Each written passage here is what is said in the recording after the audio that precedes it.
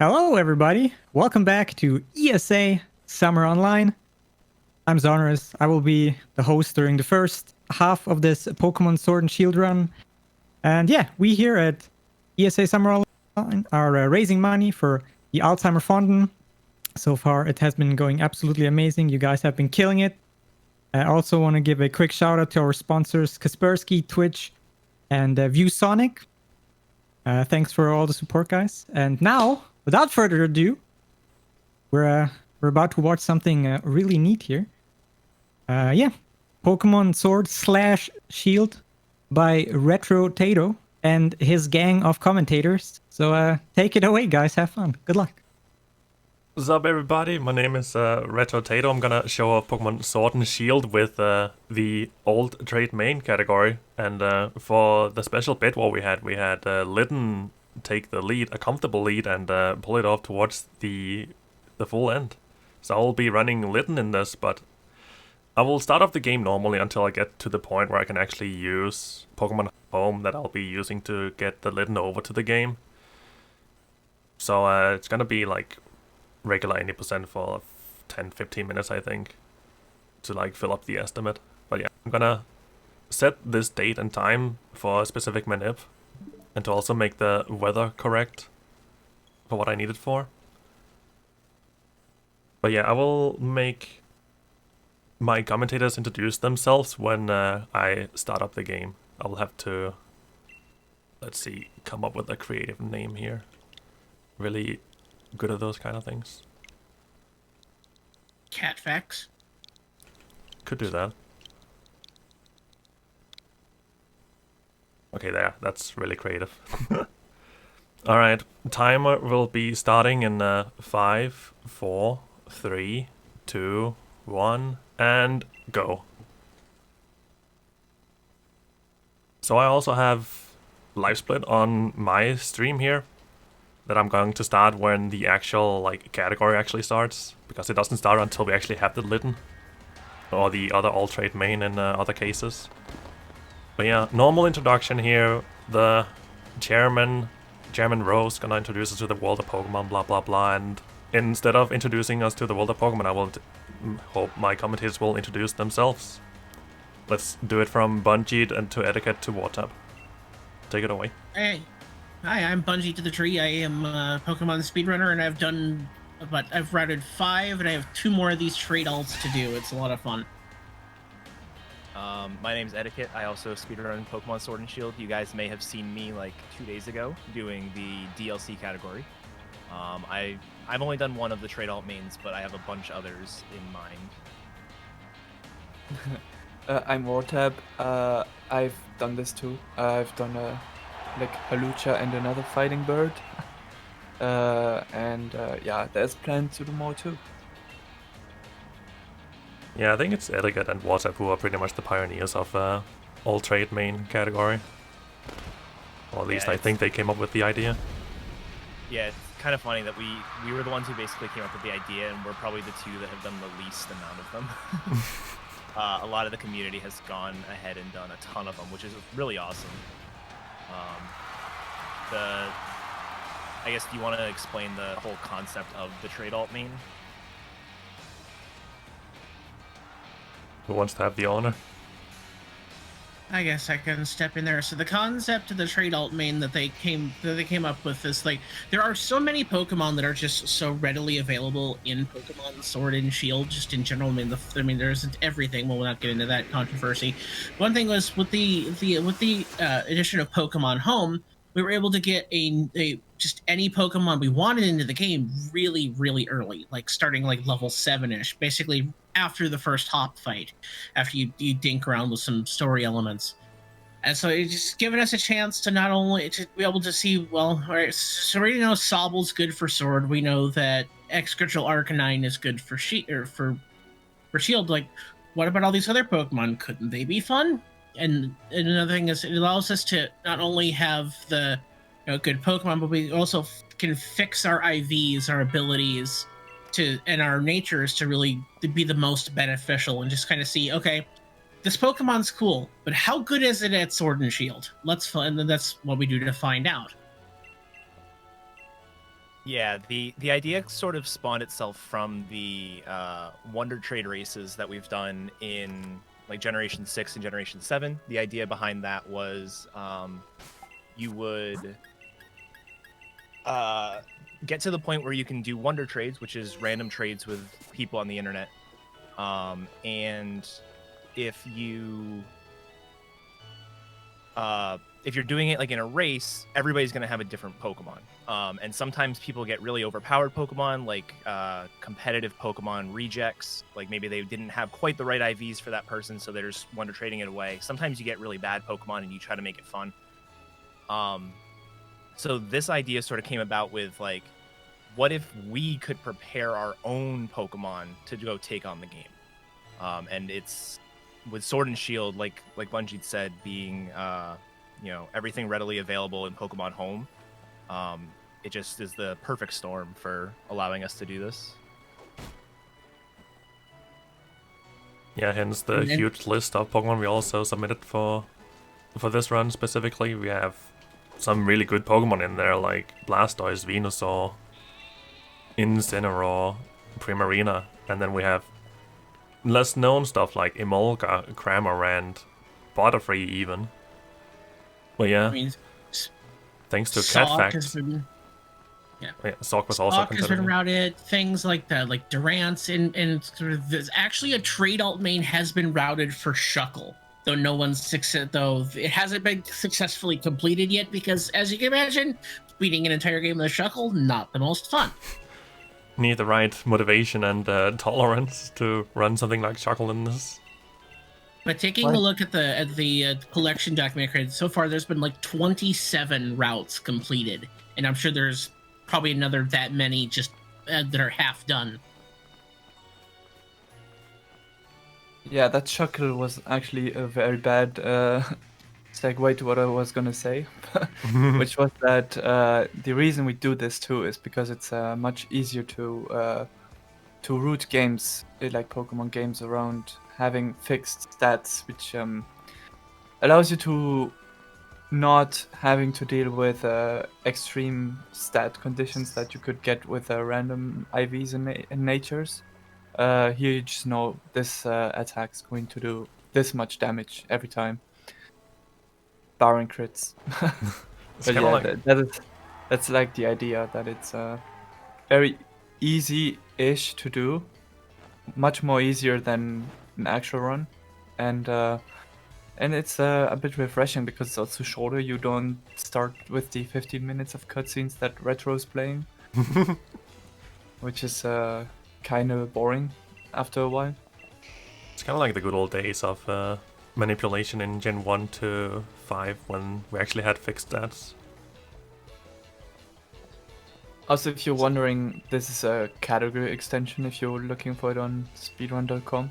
It's not on the main page because it's a bit too arbitrary for that. You can go to speedrun.com and just type Gen 8 in the search bar, like Gen 8 in one word, and I like Gen, Gen, and then the number 8 in one word, I guess, and then should pop up.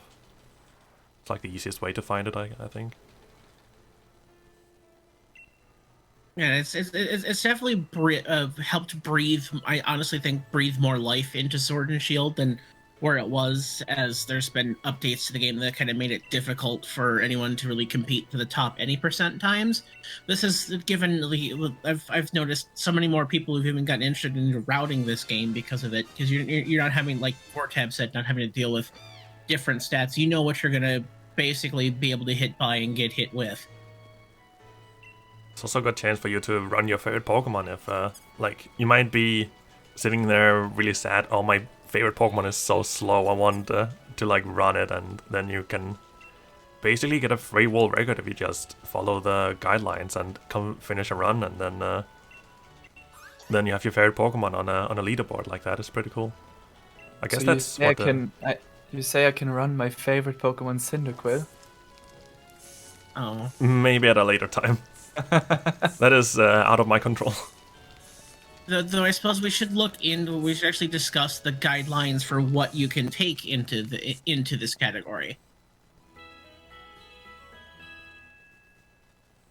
I guess it's just you can have all the IVs you want. In this case, this Litten will have 31 IVs and all stats and a lonely nature that will boost its physical attack and lower its defense stat, because I also need some special attack power.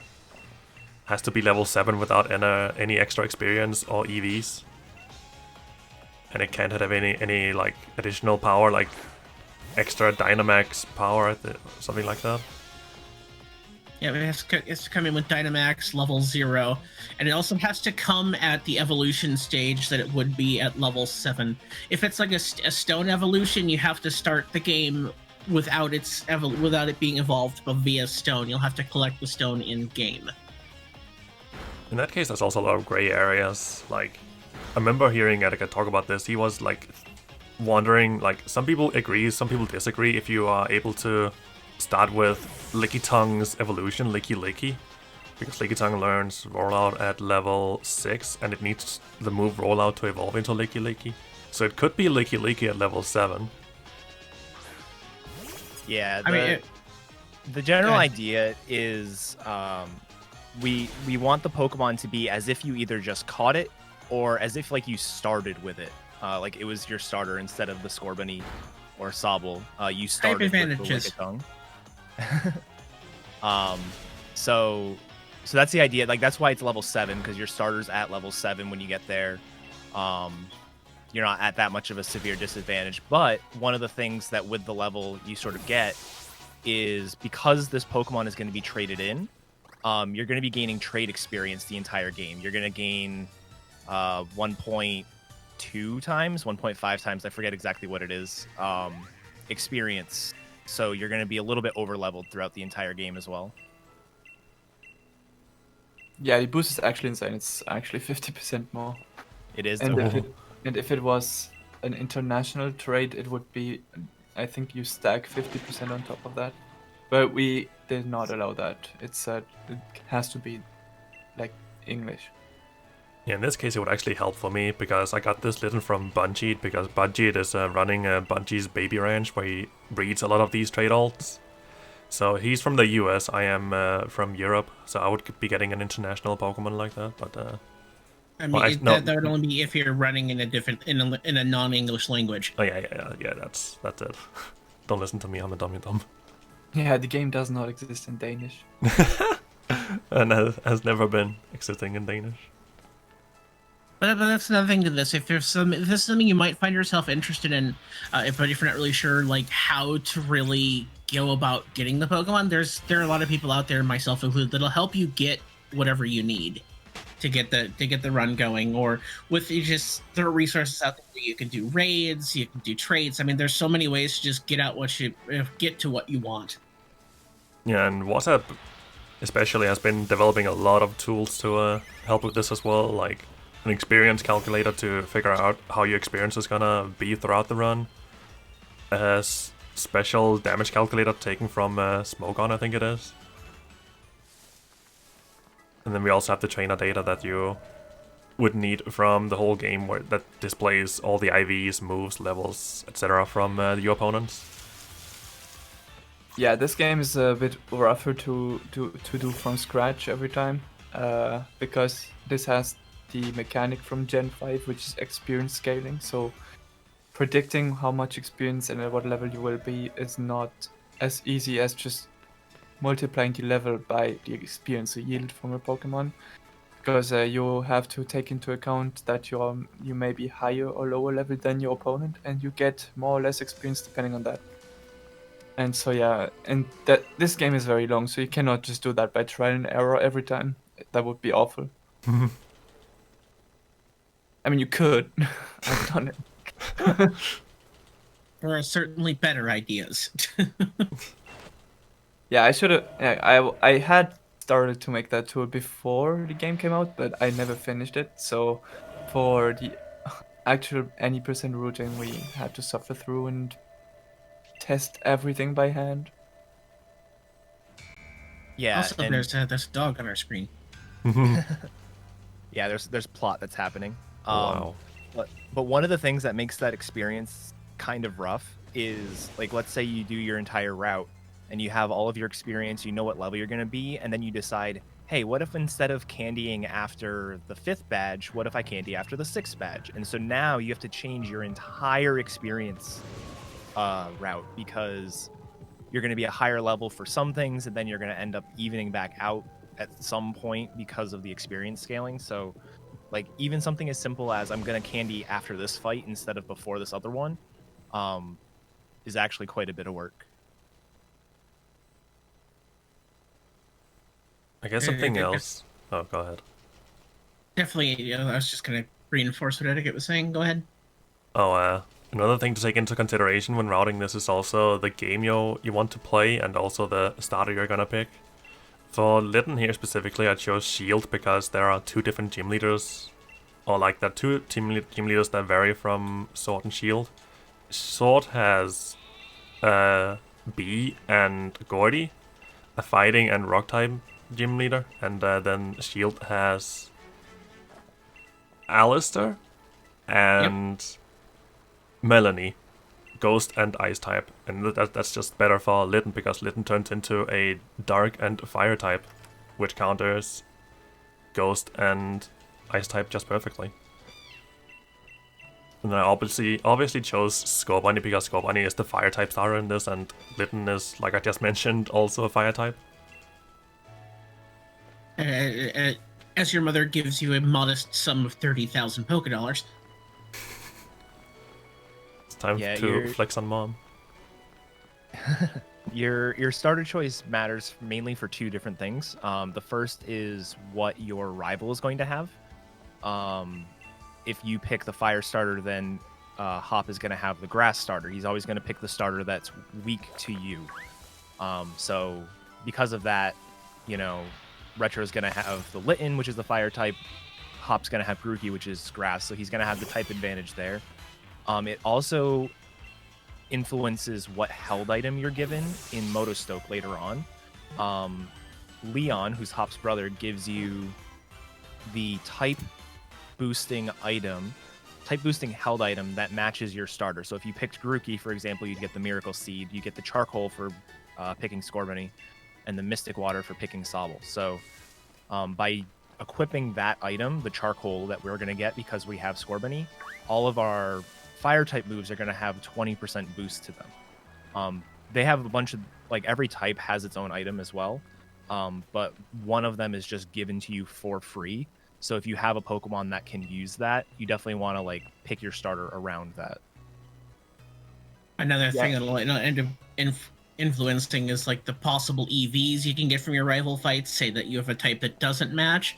Also, it will also change 2 Pokemon on the final fight of the game, because Leon gets the 3rd starter that wasn't picked, as well as another Pokemon that's just kind of a counter ? To whatever you also picked. Also, there's also a small point that you can also affect by this is depending on what starter Hop has. If you pick one that your attack will not be super effective against, you may make it so Hop, who likes to talk a lot, will not trigger the super effective text on him, which is pretty nice. I did that in one fight with, I think it was Halucha, where I can just go non-super effective and save, like, 4 seconds of him talking smack about you using a super effective move. But then I crit him anyway, so it didn't matter. He will also teach about that. Yeah, you're typically, if you're gonna waste a turn to not use a super effective move, then it's usually not worth it. But if, like, let's say I have to set up to +4 attack anyways, and now a non-super effective move can be used, that's definitely worth it. It's the same kind of thing. Like, if you happen to critical hit Hop, but it actually saves a turn, it technically does save time. It just doesn't save as much time because of that flavor text. So we're getting close to the start of the actual run. You notice Retro went and picked up the rare candy. We do allow you to do what you would normally do up in any percent up until this point, which would just be smashing through the plot, grab the rare candy, go to the Pokemon Center because Hop pulls you in here. Why do we And start type here? Well, Lulu. yes. Grab something on that first route, which allows you to skip the catching tutorial here in a moment. So you'll notice Rich is actually going to save himself right in front of the Rotom machine and then go to Pokemon Home. The reason for this is the first access that we have to the Pokemon boxes. So since Home can't put anything directly in your party, we need to have access to the boxes. So he's going to grab the Home, grab the Litten that I bred for him, and we'll get on our way soon. There we go. Now I can head back in. That's how you say it. Also the thing with these Pokemon, you cannot have any special egg moves on it. You have to have the moves you learn naturally to level 7. Which would have made a few runs a little bit easier, but what's the fun in that? Pokemon is pain, right? Pokemon speedruns are pain. Gonna get rid of these to box 4, there we go. Alright, so he's gonna go ahead and grab this out of the box. Timing for this run begins on the first frame of movement after leaving the Pokemon Center. For actual official timing.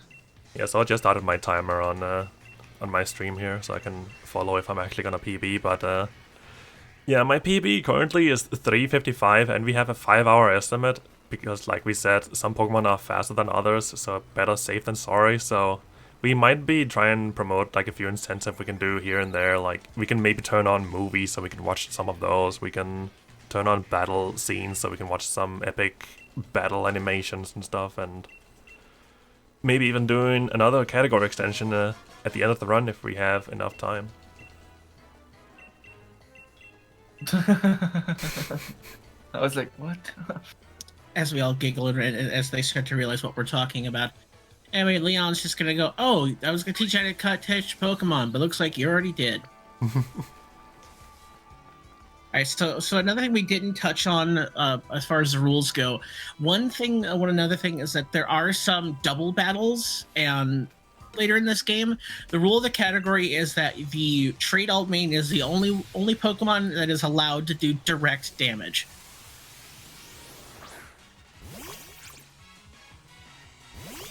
Oh, first So if you go trainer fight. Yep, first trainer fight against youngster Jake, the most intimidating small boy in the world with his squirrel sweatshirt and Pokeball.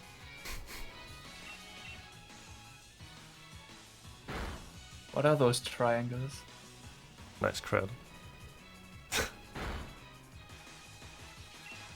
I think this is a range 2 3-shot, but it's pretty likely to get the 3-shot still. Oh, okay, another crit, 2 in a row.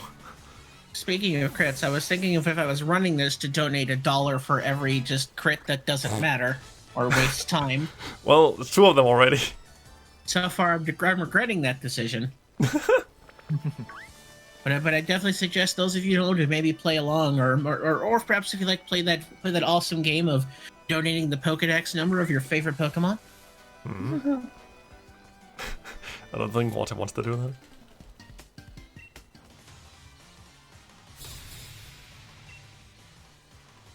If So you one would be thing you'll curious, notice, Litten is 725. one thing you'll notice if you've watched other Pokemon speedruns, typically will talk to trainers rather than just walk in front of them, because you want to save the little animation with the exclamation point, and then you want to save the trainer like walking up to you. Starting in Generation 7, except for Let's Go, they made it so it doesn't matter if you talk to the trainer or walk in front of them, you'll always get the exclamation point and they'll never walk towards you. So because of that, we just save as much movement as we can and just walk in front of everybody. Doesn't waste any time.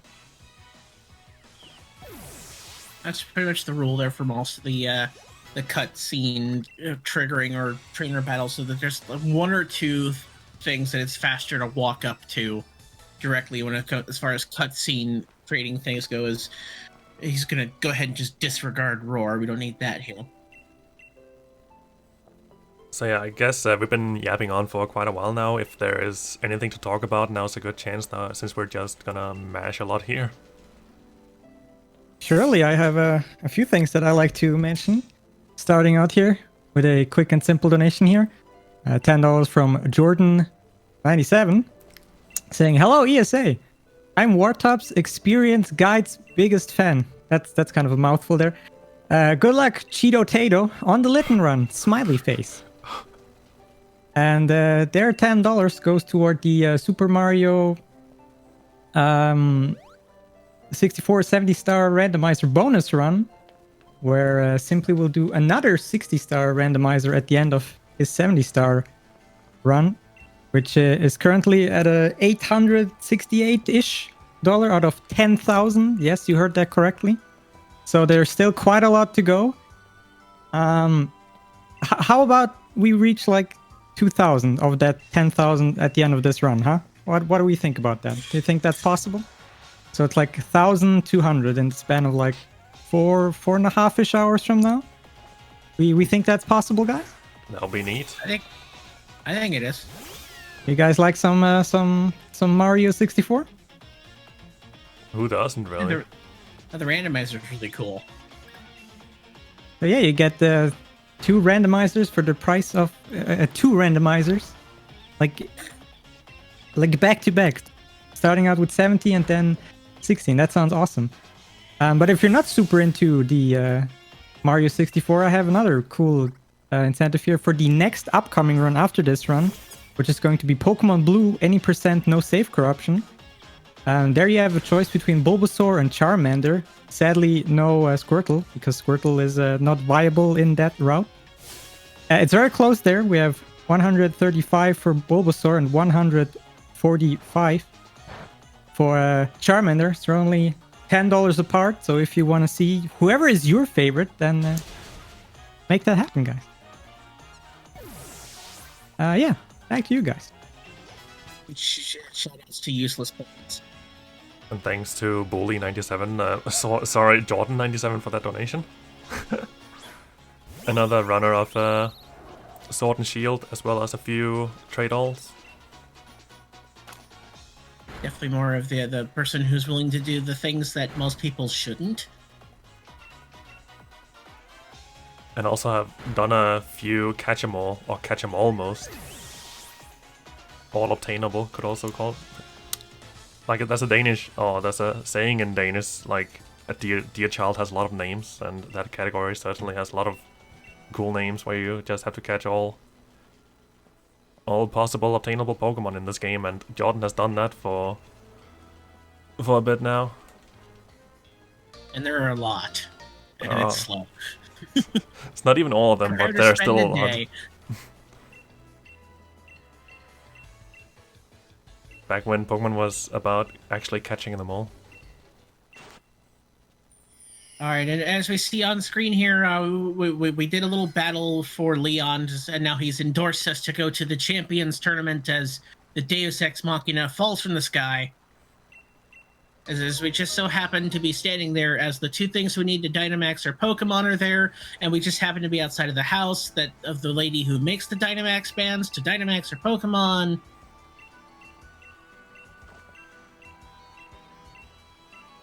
What a coincidence. So I guess, well, let me ask you, Retro, what inspired you to pick Litten for a trade alt main? Litten is cute. That's why.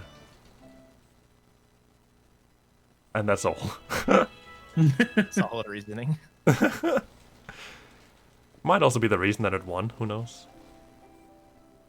And people subscribing to Cat Facts. Many, many cat facts.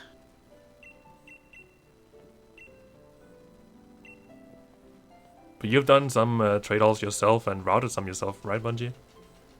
Oh, quite a few of them. I've, let's see, what was on my list? Squirtle, I've done Tauros. I'm working on Heracross right now. I've suffered through a Candy Floss run with you. Emolga. What's that? Cramorant. And Obstagoon. You're also routing the Dene, right? Yeah, there's actually been I suppose that's one thing to there was actually a community challenge that just started. It was a kind of a joke. Kind of started out as someone So we all voted on a less than ideal Pokemon, and Dayden was the one that won that vote. So now all of us are routing it, and after the upcoming PSR marathon, we'll start actually looking at doing runs. Yeah, that challenge was set up by another really active runner in the community, and for 8 trade-alls as well. Ranger Squid had some runs for this as well, with Yamper and Butterfree. Oh, and Blossom as well. Shout out to the Yamper we passed a moment ago. Doggo. Static spawn that's there all the... Alright, so with that, we've completed our everything that's going on in Route 2 here. We got our Dynamax band. Now we have to go off to Motostoke to register for the Pokemon Gym Challenge. First, we gotta hop into the train with our obnoxious neighbor. I mean, best friend? Rival? He's something, alright. He's Hop. He's a special snowflake. He's Hop, and he's just kind of annoying, and then you get to the 7th fight, and he's just like a wall. Depending on what Pokemon you've chosen. Shoutouts to Pixie Plate.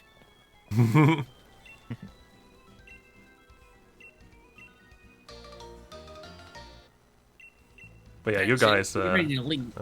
Etiquette and Watap has also done a few runs there, like that Dev said. Etiquette doing Poplio and Watap doing Halucha and Galarian Farfetch'd. Yeah, Poplio, when you think about the game, so the main Pokemon Sword route, the fastest route right now uses Inteleon, so the Sobble evolution, for the entire game, and water, like a special attacking water type is just really good for the entire game. Inteleon's move pool has like 3 types total, so it's mainly relying on its water type moves. So you know that water is going to be a good type, and then with Primarina is also part fairy, and the quote-unquote evil team of the game, Team Yell, primarily uses dark type Pokemon. So fairy is going to be super effective against dark, so it was sort of like a perfect combination of types. So that's why I mainly had chosen that to be my first one, sort of dip my feet in,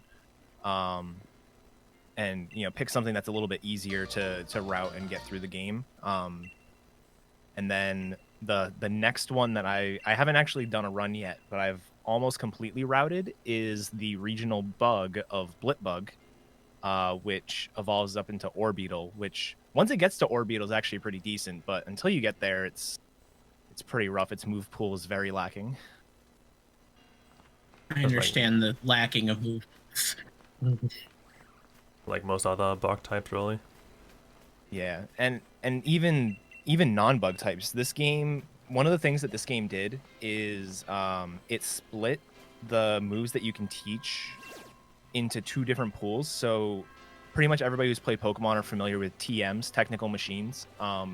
Starting in Generation 5, I think it was, they became infinite TMs. So once you get a TM, you have it for good, and you can just teach it as much as you want. And a lot of Pokemon would get their main moves, especially for speedruns, via TMs rather than their level up move pool.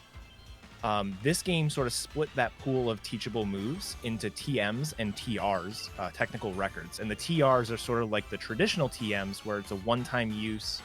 Once you have it, you use it, it breaks, and you have to go get another one.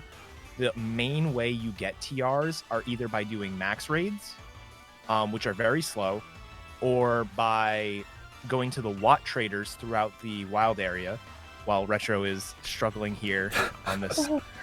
This is amazing. Should have gone to Diggersby. Oh my god! It keeps going! This is fantastic. Oh, there we go. Oh, it missed Rock Slide, are you kidding me? Oh my god. It always does. It always does when you want it to kill you. Oh, come on! I think Walter can talk a lot about this fight, this Onyx specifically. You should be dead, statistically speaking, already. That's all I'm gonna say. I'm dead now. I'm surprised it was at -6. I'm surprised it still one-shot you. If I remember correctly, it's 60% to die here in 3 turns. Yep. I broke those statistics. yeah, it is. There was a huge debate whether we should die to this Onyx or not. This is obviously the closest Pokemon you can die to because of this death warp you can do to Modestoke. Theoretically, I think this saves like a minute. It did not save that much time here. I think it still saved time. I'm not sure though. I think it was still faster than running in this case. There's also another Pokemon that is more reliable to kill you because it has 4 damaging moves, which is a Manectric for when you're playing Sobble. I don't know what date Retro set here, so it's probably... Oh yeah, it's Diggersby, as Bungie mentioned, probably. No, I don't think it is. I usually use this date for Candy Floss, and doesn't turn into Candy Floss until the 13th, I think. So it's probably I was seeing Vulpixes, so it was gonna be Diggersby. Oh, yeah, okay, makes sense. Well, I made a bad choice then. The Onyx also has Dragon Breath, so it's like 50% to use a damaging move. 50%. Yeah, I don't think Dragon Breath kills you from full though. Nah. It was either Diggersby or Combi, or Vespiquen. And so, thanks to our small loan of 30k, we can buy a lot of X items here. I won't be Wait, doing you that don't yet. do that? Not yet, What? not yet. I'm... Wow. Can you just do what I say so I don't look like an idiot? This is a special Did you case, even read okay? the notes, Retro? Or War Tab? What? Did you even read the notes? He sent them to me. I just YOLO this. Ah. You're He technically actually right. he has a few extra moves to make before he does it, though. Yeah, I need a little bit extra money, then I'll have enough for quite a while. Actually, enough to not needing to go back here. So Oh, that's I one see. thing. There's one thing that we look at with this, like when they're. So they're not only routing out the fights, but another thing you have to look at is routing out your money. There are community tools out there to help you figure out the money. I think it was Garfield the Lightning that made made a really nice spreadsheet for following that. I could be wrong on who made it. It's just kind of you can use it to keep track of not only the money you're gaining from fights. You can start to reduce your like how much you're spending on money. Also has a tab for tracking your use of X items, which is another thing you'll need to keep in mind throughout the run. It's ideal to try to shop as little as possible, or especially have to make extra trips for shops as little as possible. Oh, now I forgot all about the jersey number. We didn't like initiate anything, so anyone have like a nice number or something we can use as the jersey number? 69, obviously. How about 547 for the best Pokemon? I don't know what Pokemon that is. You should. I'm very disappointed in you. Oh, I know. leader! Oh, Lord of Candy Floss. I know that the Pokédex number 69 in this game is Ninetales. I know that much. So let's just make a shout out to Ninetales, who wouldn't make Candy Floss possible, really. Also, Crew's favorite Pokemon, Bellsprout for National Dex. Shout outs to Cruel as well, who Rest in peace, Sandy. Cruel has kind of done this for a while, actually, like done alternate routes but not really trade alts. But he has done like a lot of Pokemon games with alternate Pokemon. I think one of the first ones to do it was a guy called _Poi. Did it a lot back in the day with other games. Yeah, Poi would do this. Ryzikin was also kind of known for always picking like the fire starter. So in Gold, Silver, Crystal, he would do runs with Cyndaquil instead of Totodile. In the Hoenn games, they would use Chorchik. So the idea has existed for a while. Not necessarily the trade part, like pre-preparing a Pokemon, but the idea of using other Pokemon to get through the game has existed for quite a while. And funnily enough, Ryzikin has actually done, after so many years, another fire starter alt main without trade, which is in this game, where he picks what is its name? Scorbunny. Scorbunny. Yeah, he did actually root Score Bunny in this game, and it sucks. Very Yeah, bad. the score bunny actually needs help from a shift tree to make it through this game because Gordy. I guess we never mentioned like the manip I did at the beginning. It was like a specific date and specific time, like 5 minutes to midnight. That is because when the game rolls over midnight, the shopkeeper at the entrance to Motostock will always have quick balls on him, and 3 quick balls will be really useful later in this run. And then also set the date to something specific to do another death warp later. Wait, we died intentionally at some point? I must have missed that. Because I thought the goal of the Onyx fight was just to get cursed for the manip. But I mean, I'm bad at video games, so that's obviously why I lost. Don't even know why you guys voted for me to do this. Because cat facts, I guess. Alright, as we have entered into the Badoo Drop Inn, where we're supposed to stay the night before the big opening ceremony of the gym challenge, Team Yell is blocking the way because they really, really stand Marnie in ways that can't be described. So they just want to get in everyone else's way that isn't Marnie. Marnie's a fraud. They are basically the embodiment of a toxic fan base. Basically PSR. It's Wasn't gonna say it, but here we are. Alright, so now it's like Hop saying, "Hey, wait, I wanted to fight too, so let's double battle. Hooray!" And use Growl. Let's go. Yes. I mean, Hop I did the makes same. He interesting might have been. decisions. I did the same earlier with Onyx. He might have been inspired by me. Maybe. Also, I'm gonna really quick tell you how you would evolve Farfetch'd if you did this, because I always get that question when I do runs of this. So this is the fight where you try to evolve already, because as you know, Farfetch'd needs 3 crits in a battle to evolve, and this is why you do it by using focus energy, which you can teach really early on, and then you attack Hop here in this battle until you get 3 crits, and then you deal with the actual battle. It works every time, 50% of the time. 30. That's what he gets. I guess one thing we can look at is just where. So a lot of times people are looking at this fight can be rough early in the game, depending. I mean, it's not really; it's just more obnoxious than anything. So one thing to look to as you're looking at routing an alt main is what's available to me to make these early fights easier.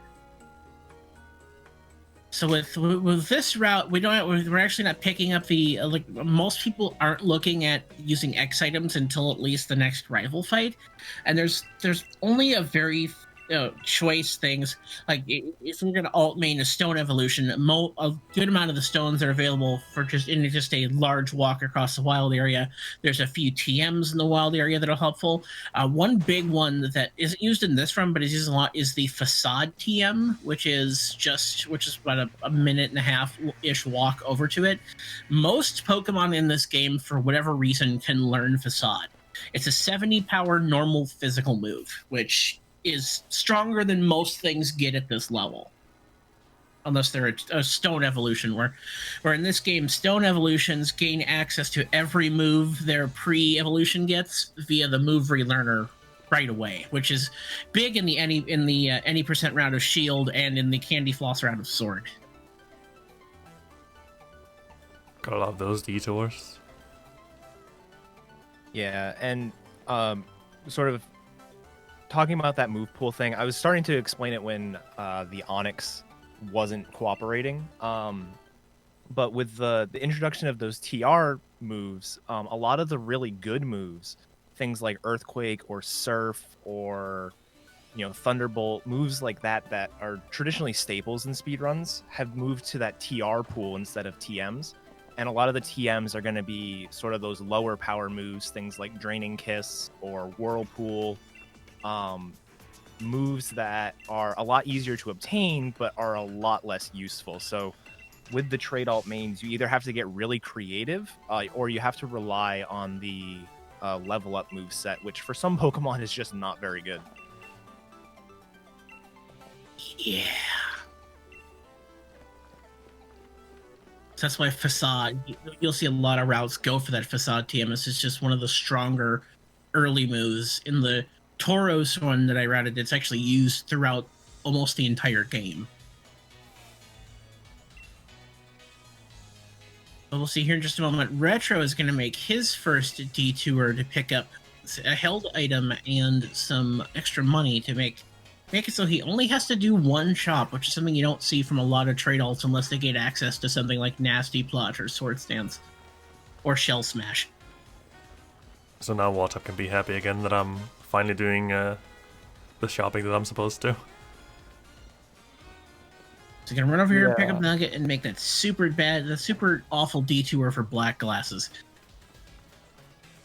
But yeah, because in this game, just like Gen 7, we get a lot of money early on, so we can actually buy a lot of items early on. And also, since Gen 7, X items, or as I like to call them, cross items, please make that a thing, give you a +2 boost in your stat instead of a +1 boost, which means on first usage, it doubles whatever stat you are going to use. So if you use an X attack, you will double your attack, basically. And that is extremely powerful. They slightly increased the price to 1,000 instead of like 550 for the attacks. But it's very, very useful because you can get in a lot of damage really early on. And it's pretty broken. If you use 3 of them, you actually quadruple your stat, which is crazy. I'm gonna be doing the first example of it here, but first I'm gonna scratch this sheep, because when I use an X special attack, which is the only thing I need, I'm not gonna kill the Vulu here. So I'm using Scratch first to knock down its HP, so I don't knock it down into healing range, otherwise he's just gonna use a potion immediately. When I knock down its HP a little bit, I can finish it guaranteed here with Ember and just sweep everything else.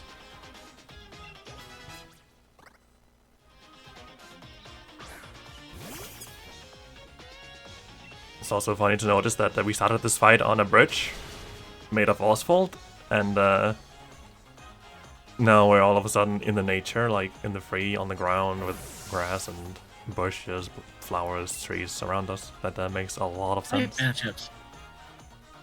For some reason, it just decides that the battle's actually taking place on the other side of the bridge, which looks a lot like the background right now. So we're just like, because I guess maybe fighting isn't allowed in town, so you have to go out of town and run back in quick. It's only allowed in the hotel.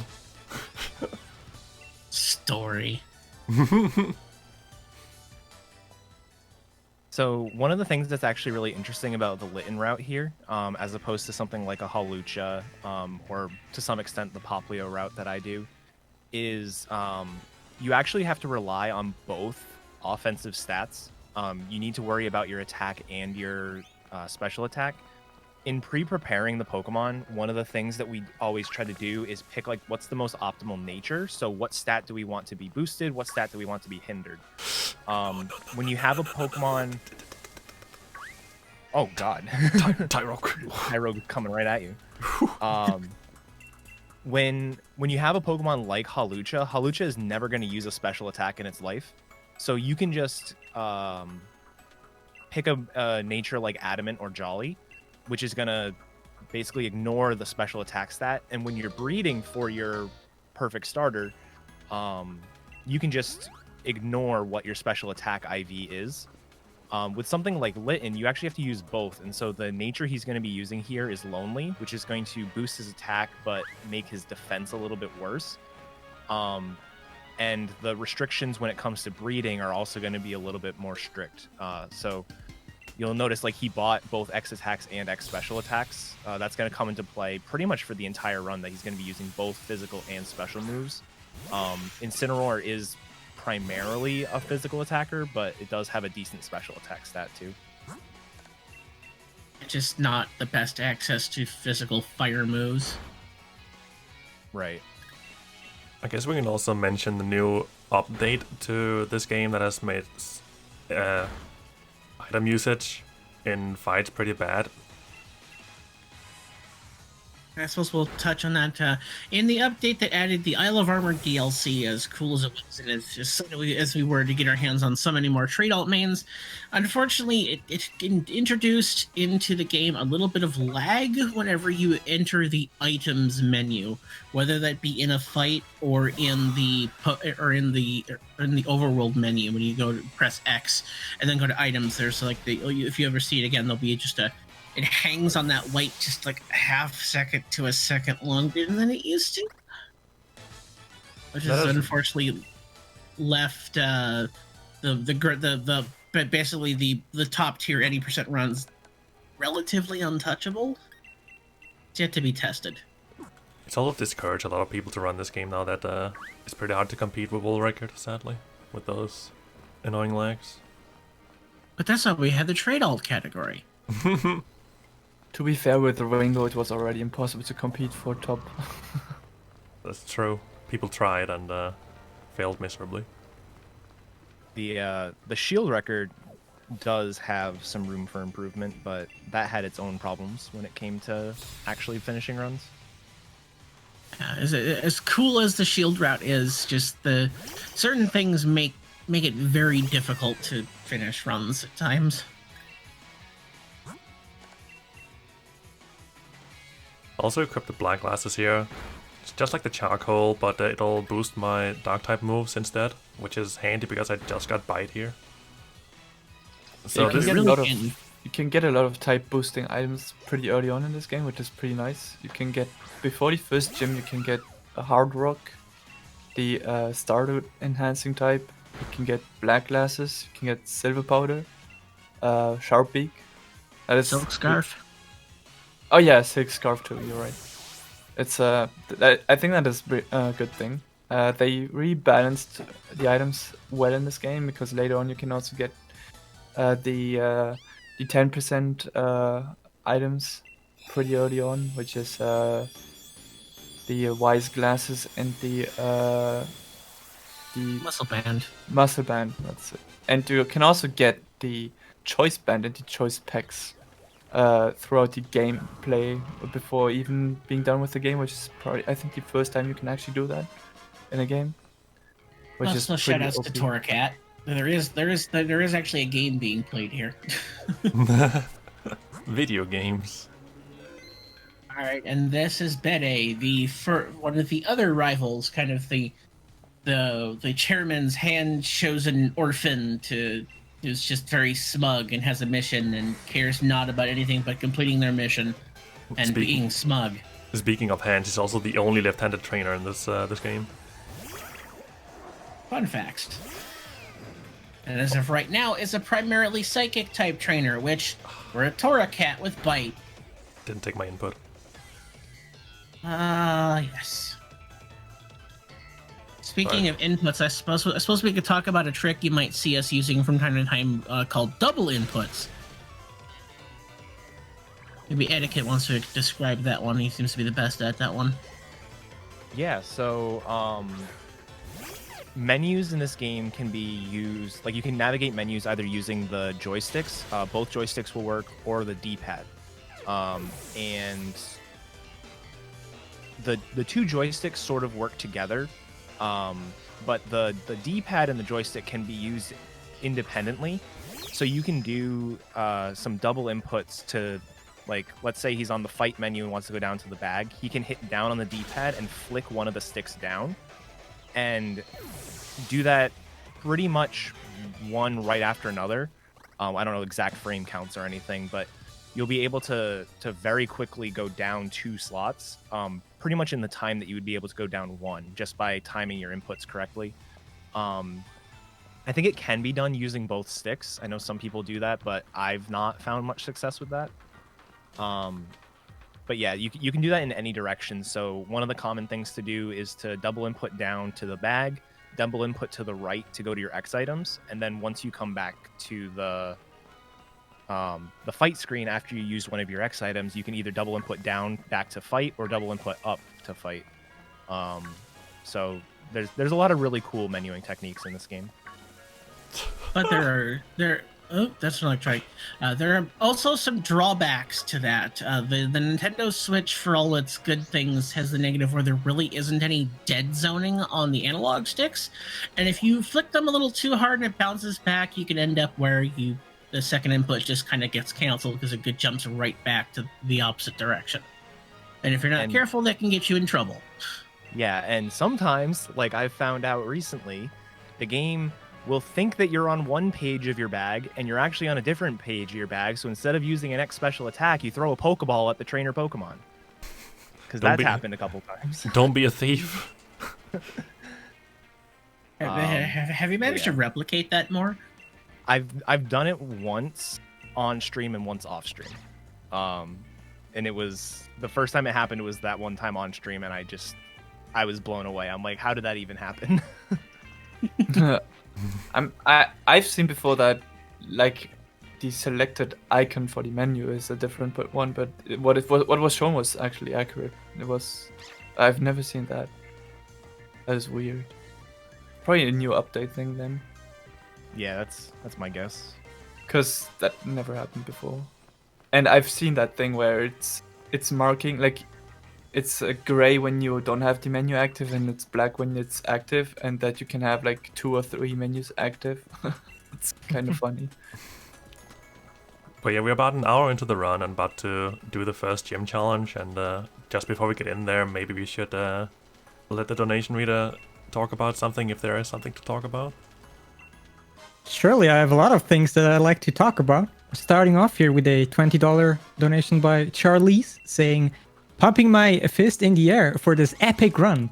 Sad that best corgi boy Yamper isn't the star of the show, but cute fire kitten is also lit." So thank you very much for that donation. And I've mentioned it very briefly at the start of the run, but we are raising money for the Alzheimer Fonden. Some of you in chat might not be aware what they actually do, so let me quickly tell you. So the Alzheimer Fonden is a Swedish national fundraising organization focusing on Alzheimer's disease and other dementia-related diseases. Their main purpose and goal is to increase the funding of scientific research so they can finally find a cure for the Alzheimer's disease. And for like a second goal they have is, since there is no cure yet, they're also researching ways that you can minimize the risks of even getting the disease. So if that is a cause you find worthy to donate, then feel free to do that. I also quickly want to mention an idea that was brought up here in chat by you guys earlier. How about you guys donate your favorite Pokemon with like as your like national index amount?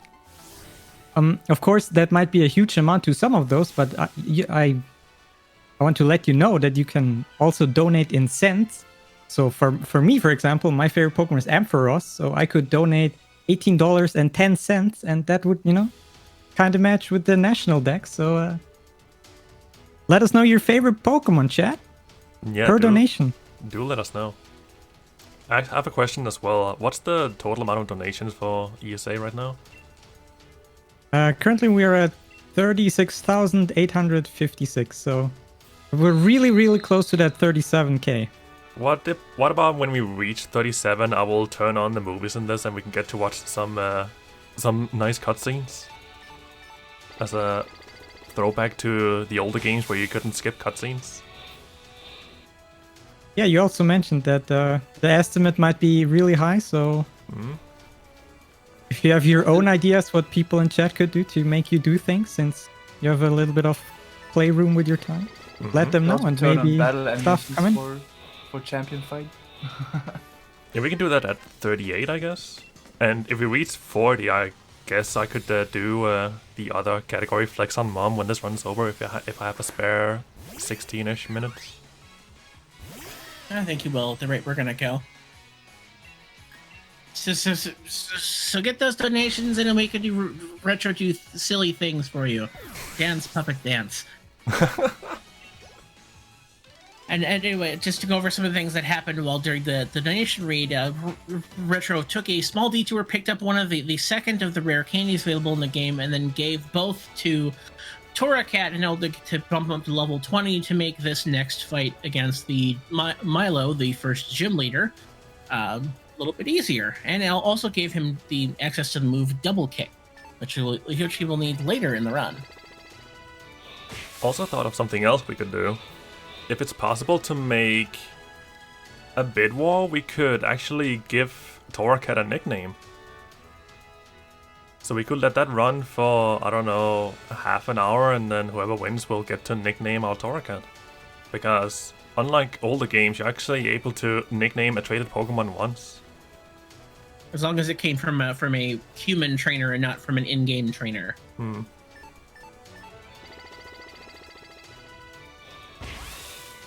Alright, so with this, we are hurting some Wooloo, part of the gym challenge of the grass gym, because reasons.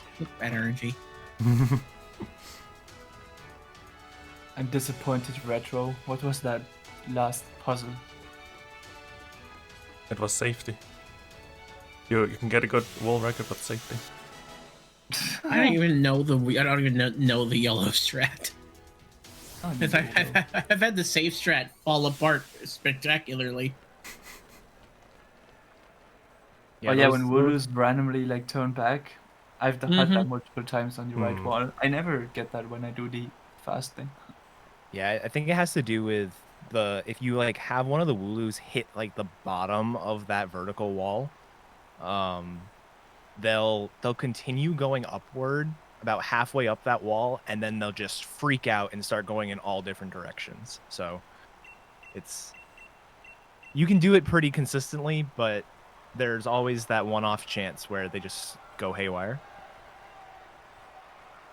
All right, I'm back into the game here. We're getting into the first of the gym battles, and the first of the battles where we can poke it, where we can Dynamax, as the gym leader Milo spins his 6 empty Pokeballs and releases his Gossifleur out of his Ultra Ball. We'll go ahead and set up for this fight. So you'll see the little animation play there. Find out the Dynamax, which is the gimmick of Galar, which will give you access to special Dynamax moves and increase your HP by amount dependent on your Dynamax level. For this one, thankfully, since Toracat is Fire type and strong, it gives us access just 1x item, and then we get big. Shoutouts to the popular route Breon with the best Dynamax cry. Yeah, this fight with Poplio is funny because so each gym leader is going to Dynamax their ace. So Milo here has 2 Pokemon, Gossifleur and then Eldegoss. He's going to Dynamax the Eldegoss, so it's going to get pretty big and have a little bit more HP. In the Poplio route, you don't really have a good move.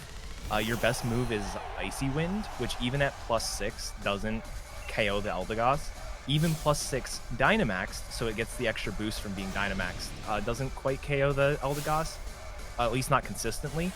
But the side effect of Max Hailstorm, which is the Ice-type Max move, is it sets up Hail, and you will always KO after it takes the passive Hail damage. So I always like this fight with the Poplio route. That is funny. A little bit easier in this case, where I can just Dynamax and get the sun up and boost my Fire-type moves. Yeah. That is easier. With the main any percentage route, which is with Inteleon, at this point Drizzile, it is not that fun, because what you need to do is set up 3 X special attacks. You need to get knocked into Torrent, but actually into lower Torrent, because you will evolve out of Torrent, and then you have to Dynamax, set up Rain, and so you have Rain, Torrent, +6 special attack, and it is still sometimes not guaranteed to kill, but it's guaranteed to kill you if you don't kill it, so it's pretty funny. Pretty much the same for the Squirtle trade alt main, +6 Rain and Hope. More Turtle's a weenie. Pretty Right, weird with that considering one it's a gym turtle. down.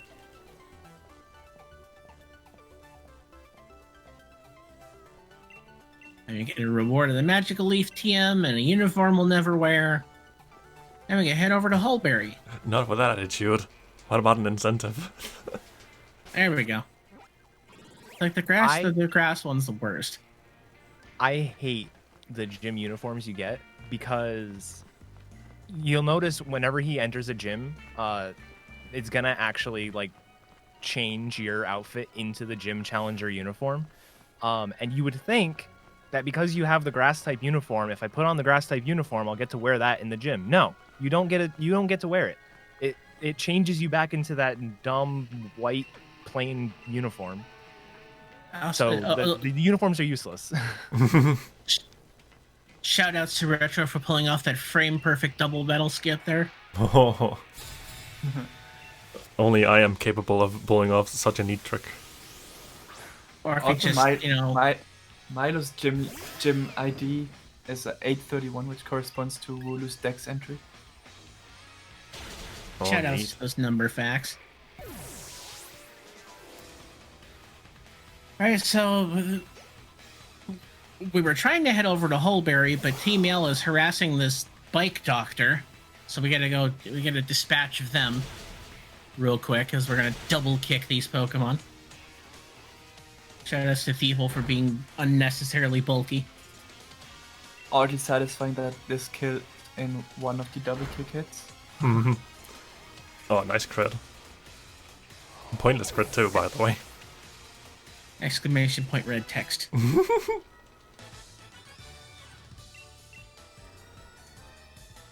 Yeah, it's also a thing with the... Excuse the fire truck and stuff in the back, if you can hear it. The speed police are coming for you. Oh no, I'm going too Are you fast. okay, buddy? Litten too hot. Man, they're going at it.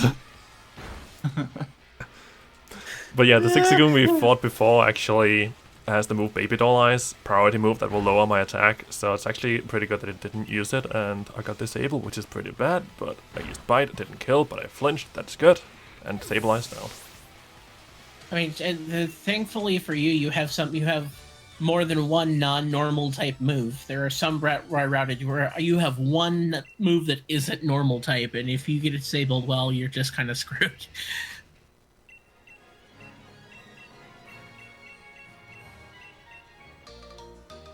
And now we have the Rotom Bicycle.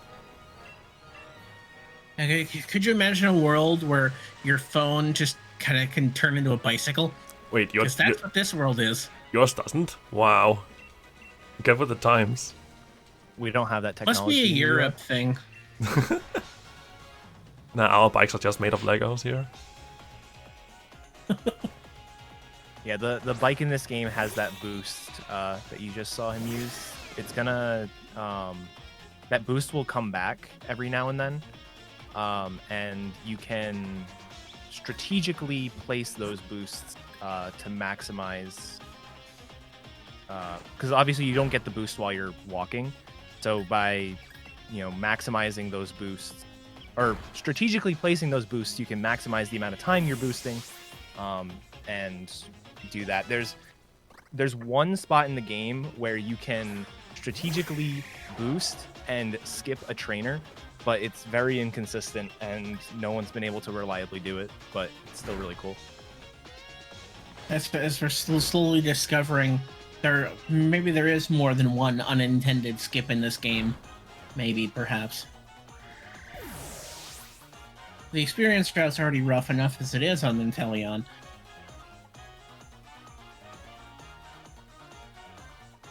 I used Bite there Well, because which is- Ember wouldn't kill it, and Bite has a 30% chance of flinching, I think.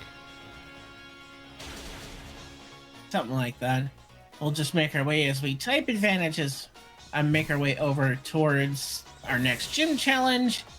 Hop is just kind of there in our way, like, hey, I'm going to show you what a gym badge holder can do. Not realizing that we are also a gym badge holder, and we can do it too. Don't ruin it for him. He's having the time of his life. Oh, but it will be ruined. Somehow also outrunning us by running while we're on our bike with a boost. Video game logic. I'm being chased by a Stuffle. Oh no. You got a head start. Might have Here, take... he always calls for you to race him, and then he just takes a massive head start like the bully he is. It's like that with all rivals in most games. I think like they get a head start, keep saying stuff like, loser, you're so slow, blah blah blah. And then there's How. Watap knows a lot about how. How what? How do you know that?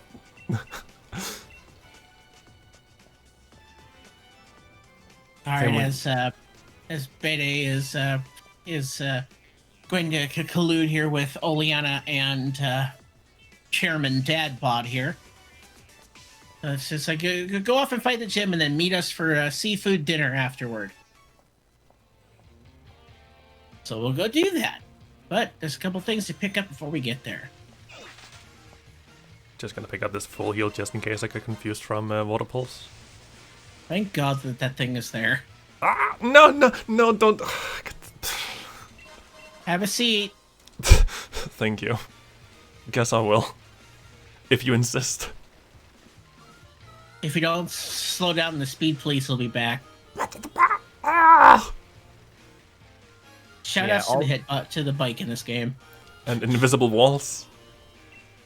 Yeah, with all the extra boosting, with all the boosting he's doing, sometimes you have to like get off the bike and rest your legs a little bit. So that was totally intentional. You're gonna see it 1 or 2 more times, probably. Not really.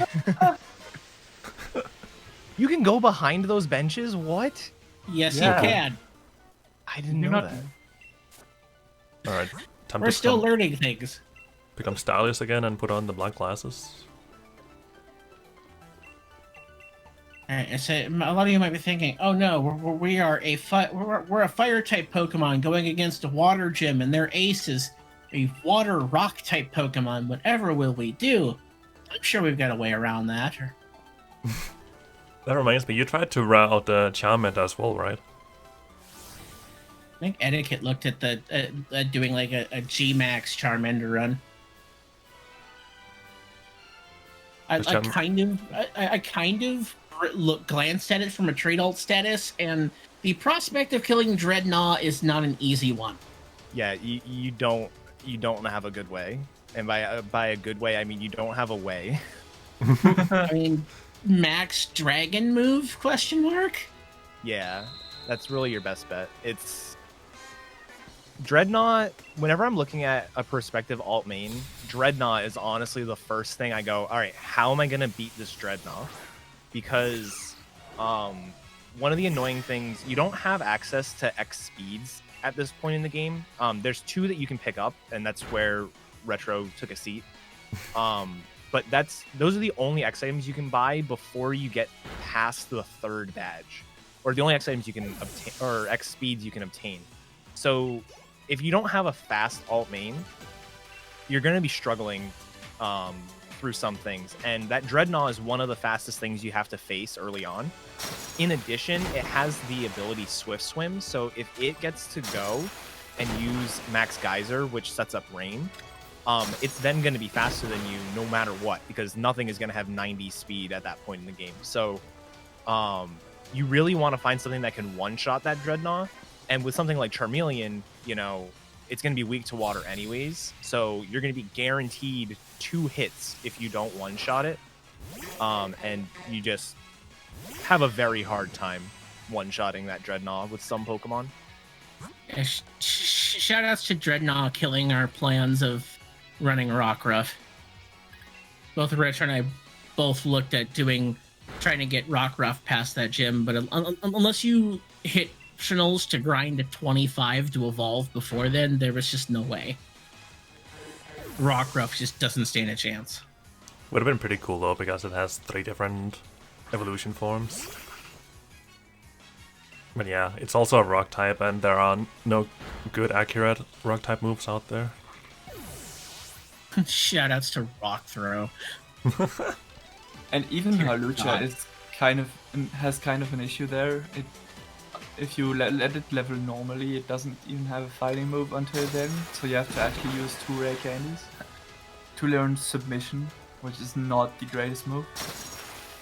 But thankfully, Dynamax can help make up for that. Yeah, I found that it's faster to not Dynamax. You just have to have enough HP from all your recoil. Which For is some of them, it comes in to help. Yeah, given they Dynamax, they get a lot of HP, and recoil on Dynamax hurts a lot. Yeah, the max moves that you get for almost everything, your power is going to increase. So the move that your max move is going to do more damage than your non-max move.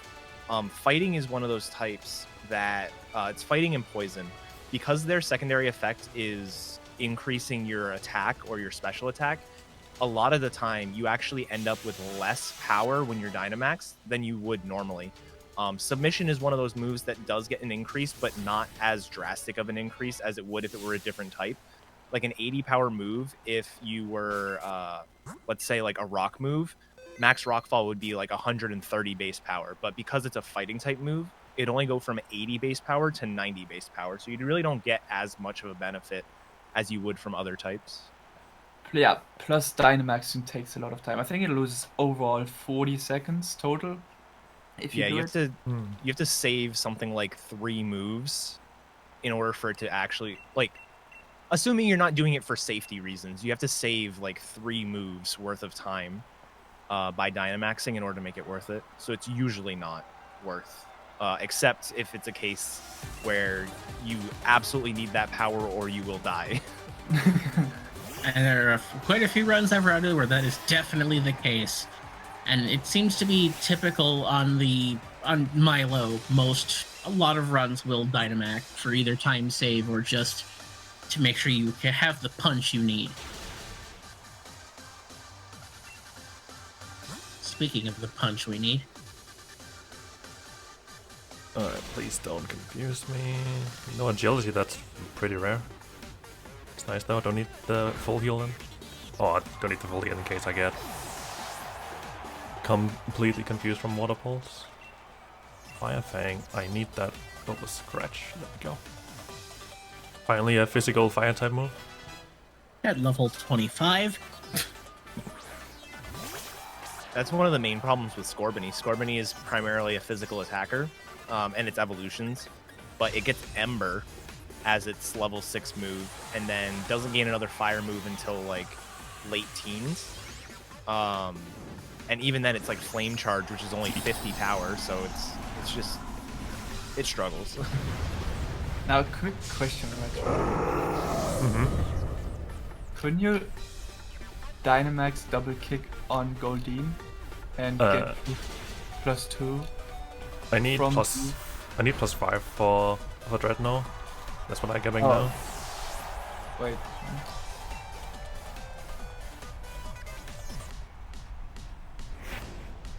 Yeah, for +5 that even worked out. Oh, you did already Dynamax here. Okay, never mind. Yeah, he just doesn't delay on Goldeen. Sounds like WhatsApp is running calcs as we go. No, I'm just dealing with stream delay. Are you watching my stream or the ESA stream?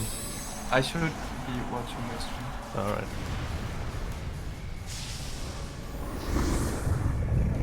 Big turtle boy. He's gonna turn into a dead turtle boy. Yeah, that Dreadnought has a lot of HP. A stupid amount of HP, and the fact that it's rock typing also like it's the normal moves off, so there's no more leaning on facade. And that's Nessa. That's one dead turtle. Pretty Keep those embarrassing. donations coming. Yeah, I want to see some movies. Speaking of those, we can read some of those if there are any, or just anything to talk about now that we just have to exit the gym and go for a meal at the restaurant. I mean, fair. Yeah, so we actually got a few donations here. So first we have $5 from Tiny Tim saying, "Hey all, donating for the fantastic Pokemon run and Retrotato. Thank you also for the awesome commentary team. Oh, and hi Zonaris. Cheers. Hello Tim." We got $10 from Oranea. My favorite Pokemon is Shaman. There has never been a cuter Hedgehog. We also got $13.30 from Cat Crusader with the comment, Eevee is the best. So here, have my 133. Can we pet Litten at some point? Question mark. And finally, we got a $14.30 from Anonymous saying, gotta donate for my mate, 143 Snorlax. Thank you very much for the donation, guys. We appreciate it. Keep them coming. So we actually cannot pet Litten in this, unfortunately, but we can play with it. What about we, like, for every... I don't know if Soneris wants to keep count, but like every time we get $50, we could go in and play with Torracat for a little bit. Gotta fill up that estimate somehow. I guess we could do that. Yeah, just shout whenever there's $50. From now on, or from the things we already got? Just do it from now on, I guess. Okay, gotcha.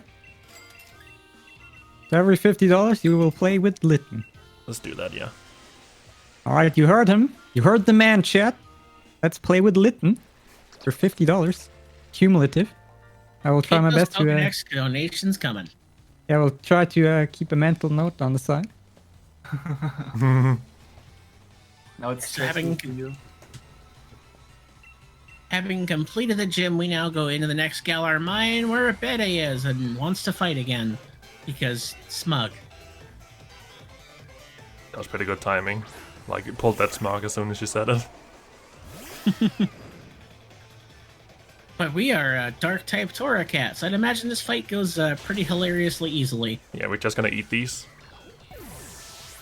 All we need. Take a bite out of crime. Though they haven't really committed any crimes yet. That may change throughout the run. You don't know if you stole candy from a store or something as a kid. Who knows? So rude. And we also noticed that Retro made a stop over at the herb shop here in Hullberry to pick up some healing items, which are helpful throughout the run. This is one of the great early spots in the run to be able to get access to Hyper Potion type and Hyper Potion and Max Revive and Full Heal type things earlier and for less money. The downfall being that the Pokemon is less friendly towards you, but we're okay with that because being friendly is slow.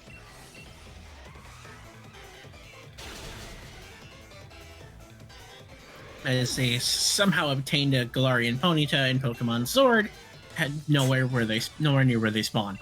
Maybe that's the crime he has committed. He quick teleport is stolen in the next game.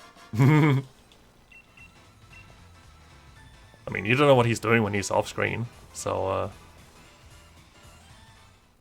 Searching for wishing stars. Clearly. Not very good at it though. Alright, Francis and his Kako. A lot of fun times for some old traits as well. Yep, good times and bad times. Like the Squirtle that I routed, this Carkle is 750% dead on the lowest roll possible. In this case, I could have double kicked twice, but I could also have gone for, like I just did, bite for the flinch, which I got, and then there's a like really small chance to not get a 2-hit KO on it. So good thing I got it. So I don't look unprofessional. Gone. And then after this fight comes the next biggest wall for a lot of alt names. The Team Yell Double Battle, which can go incredulously poorly depending on your Pokemon. Shoutouts to Ryzekin's Hone Edge trade alt. This fight is an absolute nightmare for a Hone Edge. Same with Soppel, as far as I know. Yeah, it's the worst fight for the any percent route with a Sobble. If you exclude Milo with a bad Sobbles, but this fight sucks every time, no matter how good your Sobble is. In the meantime, Candy Floss will just blast moons. Yeah, No, in the just- meantime, Candy Floss is getting its evolution stone. That's very true. The sad truth.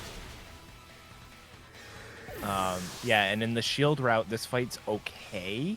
Like, it can go poorly, but it typically doesn't because we have extreme speed, so we just, one after another, pick off the opponent. And sometimes, not very commonly, because he's an idiot, Hop can sometimes help out and actually save a turn. But, yeah, typically Yes. this fight is one of the worst. Yeah, there's a rumor that Wooloo actually has double kick. I mean, just used it, so that's no longer a rumor. Yeah, it's pretty bad because I think two of the opponents have Sand Attack, which will lower your accuracy. The Thievel has Snarl, which if you're a special attacker means you're gonna get your special attack dropped. The Linoon has Baby Doll Eyes, so it can lower your attack. It's just The Linen has Night Slash, so it can crit you into oblivion. yep. Pancham has low sweep to drop your speed. It's pretty. Like everything in this fight is designed to be as obnoxious as possible. Made it through, though. There we go. There are some that get through this fight well, like the Emolga run, which I routed. You just acrobatics everything into oblivion, and it's funny. Ponedge just cries and prays to God they don't get killed by Night Slash. As you have to synchronize to get your speed up.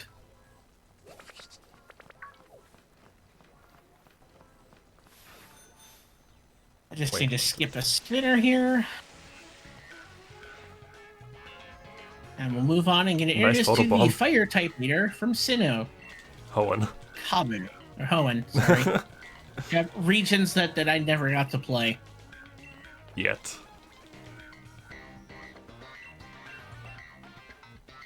They're just gonna hold that carrot out there forever. It'll never actually happen. There'll never be another fog route. Feels bad. Aw, great feature.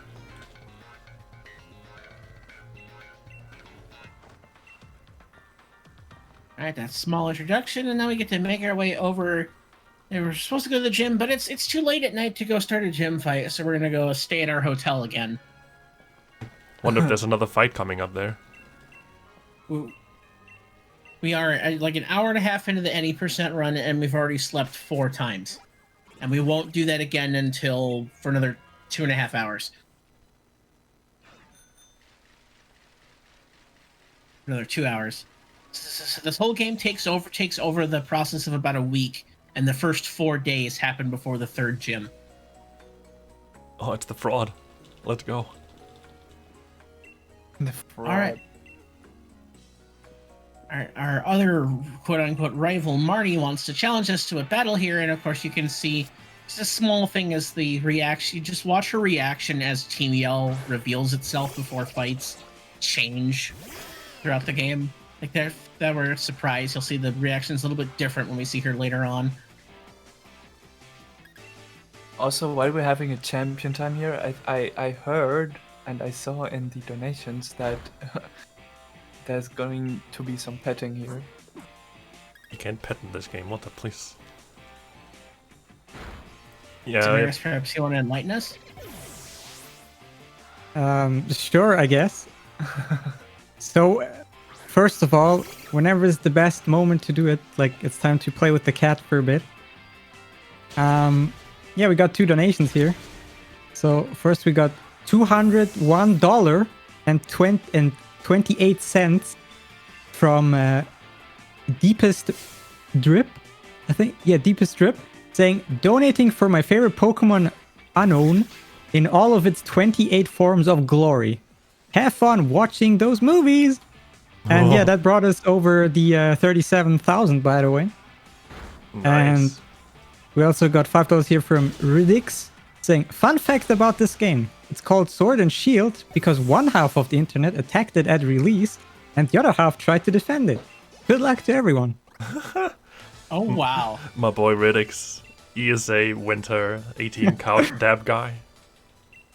That was great. And so yeah, so technically, going by our agreement, you would need to play with the cat 4 times already by now. All right, I mean with Litten, not the cat.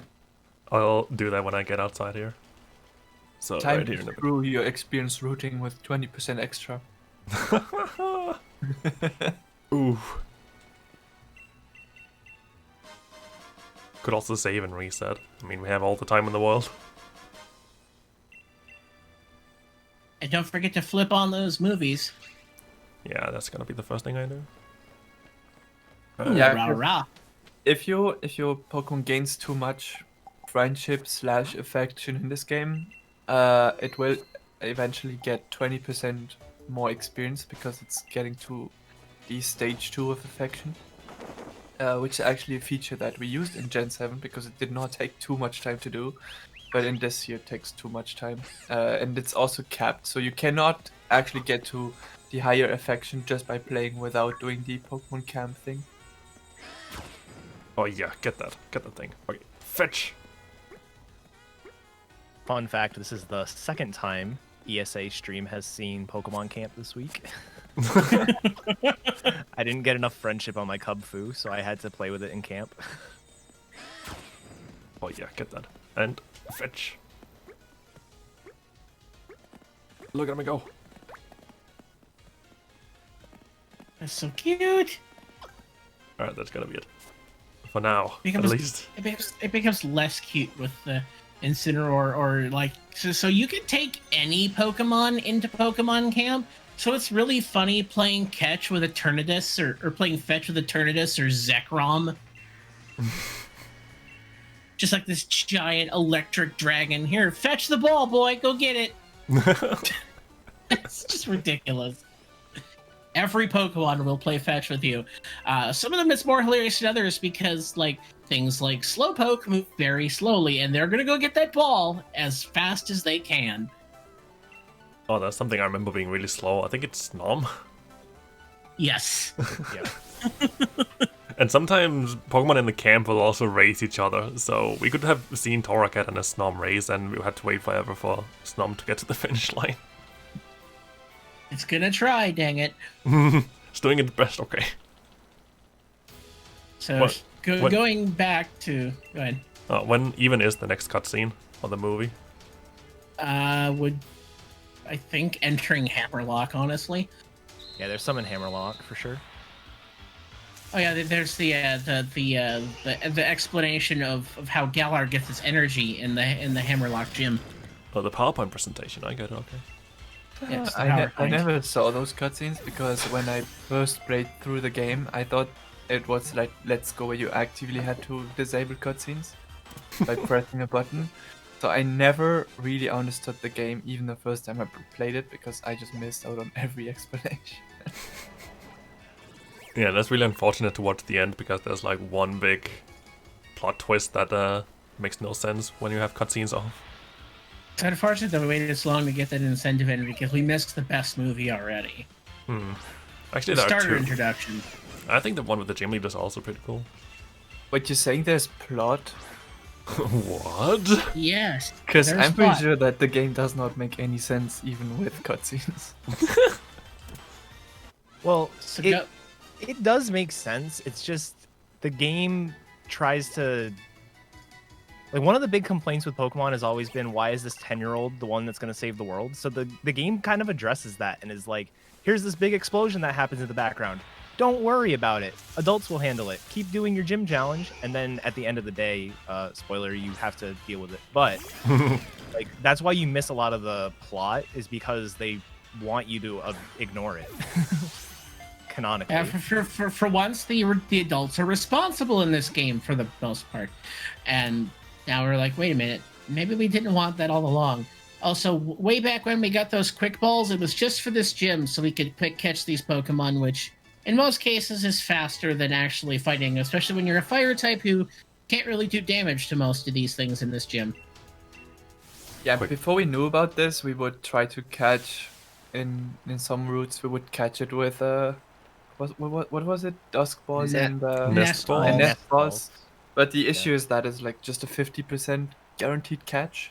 and so quick balls are potentially a little bit slower, but it's so much more consistent. Yeah. Quick balls, You also have- known as official Pokemon speedrunning Pokeballs trademark.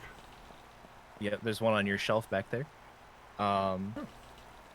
But yeah, so there's 3 Pokemon you can catch. You can either catch the Vulpix, the Litwicks, or the Sizzlipedes.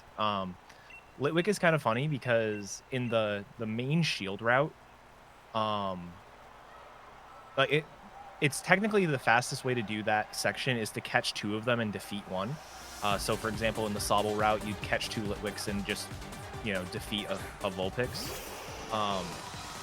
When you're in the shield route, you have an Arcanine. And Arcanine's moveset is Extreme Speed, Reversal, Flamethrower, and Burn Up. The Litwick is a Ghost Fire type, meaning it doesn't take damage from Extreme Speed or Reversal, and it has a 50% chance of having the ability Flash Fire, which means it's immune to Fire type moves. So there's a 50% chance if you went into that fight with your Arcanine that you just wouldn't be able to deal damage, period.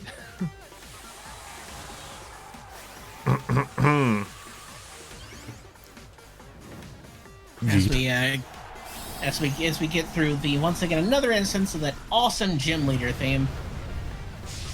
Have to deal with all of Kabu's Pokemon here. Kabu, the fire type leader, the only one that enters the same tunnel as you. Fun fact. Also, if you look closely, he's actually on some of the ads inside the gym, like for like a shaving product or something. You only really see it when you like enter, but he's in an ad for like a shaving product. Yeah, on it's the right wall. there in the back. Intimidate sucks. That's often something I forget about when routing this, like Intimidate lowering my attack by 1 stage. Forgot it on my first run here, I think. Just That's get why scrappy. Just don't forget that you end up trying to learn a move in the middle of this fight. Oh man, I had forgotten about that. Thank you. Dang it. So I guess I'll put myself in on this one. So in a recent race where we tried out some of the other trade alts, like one of the things with this game, it's 4 hours long. So typically, most people try to sneak in a bathroom break. The Switch has wireless controllers, and these Dynamax cutscenes are nice long little breaks where you just mash A and you're fine. Well, there are some times when you're setting this up where you forget, that there's a random move I'm learning in the middle of this fight. That happened to myself where I accidentally taught over the move I needed to use for the fight. And it didn't go well.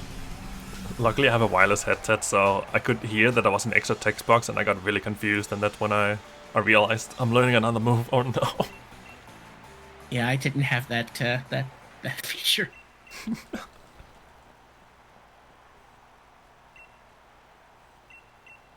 But yeah, that's Kabu down. I guess if there are more donations, we can read some of those. Or just anything to talk about, really. Yeah, we got one more here. So we have $6.09 from Anonymous saying, Chandelure is pretty neat.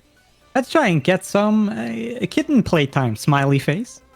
And if my calculations are correct, we are currently at, let's see, $12.37 for that. On the bar for the next playtime with Litten. Yeah, so for everybody who's new, we're playing this little neat game where you guys in chat can donate the national dex number of your favorite Pokemon. And yeah, tell us your favorite Pokemon, which is pretty neat. And something I noticed during the last few donations, that please remember, guys, that you can put all of your donation towards specific incentives that can grant you bonus stuff in upcoming runs. For example, the next run after this one will be Pokemon Blue any % no save corruption, where you as viewers can decide which Pokemon we will be choosing for the starter. It's either going to be Bulbasaur or Charmander. Currently in the lead is actually Bulbasaur. It took over. Currently at 172 and 60 cent against Charmander with 145. So if you want to rather see that Charmander on the next run instead of Bulbasaur, which I wholeheartedly agree on, by the way, yeah, needs about the $30 there. So what do you guys think? Bulbasaur or Charmander? What should win after this run? Who's Which yours? one's harder? Someone who knows Gen 1, tell me. So, I might have incorrect information, but I'm pretty sure Bulbasaur is technically the fastest, like task-wise, because it dies the fastest. Like, because it's so bad, it's actually faster to die. But no, Bulbasaur sucks. Go Charmander. Oh, Go Charmander. I'm Team Bulbasaur all the way. So Get rid the of my Charmander plush. description here says choosing Charmander or Bulbasaur doesn't really impact the run at all. So people can go all out bidding for their favorite. Unfortunately, Squirrel is not an option. So yeah, apparently it doesn't really matter which one. Being a mediocre trade main.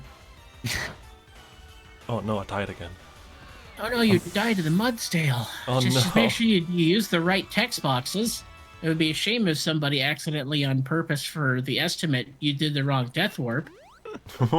Oh, you're tempting me now. Alright, let's go sightseeing. Let's go sightseeing.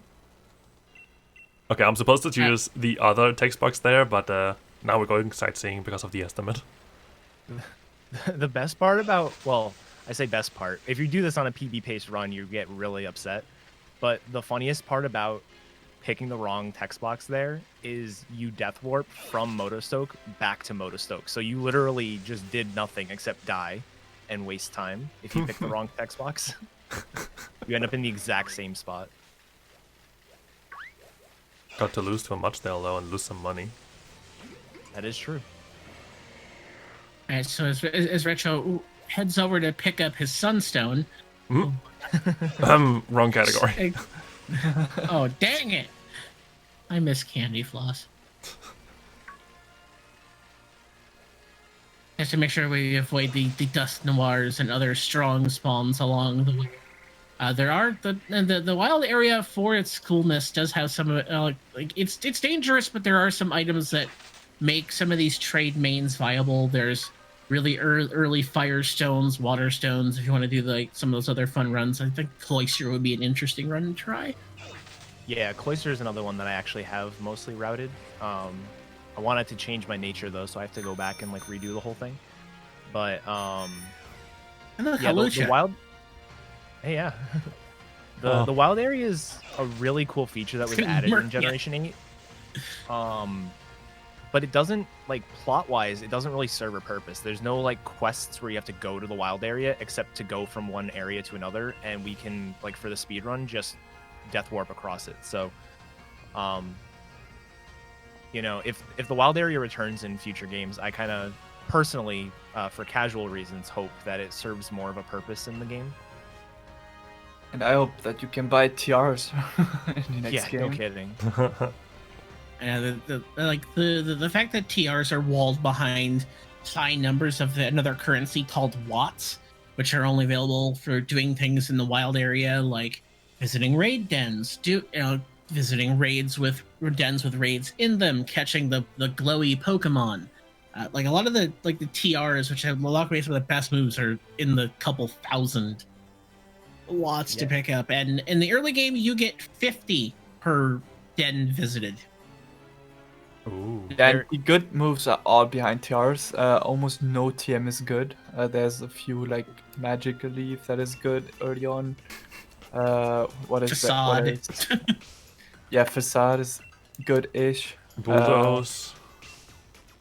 Yeah, Bulldoze is extremely far out of your way to get, especially without a bike. And you get Rock Tomb and Icy Wind later on, and that is really it. Already you good. get those so late. Yeah. Yeah, and some of the teams that are good, like Rock Tomb or Icy Wind or Breaking Swipe. I think Stomping Tantrum is a TM as well. They just come too late to really be useful. I have to use the Revenge TM on shield for Tauros to get through the. Gross. Yeah, to be able to kill Lapras, I need to use the Revenge TM, which you have to go into a house in Ballinley to get because you're on shield. Also, time for a slideshow to figure out how the Galar region gets its energy. Now it's already over. Thank you for coming to my TED Talk. So I guess we haven't really touched on the plot. A lot of the plot revolves, at least when it comes to Rose, revolves with the fact that the Galar region runs on these, like its energy is driven by these things called wishing stars that we had fall out of the sky earlier. Like that's what's powering this whole region, and he's concerned that in about 1,000 years they're going to deplete all of their wishing stars, and they're not going to have enough energy. So that's what the chairman's concerned with this entire while we're playing Pokemon. And no water, I'm not going shopping here. Not even for a tracksuit? Unfortunately not. To get acrobatics? That's helpful for me. You might want to touch upon that, maybe? Oh yeah, it's because you can... Okay, there's actually... I lied, there's actually a really good TM in this game that is acrobatics. That you can get by wearing a tracksuit, or a fire tracksuit that you can buy for 10,000 Poké in Hammerlock. And you get that in Opal's town, which I never remember the name of. And that is really useful for Halucha. Ballinley. Yeah, Ballinley, and that is a 110 base power flying move, and that just destroys the entire game. While as long as you're not holding a held item. Yeah, basically. And I don't even know which is the fast. Is Halucha still the fastest trade alt main? I think so. Yeah, I'm pretty I believe sure. so, yeah. Yeah, it is just extremely broken. Poplio's next. One of the things that I need to do with Poplio still is route it using the hidden ability instead of using Torrent. I need to see if that ends up being faster. I also, one of the things with the Gen 7 Pokemon is they're all like insanely slow, and so the Poplio I used is Modest, where Timid might actually be better. So I need to do a bit of routing there. Poplio is one of the only Pokemon I think that can compete with the Hawlucha. Yeah, Poplio is used in the Pokemon Moon and Sun speedruns. And in reality, plus speed minus special defense is in fact the better nature, even if Modest might seem to be the best nature, but it might also be here because Poplio, like, I don't know, special defense on Primarina is pretty good, so maybe that is a good thing to have too. Yeah, I know. You don't use Aqua Jet, right? I forgot. You use it for like the Diglett in Galar Mine, and with that being minus attack is fine. Okay. There aren't many things that using Aqua Jet for actually helps with outside of the very beginning, where your attack stat doesn't really matter. I will say, after having done this, if you got some really good fights on the Toxtricity route, it could compete because it's just how absurdly strong Toxtricity is.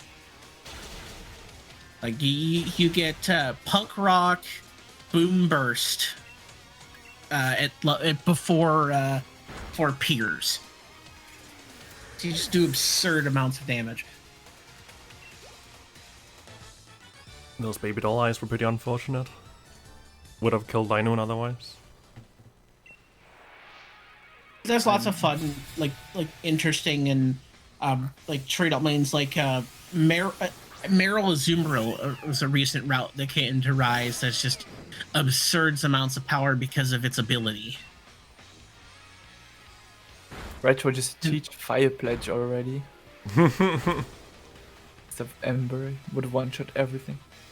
Yeah, right. sticking with Fire Fang here. Like this route, this is route 6. There's always sunlight here when you go here through here the first time. Not a good thing for water type, but amazing for fire types because it boosts your fire type attacks, like I mentioned when I Dynamaxed earlier and got sunlight out of a Dynamax move. This section of the run sucks for Cramorant. It really does. Yeah, for Sobble you actually have to get the Rain Dance TM, which Same. conveniently you can buy in Hammerlock, and it's not too expensive. I think it's a pretty good meme to get rid of the harsh sunlight here. And, Even and, it's and somewhat slow. This route here is basically where, so with the 2 routes of Sword and Shield, like not alt main stuff, you've got Sobble and Sword, and then the Arcanine Excadrill route and Shield. The Arcanine route has to go really far out of its way to get like a Firestone and actually catch the Growlithe and stuff. So pretty much the entire run up to this point, Arcanine is lagging behind by a couple minutes. This route here basically saves up the time that it loses, and you end up roughly even by the time you beat the 4th gym leader. You then start losing time again because of other reasons, but like this one route here sort of turns the tide back almost in the favor of Arcanine. Alright, so we'll set the scene for why is this route so miserable at times. First, it's set in harsh sunlight, which screws over the water types, which are strongest. Then you get the first fight as a Stunky, whatever, the Liepard, which is obnoxious with its prankster status moves. We finish that out. The next required fight is against a Clefairy and a Clefable, which only know Metronome. So you have a chance of just getting... And they have cute charms, so if you happen to be male, it doesn't really do anything because it's dead. But there's just, and then after the next fight, the next required fight here is one against Artist Duncan, which is probably as so the Dreadnought is the first okay, how do I get through this fight when you're planning on a trade alt. The next one is Artist Duncan, who has a neutralizing gas, coughing, and then a Sudowoodo, which runs Sturdy. First, though, say You have goodbye to go through Torracat. draft. The champ is here! Just in time to ruin VGC. Doesn't have Intimidate. Doesn't have Intimidate, yeah. All Ruin fake outs. VGC, have you met Hidden Ability Litten or Score Bunny yet? Oh yeah, no. Have you met Hidden Ability Rillaboom? Oh god. Everywhere. Grassy Glide, thank you so much.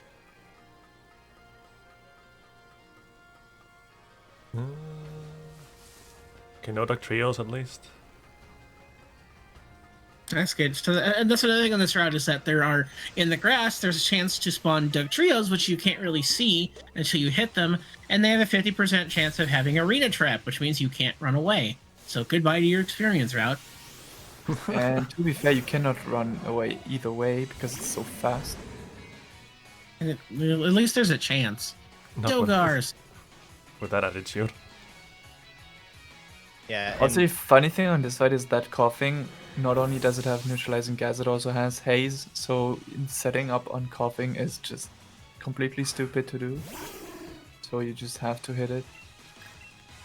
In the So- Cramorant route, I actually gave up on setting up and just accept the fact that I'm just going to have to die and use Gulp Missile to kill the Sudowoodo. Sudowoodo here has the ability Sturdy that makes it unable to be one-hit KO'd from full health. So it always lives on 1 HP. That's why I'm biting and hoping, in hopes of getting the flinch, and then just finish it off with the Darkest Lariat. Signature move of Incineroar, which I hope we can turn on some battle animations for. So get those donations in. Keep up those Pokedex number donations. Cutscene. Yeah, and one other thing that's worth noting about the evolution from Torracat into Incineroar is the evolution boosts like all of its stats except for its speed, which actually drops to a stat that is less than Litten. So we drop from 90 base speed, which is, especially in this game, actually pretty decent, down to 60 base speed. So while we were usually faster than things, that's going to start no longer being the case. We're as strong as we is, and we as slow. Hey, look, it's Yeet Bird. I don't want to kill this. This Yeet bird. Shoutouts for finishing in second place. Okay, block, that's fine. Gonna turn some moves into ranges, but that is completely fine. Oh, it should be completely fine. Shouldn't jinx it like that, but we have a good estimate at least. Silly Cobra here, you say 11 and 16. Got it, okay. Poor sleeping snake. He got caught by Cop. Wait, just one-shot the Cramorant without setup. Yep. What the? Yeah, Cramorant is average at best. I'll be honest with you. Its attack stat is okay. It's so reliant on dive that it's just slow.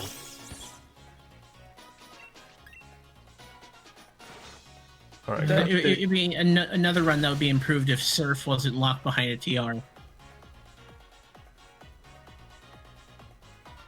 Throw paralysis, that's pretty good. It's like still 50-50, I think. No, it's 25%. Huh. Only happens when you're on good pace then.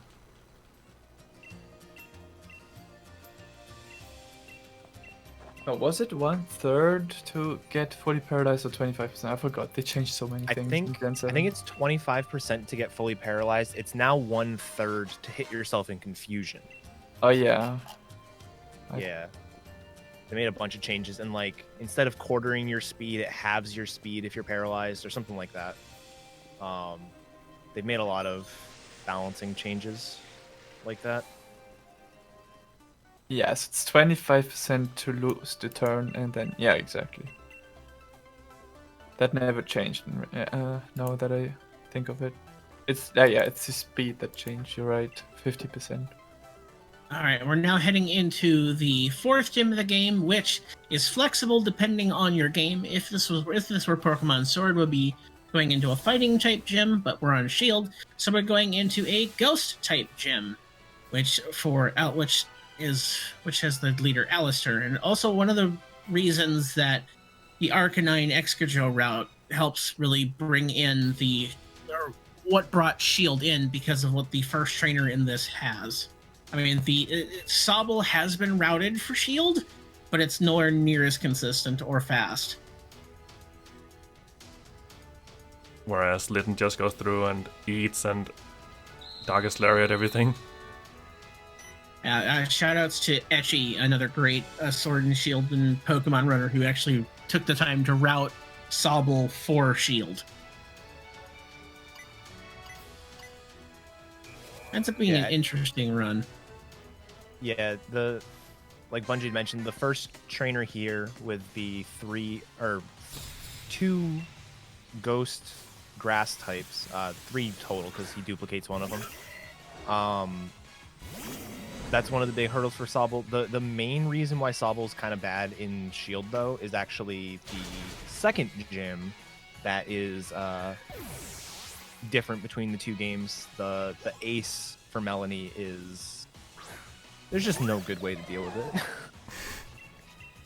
Yeah, it's a Lapras. Spoilers. It's very bulky. Yeah, and it's stupid. I thought you could maybe use a dire hit to crit it with Snipe Shot, but then it cannot get crit. It is so sad. Oh, it has shell armor? Yeah. That's pretty funny, actually. That's rough. Anyway, yeah, the first trainer here actually has 2 Punkaboo. One is an average, the other one is a large size, which affects its stats in some way.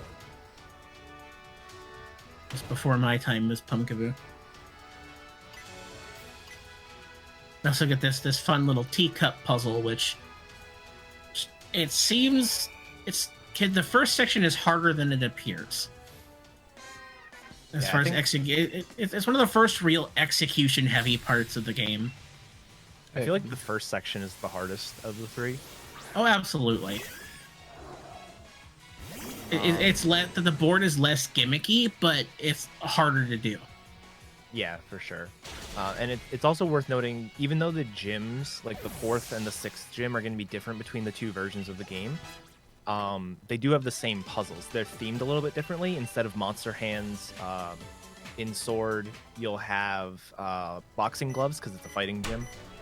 And then for the second gym, or for the 6th gym being rock versus ice type, instead of it being more of like a snowy, frozen tundra theme, it'll be more of like a desert sandstorm theme in Sword. So the puzzles are identical, but they are themed differently. Yes, and the theme actually ends up playing kind of a role in difficulty, as it's just a little bit more difficult to just like there's spoilers. There's a bit of a sandstorm / whiteout section of that gym puzzle, and it becomes more difficult on Shield just because it's a little bit harder to see in the whiteout conditions compared to the sandstorm. But the puzzles are laid out exactly the same, so if you know where to go, it doesn't really matter. Fun fact: this Haunter has 69 speed. Nice. Nice. It's also very dead to Dark Language.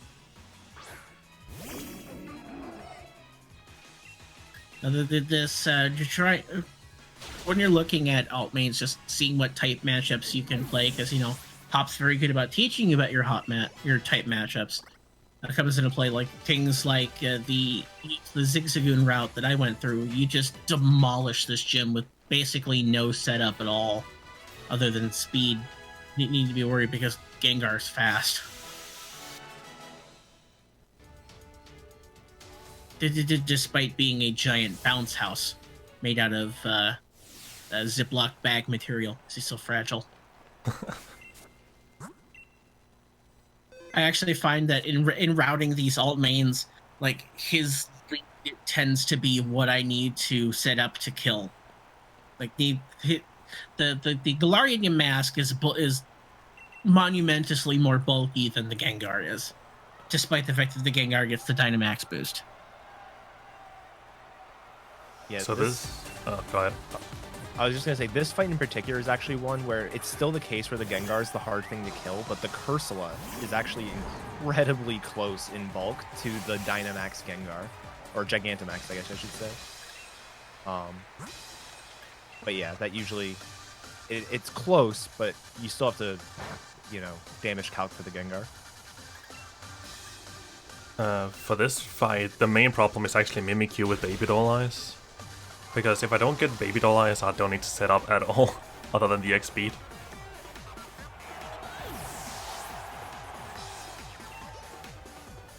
That's actually, yeah.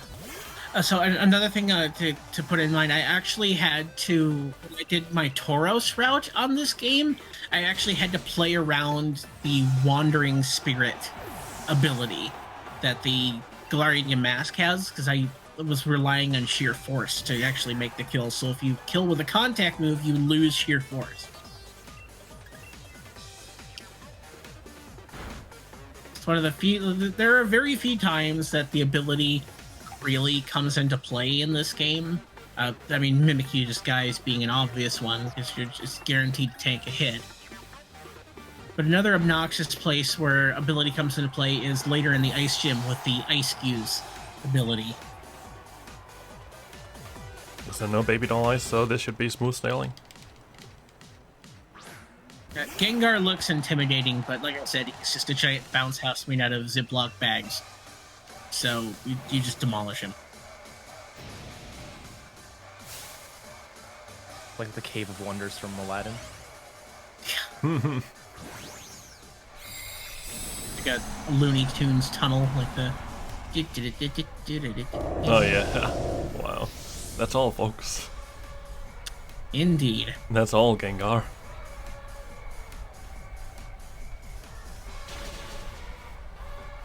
Also, Darkest Lariat. Fun fact about this Gengar and the Machamp, if you're playing on Sword and you're fighting B.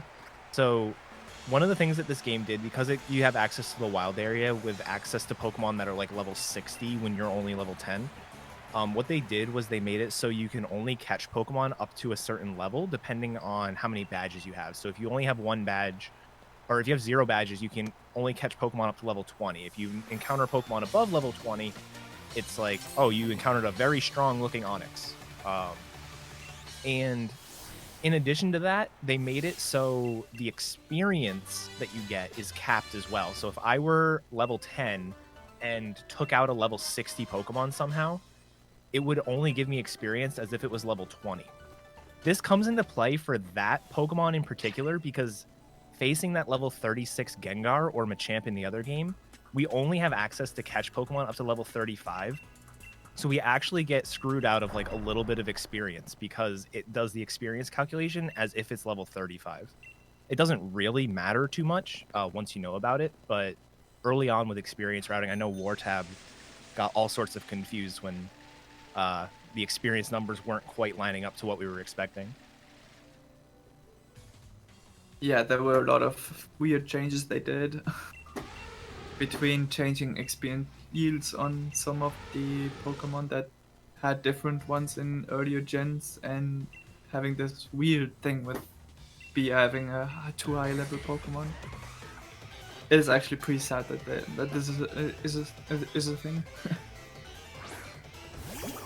Yeah, one of the early strats, like day 1 or 2 of the game being out, I was trying to do was to beef up one of my Pokemon by using a Wobbuffet and Destiny bonding the level 60 Gengar in the wild area, and I only got like 1,000 experience, and I was like, what? Why? That's great. Yeah, we noticed that pretty early on with the Onix as level 26 and only gives for level 20 experience. Which makes actually a huge difference. Also, plot is happening. Mm-hmm. If you could actually get the full Onix experience on from a level 26 one, the sword route with Sobble would probably always go for the kill there because you would always get level 18 for Mido. But yeah, now But you that don't. finished, or Yeah. just gonna say that now that a lot of plot is happening, like Bungie had said, and we're just gonna watch some cutscenes and mash a lot. We can make Soneris talk about anything if there is anything to talk about. Maybe more playtime with Litten.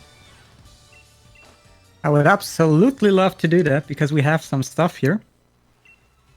Firstly, we have $8.62 from Nico Tixo, I believe. I'm sorry if I butchered that name.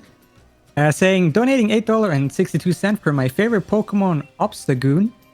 I had always been a fan of Zigzagoon since Gen 3 and was so excited to see it get a regional evolution.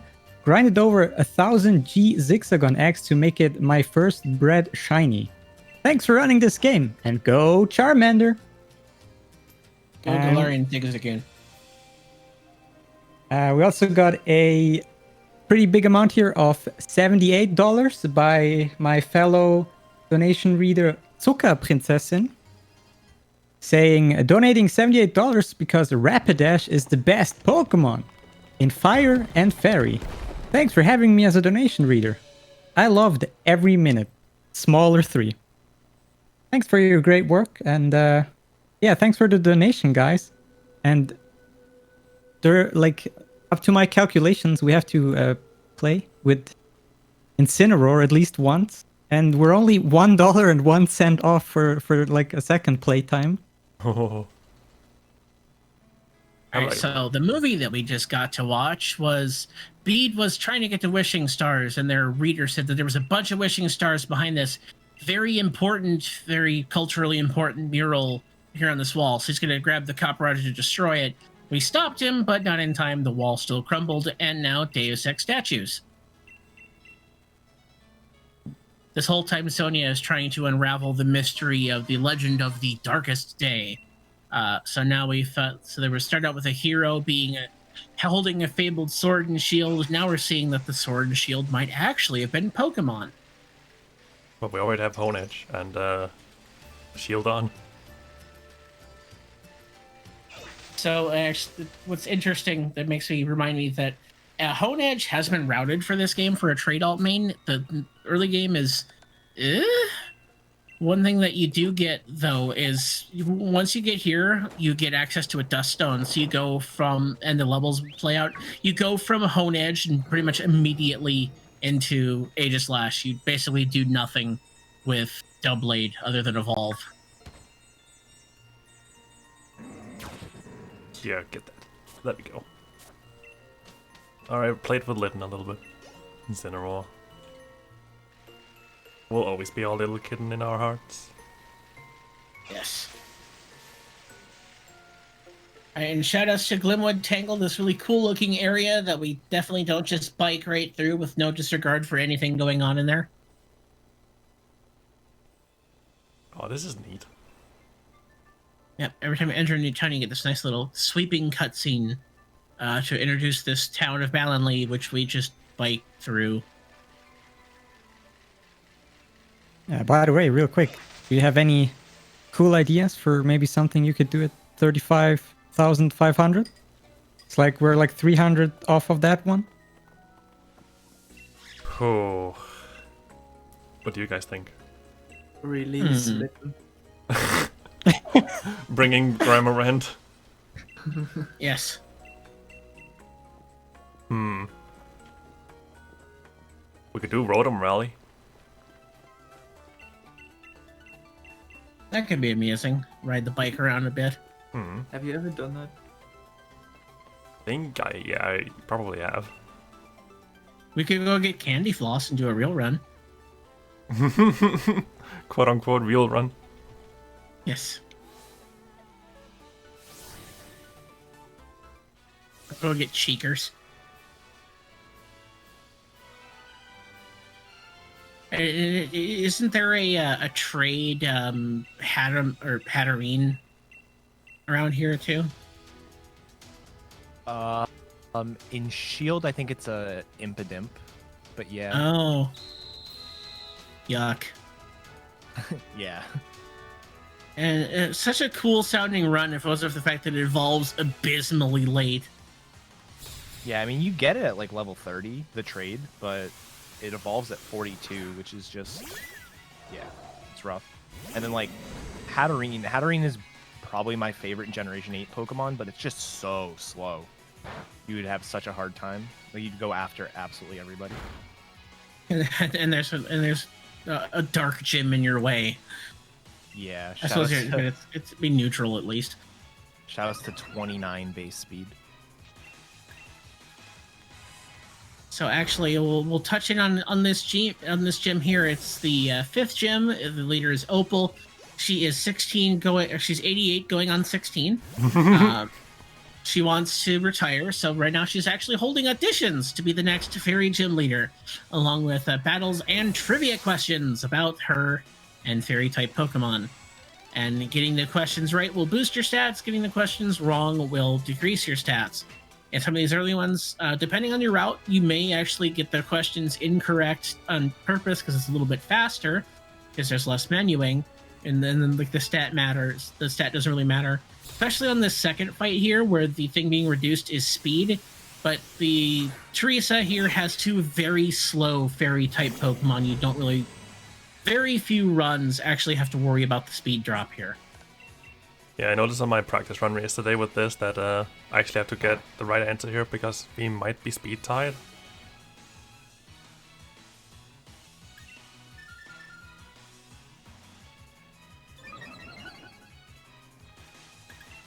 Not entirely sure though, so I'm just gonna make it safe here.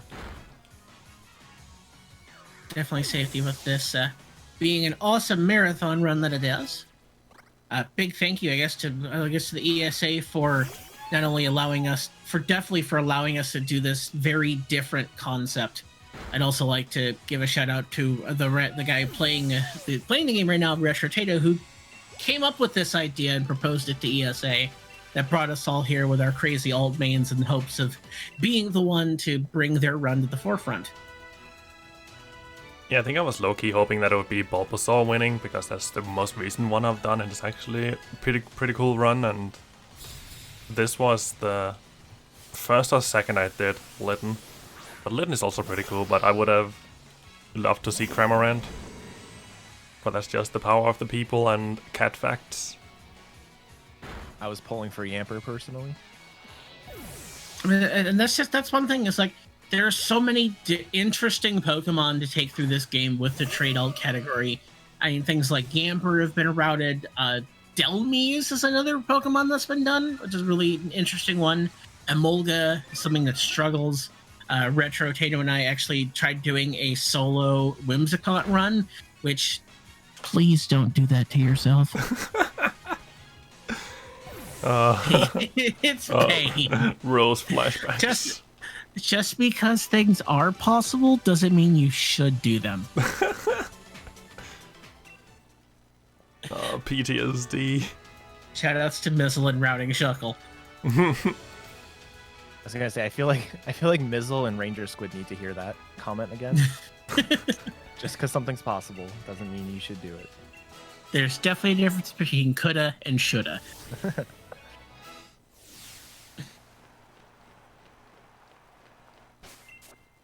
But yeah, just to explain the concept of this run again, in case people didn't get to see the beginning of the run where we explained it.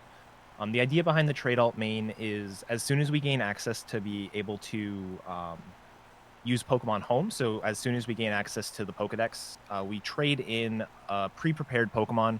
Sometimes, in this case, for example, it's a Pokemon that's not really obtainable in the game. Litten is available now with the Isle of Armor, but it takes a very long time to actually get. So it gives us a chance to try out doing speedruns of the game using really any Pokemon we want. Sometimes you use your favorite Pokemon, sometimes you use Pokemon that you think would be really powerful, sometimes you use Pokemon that you think are a giant meme. It just really opens the door. It's a really fun routing challenge, and it's something that started in Generation 8 but has sort of made its way down into Generation 6, Generation 4. I think they're starting to do Gen 5 runs of this, so it's a relatively new concept that's been a whole lot of fun for the community. Basically allowed us to breathe more life into games that we really like. The any% run just kind of got messed with updates, or just maybe you're not. There might be some people that just like the thought of having to sit through manips or lose manips. Maybe that's more difficulty than they want. This gives this definitely adds a lot more accessibility to a Pokemon speedrun, because you're not going to have to worry about, okay, looking at these giant chart maps. Okay, well, if I'm this stat and this nature, then it's going to be this. It's just, you know what your stats are going to be, so it's just a matter of what are they going to do. But I personally believe it's easier to learn a manip forest harder than to breed for something that you need specific stats for. I mean, breeding's easy. All you gotta do is ask me in Bungie's Baby Ranch. Yeah, usually a 24-hour turnaround. If WhatsApp can actually manage to get out of his house in Sinnoh.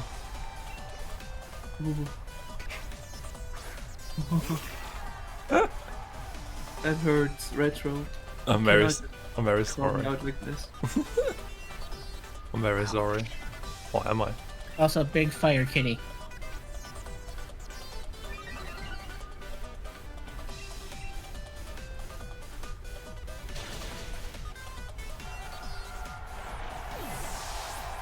So go ahead and just, thankfully, a Fairy Dream as a dark type Pokemon sounds scary, but we're also fire type, so we resist Fairy as well because reasons.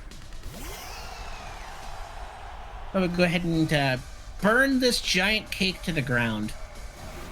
I was gonna take a big bite out of it with the Dynamax Fire Fang.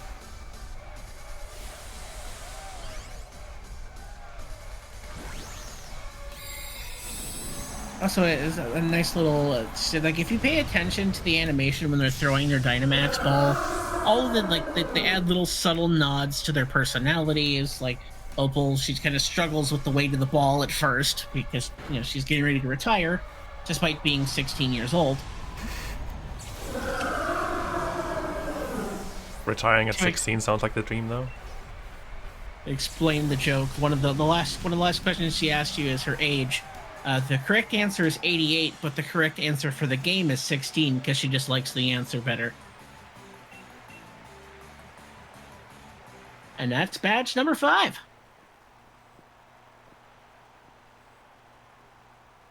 So we got another badge now. I guess now's a good time for any messages from Zonia. Sure. We got another donation here. So we got $5 here from Vo, I believe that's how it's pronounced. With the comment, can we do some cooking so Incineroar stops biting Pokemons? Question mark. He'd have to shake a berry tree, but he could. And yeah, with that, by the way, we're over 50 again. So whenever you have a moment, it's time to play with Incineroar again. I could do it right now. And yeah, for everybody who's new, we have this little deal with Retrotato here that whenever we raise $50, that he will take a moment and play with his main Pokemon here. So, Retro, how about if we can get that $297 to get to 37,500? Would you whip us up a batch of curry? I'm getting kind of hungry. We've been here for 2 hours. I am really bad at it, but I can try. I mean, that's just gonna make it more entertaining, right? Doesn't have to be great. It just has to be curry. I'm not too picky. I don't mind coughing class. Look at that, carrying the ball on its head, even though it has a perfectly shaped mouth. Alright, that's it. I'd be down for some curry, by the way. Was that right now, or...? No, we've got like just under $300 to get to that one. Alright, just let me know. Oh, I was supposed to go So shopping. get those Pokedex donations in.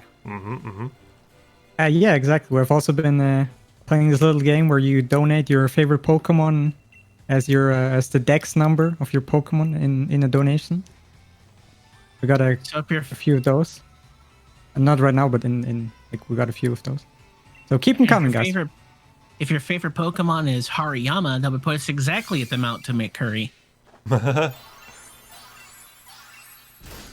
guess we could pay back a little bit by telling the stream what our favorite Pokemons are. Bungie, do you start? Cramorant. Cramorant. Edgar.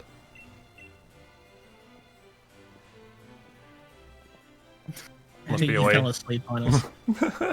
Alright, Wartab. I was muted, sorry. Stoutland. Stoutland.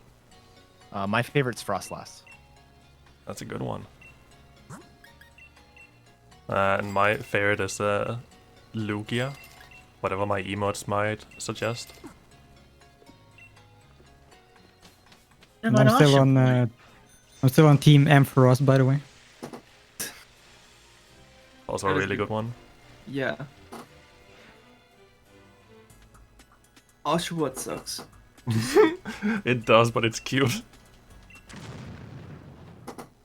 It's gonna cut you with its shell if you've ever played Pokemon Go.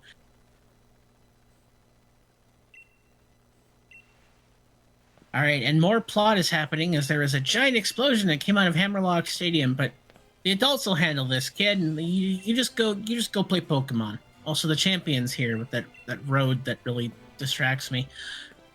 Speaking of being distracted, I forgot something. I'll do it in the next Pokemon Center.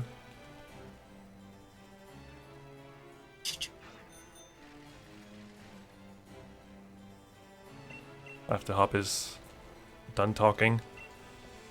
Oh man, I got caught up in that mad quiz, but I finally made it. Let's go to Route 7. What we didn't mention is Hop actually had his confidence destroyed by Bede as we were biking through the wild area.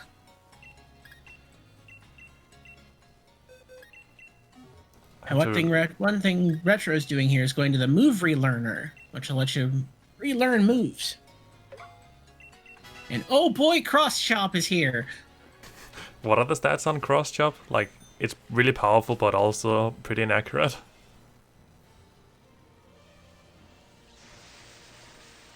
But I think that's just the best option for some of the fights coming up. It's Also, 100 power, 80 accurate. Ooh, Also 20% high damage. crit rate. Which in this game is not so nice, because whenever you crit, you already lose 2 seconds from text alone. Because for some reason they made it so the crit text box takes forever to clear. Yeah, so you don't want to crit, especially not on Hop. I think So on I this think- fight, crits are actually fine. Oh, not when he does it. Yeah, yeah, in this fight, yeah, when he crits you. Yeah, right. Like right there. And First time. and it just so happens that his lead uses Shadow Claw, a high crit chance move. Another one. Okay. At least there's not confused Ray. That's pretty nice. Don't have to heal Bring him confusion. up to. Is that 5 crits so far? I have not even been keeping track. There haven't been a lot. I think we're actually at 5. Hmm. I mean, you were doing the ones that were like didn't matter at all, right? I was just doing just crits in general Huh. because of how much red exclamation mark red text we get. Hmm. It's glorious. Has I anyone just in want to chat been drain my keeping track? wallet more. Give me some more crits. Maybe someone in chat has been keeping track. So one of the interesting things about Hop, we mentioned earlier that he sort of had his confidence shot when it comes to battling because he got destroyed by Bead when we were in the wild area. You can kind of see that. Like, he actually has character development, believe it or not, where he sort of goes through like a mid-game crisis where his 5th battle, the one that we did in Stowan side, he has completely different Pokemon. He has Cramorant, Silly Cobra, he's got Toxel. This one, he's got a bunch of different Pokemon as well, like almost no overlap. I think the only overlap between this fight and the last one is his starter. So he's got the Rillaboom, but now he has Boltund, Heatmore, Trevenant. So Snorlax. it sort of shows, yeah, Snorlax. Once he gets to the next fight, he sort of starts to solidify what his team is actually going to be. And the next fight is honestly one of the, tougher fights when it comes to, in my opinion, doing it casually, because mostly not because of his team, but because of the weather. But yeah, he starts to sort of form his identity as a trainer, which in my opinion is really cool. It sort of Hop may be a really annoying when it comes to things like using super effective moves, but it sort of shows a little bit of like character development, and it's nice to see his progress throughout the game. All the playing with Incineroar actually helped a little bit now that I got level 44 right now, which was not supposed to happen until I have taken down the Roselia from this girl. So actually, no, that doesn't even help. Now that I think about it, I'm thinking about something else. I'm just gonna Darkest Lariat here, and both are one-shots.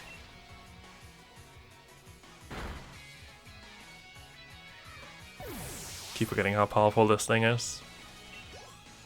I know, like the offensive stats on Incineroar are great, despite the fact that you see a lot of times used in VGC for just intimidate, fake out, and parting shot.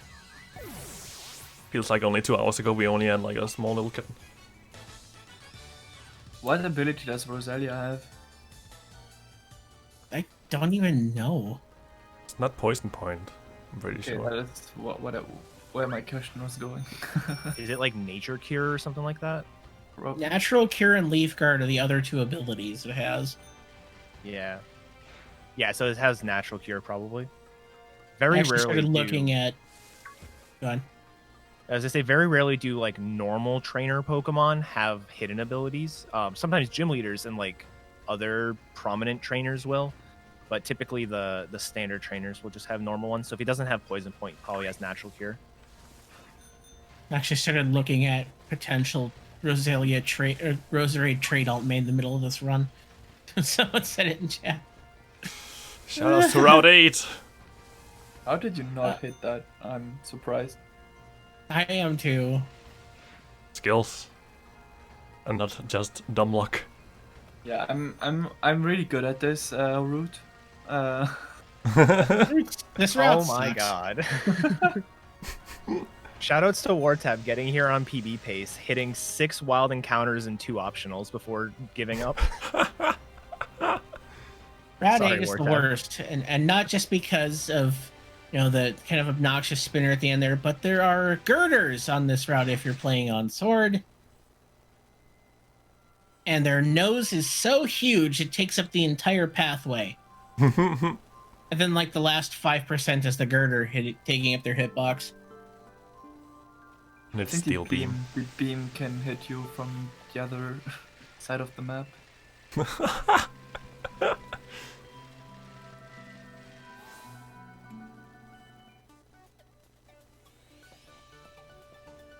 All right, and now we're into the 6th gym, which in Pokemon Shield is an ice gym, and Hop lost.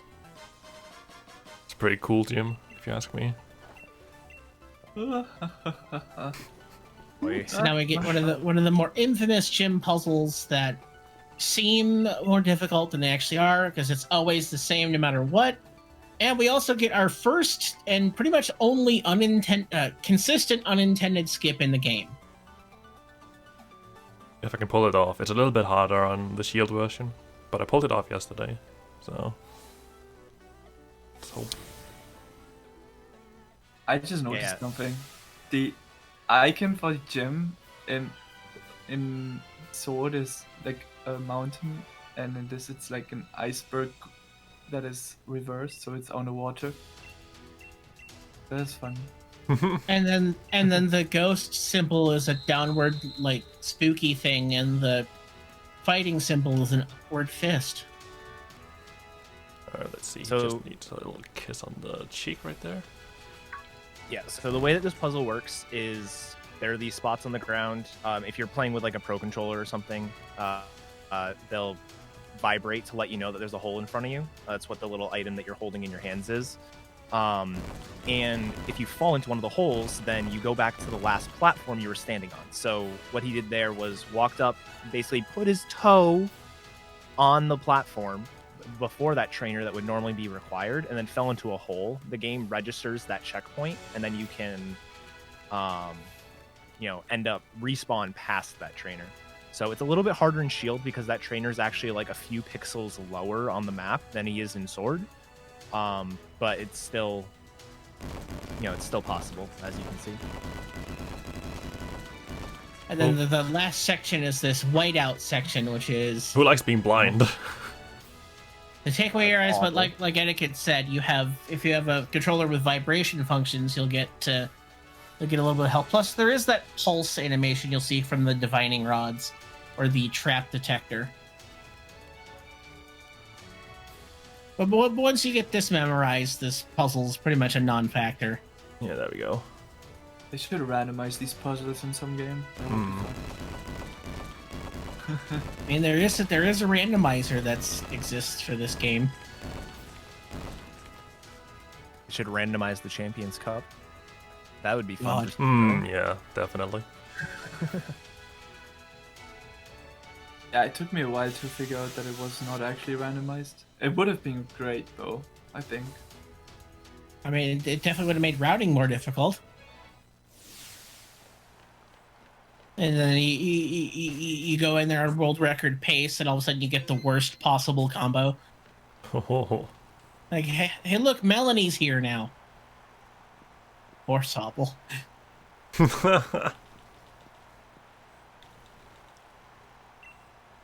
Right, Frost Mum is making her way onto the field. We'll make it through her cavalcade of Pokemon.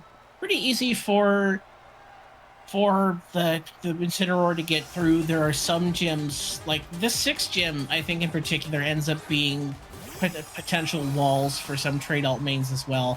I actually did this fight with Emolga, which I actually unironically use Encore in this fight to be able to survive. That is good. You actually bring on a Vulpix to make the Frost. Hopefully, the Frostmoth uses Bug Bite, so you don't get Icy Wind into Oblivion. it used hail, unfortunately. But it's also like, you could also use Icy Wind to lower my speed, and in that case I would need an next speed. But that's not too bad, because then I would outspeed the Darmanitan here, which I do not do right now, I'm pretty sure.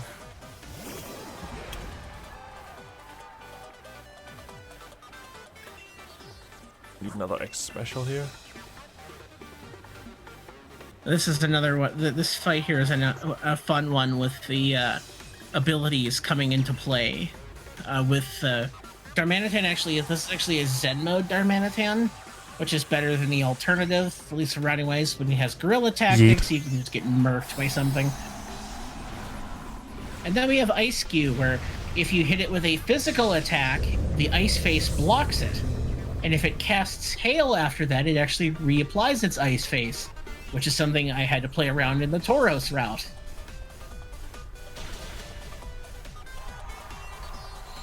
Goodbye, hail. Now we're just gonna melt this place. Put it out of business. But if you use a special attack, it just kills the Pokemon straight up.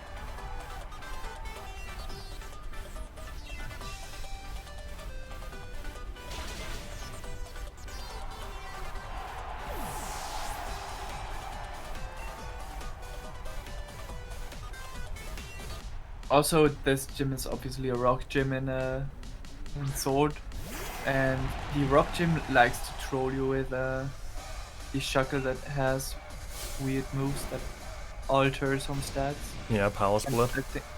And I think Stone Journal does the same. It is kind of weird how it works though. Stone Journal has Wonder Room, which flips your defensive stats. But don't worry, it only happens when I'm watching. Yes. And there's Gigantamax Lapras, which is a fun little fun Pokemon to deal with, because if you don't one-shot it, its signature, its Ice Gigantamax move is not only strong, but creates an Aurora Veil, which is both a reflect and a I can't even think of the second one right now. Light screen. There we go. It's Words. also very rude. Yeah. And that's the end of the ice gym. Who wants to see Sonya with a Wobbuffet face? I do. Alright, let's do it. Wait, what? I thought I explained this to you the other night, Wartab. Or is that somebody else? I blew their mind with it. You explained it to me, but I didn't. Oh, that's I right. haven't seen it yet. I'm excited. So there's an upcoming little cutscene in the restaurant Bob's Your Uncle, where we get another instance of the plot device that this game really relies on, Deus Ex Machina, where we just happen to find a tapestry that'll tell us the story, that more of the Darkest Day story. While if you decide that you're more interested in Bob's Your Uncle, well, you'll see the result.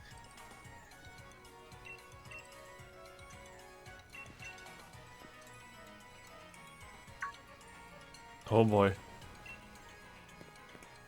That's a nice poster. Alright, let's see. An absolutely fantastic poster. Wow, Buffett! And that's pretty much it. That's actually kind of funny. There's actually a bingo for this, and I had that added as an option for the card. That's mega late into the game though. Yep. Anyway, I didn't say it was a good one. we have a bit of time to kill here before we fight Hop. We can have any messages from Sonoris, if there's anything to talk about. Yeah, just a quick little announcement here on my part.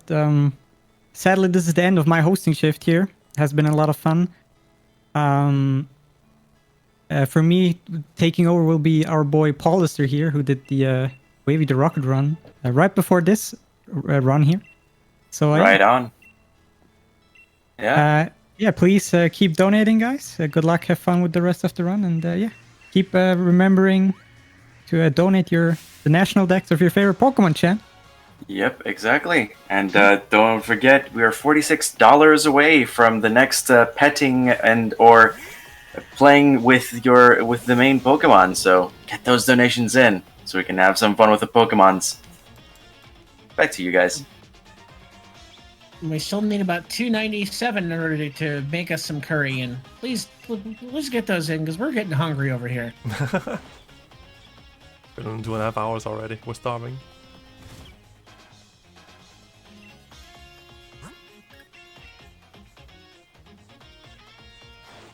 And here we are at Hop 7, probably one of the like Annika said earlier, this is where Hop really sets his team in, and with the hail that we're dealing with, combined with his new Pokemon, this fight tends to be a more difficult one to route and deal with.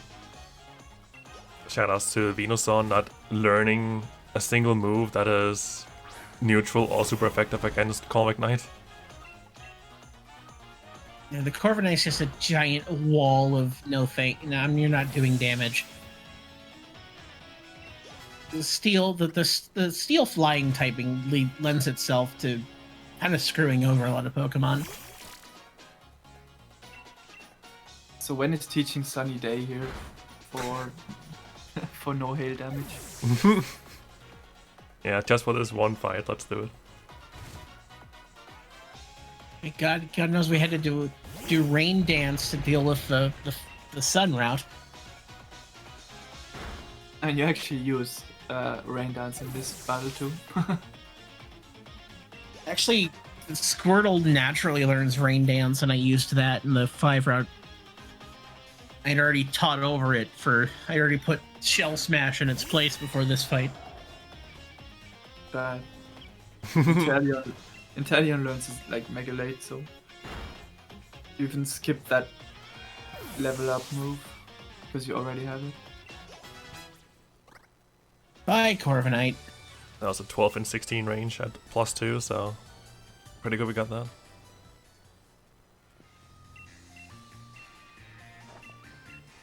We found out that after the heroes vanquished the darkest day, they relaxed in this bath. That's all the plot we got from this section.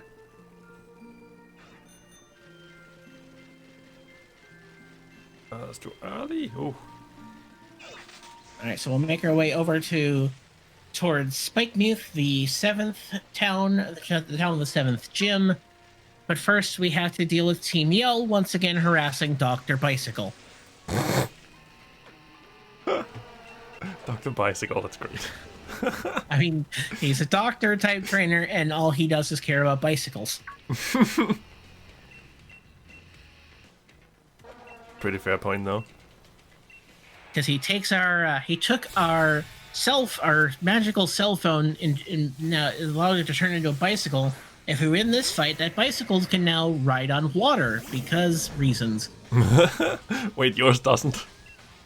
Or more specifically, because Rotom.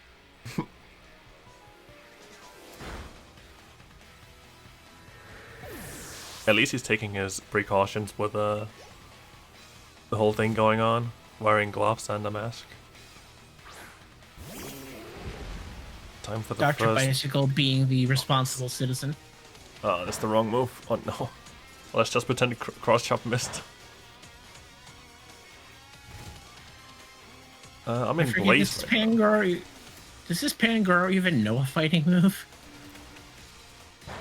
At least I'm in Blaze right now, so the flamethrower should kill.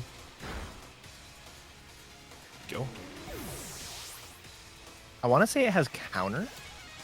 Maybe. I know the Linoon has does. counter. Yeah.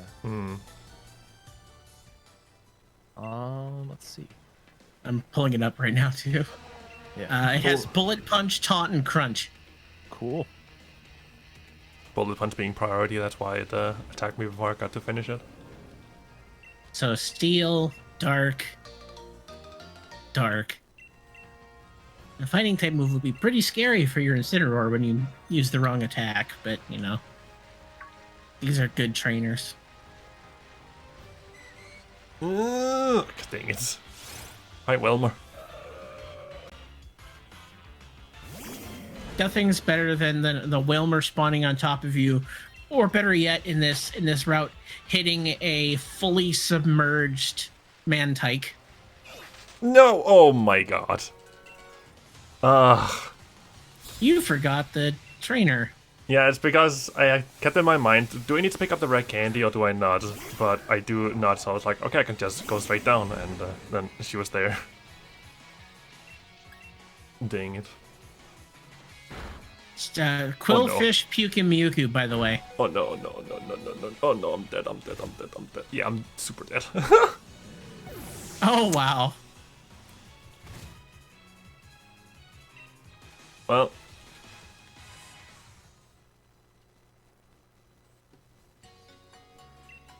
So, do you guys like video games? I could help ease the pain here with a quick donation that that just came in. Sure, go ahead. Okay. We have a $5.01 donation from JMac857 saying, "Fine, I can't donate $1 for Bulbasaur, so $5.01 it is. Run metronome percent, everyone. It's super fun and easy. You'll love the category." And that's $5 more closer to playing with the main Pokemon, and $5 closer to the curry, from what I've understood here. Ooh, It wasn't exactly. $5 more until we get fed, finally. Well, $5 closer, rather. But yeah, thank you for your donation. And we're Curry at 37.5. Avoiding you this time, thank you. That's how easy it is. Don't do what I do, children. I mean, yeah, I think you can avoid her by going just kind of further away. I think I've seen people do that. I don't know. Alright, so now we've arrived in Smikemuth, and the door is closed. However, will we get inside? That's okay. Marnie's here, and she grew up here, so she knows the other ways in. Fraud. At least I get healed from this. That's always something. And watch the reaction, Marnie, there. You just can tell the distaste. It's like, oh god, these jerks again.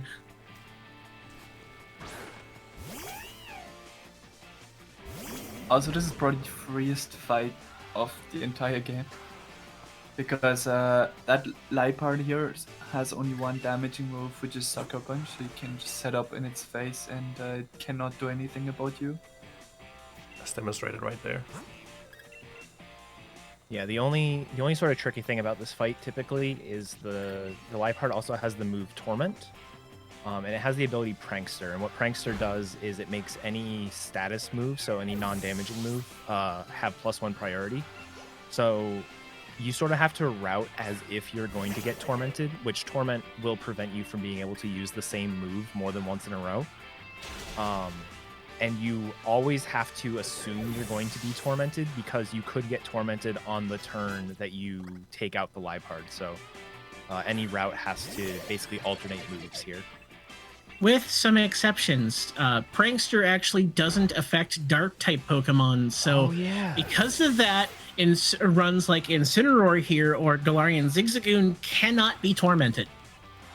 So he does not have to care. Let me just go delete my notes saying Fire Fang if no torment and stuff. I'm pretty sure I told you that after I ran it. Yeah, I never really bothered correcting that. That is a new mechanic for Generation 8, I believe. The Prankster not affecting Dark types. It actually causes it to fail. Yeah. Yeah, they changed some things with abilities in this gen for some reason. Yeah, they gave like Scrappy and Inner Focus both now block Intimidate. Like, there's some weird balancing changes they made. A lot of focus really being on the competitive scene more than what we're doing. Right.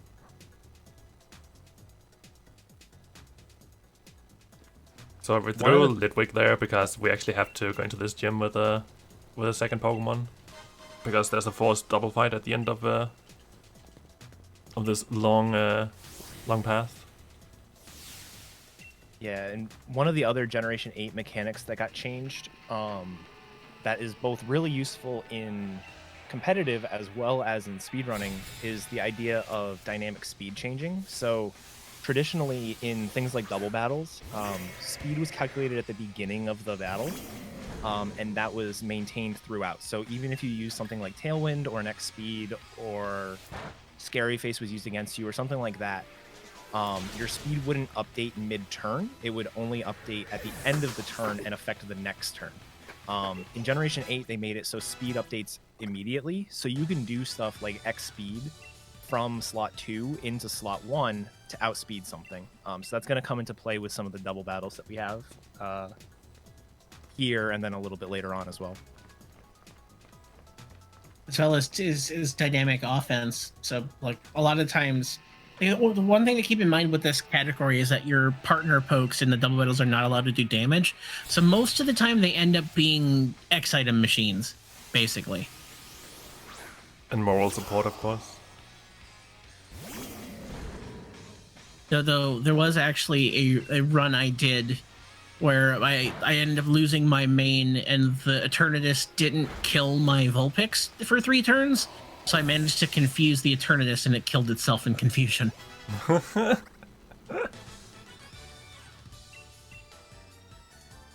RNG is great. Yeah. Especially when random AI doesn't learn from its mistakes. This is the second time that I've killed a legendary in this game with I've had a legendary kill itself as one attempt to catch a Zamazenta ended up with it struggling itself to death.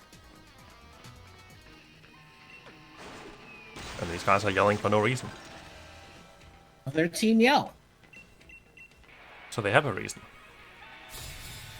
That's what they do.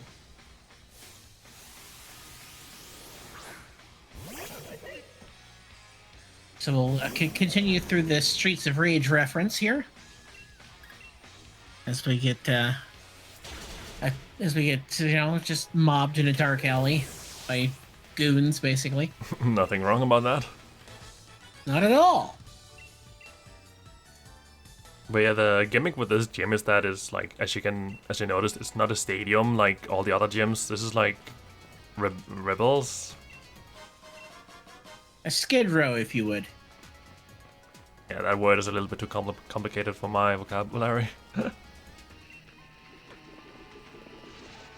But yeah, so they hang out here. There's no like Dynamax thing, so they can not Dynamax at this place. So it's actually a pretty unique fight. At least for the gym leader fight. Except Pierce still cheats. And they Cause, flip their lid for posters. Because he can maybe not Dynamax, but he has almost the same effect because he's the only trainer in the entire game that you fight during the run that has EVs in HP and defense, and they're maxed out. And his Obstagoon is also fun and relaxed. Yeah, the Obstagoon has max HP and defense, but nothing in special defense. So if you're a special attacker, you just kind of don't care. Yeah, the other thing is, unlike the other gym leaders, his ace, the Obstagoon, isn't forced to come out last. So all the other gym leaders, like Nessa will always send Dreadnought out last. Kabu always sends out Scent Scorch last. It doesn't matter what kind of Pokemon you have. Obstagoon can come out second. There's 4 Pokemon, but he can come out second. So if you rely, and this fight in particular, the Piers fight, you're going to want to rely a lot of the time on setting up on something other than the lead, because the lead has Sand Attack. So sometimes you have to do your setup on the Obstagoon instead, which can be kind of dangerous because he does hit pretty hard. Yeah, and in most cases, given how the typing works, Contank is actually last Pokemon that comes out for most. I've never seen anything but Skunk Tank. I think for some reason they EV'd out his Obstagoon as an ace, but then programmed the Skunk Tank to be last. No, it's always made based on the moves that they have against you. So Crit, by the way, Bunjin. For example, had a pure grass type, I think Skuntank comes out second. Interesting. I think. I've never actually seen a Skunk Tank anything other than last. I've done like 9 different runs. Oh, it's time for a magic trick. Oh, yes. Pay attention to the precision of our player character in this next cutscene. She has a name and it's ESA. Yes. Alright, so It's gonna waste time, but I'm gonna go all the way up here to the fence. Did anyone remember to plug in Pierce's mic? Oh, I think they forgot again. Dang, the 1 in 256 chance. That sucks. Alright, so you can notice, like, you can see me to the right over there. You can see my feet and legs right there. But then all of a sudden right now I'm just teleported to the middle. So I'm actually secretly an Abra. Nightcrawler.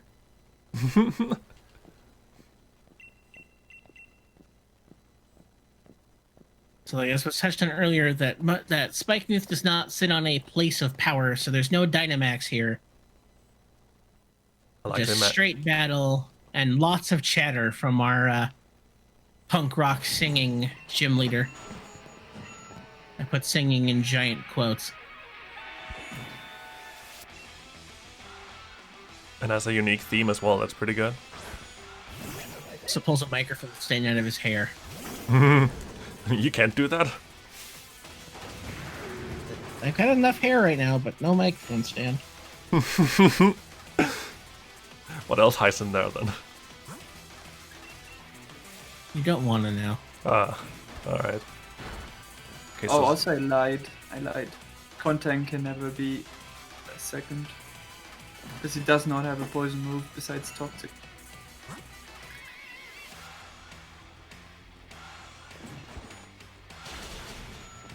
Alright, we're fine. Flamethrower. Ow!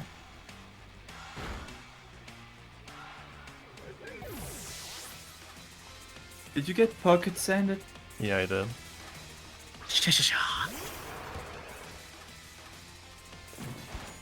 So making our way through this fight now, as we said earlier, that the defense and HP are maxed out on this obstacle, which is why I believe that Retro is opting for special strats on his mostly physical attacker.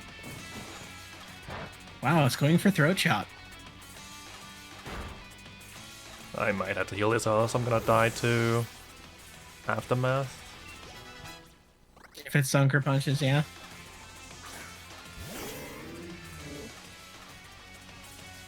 Yeah, I'm just gonna use an energy root on Skunk Tank. Contrary Shout out ability. to Malamar with his contrary ability, which people have tried to look at for like doing alt main runs, but it actually makes your actually removes the ability to use X items, as then X items would make your stats go down. Yes, that's fun, right?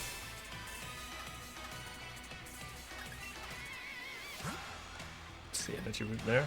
A thing we haven't touched upon actually is that this game is full of free heals. Like, normally in runs you would buy a lot of healing items and everything, but in this game you just get healed every 5 steps. Except for on this split specifically. This is like the toughest thing to route out if you are low on PP. So Yeah. pretty much, yeah, go ahead, Etiquette. I was gonna say, every time you enter a gym and every time you exit a gym, except for this one, you do get a free heal. I think you actually get a free heal on the way out of this gym, but not on the way in. And that actually, you might think that that's nice, and in some cases it is, but for specifically like top level routing, it actually is kind of unfortunate, because one thing that happens a lot in games where you use the starter for the run is you'll try to manipulate Torrent or Blaze or whatever the starter ability is Overgrow. to make sure, or Overgrow, to make sure that you are at low health for long periods of time, so that way you can maximize the amount of damage you're doing. But you can't keep Torrent for more than like 5 minutes at a time because you just get a free heal. I like to pretend it's Paul Lister in the back there at the PC reading donations in this gym. Just getting ready for some donations. And You can speaking read- of, we actually have a couple just now, if you have a minute. Yeah, go ahead. I was about to say now's a good time. Okay, fantastic. It's we have 2 donations. A $5 donation from Kitty, from Anonymous with the comment Kitty. I don't know how I mix that up, but it's fine. And another $5 from another anonymous donor saying, "Yeet curry percent. Also, let's flex on mom." And we have 5 of those dollars going to the 16-star bonus run by Simply. which currently stands at $908 out of 10,000. And then the other one is the starter choice for Pokemon Blue being Bulbasaur. And that currently is $231 for Charmander, $182 for Bulbasaur. And we are $31 away from playing with the main and having it play catch and everything. So keep those donations coming so we can see some amazing, amazing things happening. Alright, so once again, plot is happening as randomly Pokemon have started Dynamaxing out of nowhere. Ooh, we even get this nice story about how Leon took down a giant Dynamax Berserker, which I forgot even existed. Same. I was like, It's what in the been world? so long. This is taking long time. What am I doing? It's up here. Small And now we're detour. going for a little bit of a detour because, like it was mentioned much earlier by my compatriots, that we have access to choice items in this game before it's over. So we just picked up the Choice Band, which will lock us into a move but give us a massive boost in physical power. The choice specs are also available in right next to where Piers is. So after you complete the gym, you can go get the choice specs. Which comes into play in a lot of alt main routes. The boost is just too much to pass up. The choice specs are used in Candy Floss, and there's even some I know Edgy's looking at some strats using choice specs on the Inteleon.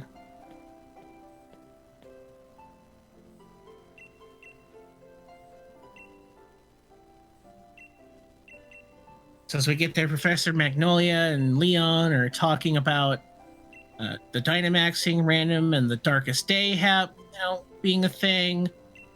Like the professor is in this game, though we've seen her all of twice now. Despite usually playing a larger role. But while plot's happening, well, we've got more Pokemon to play. We've got to go in to face the quote-unquote Dragon Gym in here in Hammerlock. All my favorite dragons in there. Torkoal's the best dragon. Yeah. True that. I agree. I say quote-unquote Dragon Gym because the gym's theme more leans toward weather, as everything in these so the challenge here is a set of double battles against trainers, and every one of them sets a weather, as well as our Ryan sets, or Rayhan, or Twilight Wings. Please tell us how to say his name. It's Raikau. Ryan. Dio? Remind me to get the nugget outside the gym when we're done, since I've probably lost a bit of money with that death I took earlier. All right.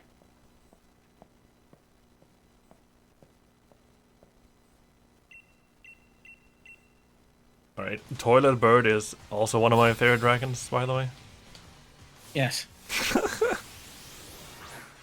The first fight here is based on water, as we've got a Sliggoo and a Pelipper. Pelipper, of course, having Drizzle. Make it rain. Making it rain and reducing our fire moves, but we have Darkest Lariat, so who cares?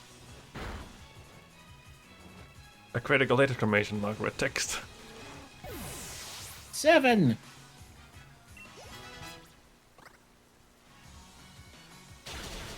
Bye, Litwick. Rest in peace, Litwick. We hardly knew ye. It's a good candle.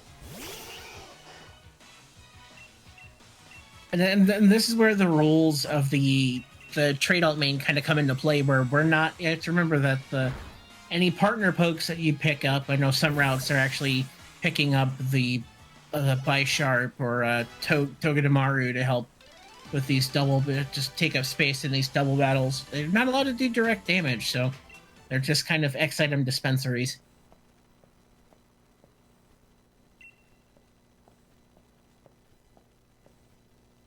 As we'll get our second fight, which is based around Ninetales' ability, hidden ability, Drought. Also, you think she's cheating?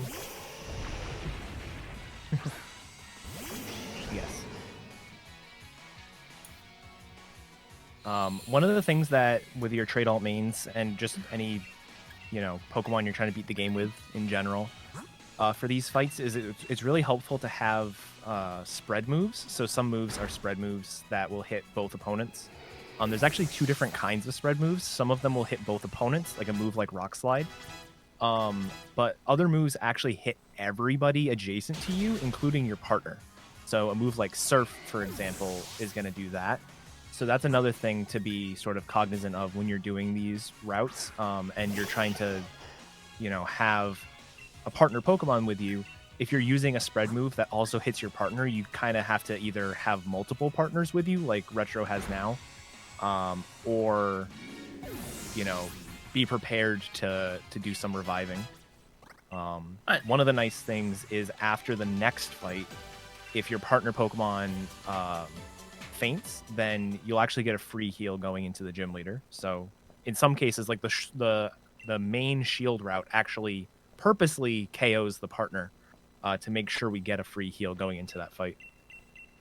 Yeah, but so you get the free heal if and only if you have only one Pokemon remaining. And you can learn to play around those ultra spread moves, like the Toxtricity run, which was in this trade alt Bid War. You actually have a Litwick as your partner because and throughout these fights you're using a move Boom Burst, which is a very, very, very, very powerful normal type move that hits everything. But you're a Litwick, you're a ghost. You don't care about normal moves. Oh, I targeted the wrong thing here, but it should be fine. I think Hakomo can do the worst things to me. Might even kill the Vulpix. Yep, nice, okay. Hakomo being part dragon, part fighting type, so it could go for a strong move against me. But it didn't. Now I get a free heal instead.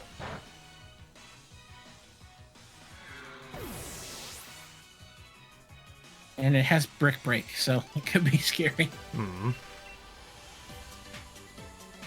Those are all the gym fights. All right, and with that, we'll head into the battle against the Master of Dragons, or so he's called, Ryan. Rayhan. Raikou. Dio? Do we have a moment for a few donations we have? Sure, go ahead. Okay, we have $10 from our very own Nordic Soy saying, "This may not be Pet the Pup at the party, so let's put this cash towards Cuddle the Cat with some curry." And that donation's also going towards the bonus 16-star run by Simply. That's making some good progress. But, guys, I hope we have a moment in the game later where we have some free reign, because we have received $50 from Tau Sky saying, good luck for your run, Retrotato. Very interesting to watch. And that means, besides that the money going to the 16-star run by Simply, that we can pet the cat! Nice. And we are still $21 away from the next petting of the main, so keep those donations coming. Yeah, thank you all for your incredibly generous donations, and it's a great cause we're raising money for, so keep them coming. Back to you guys. Definitely is a good cause.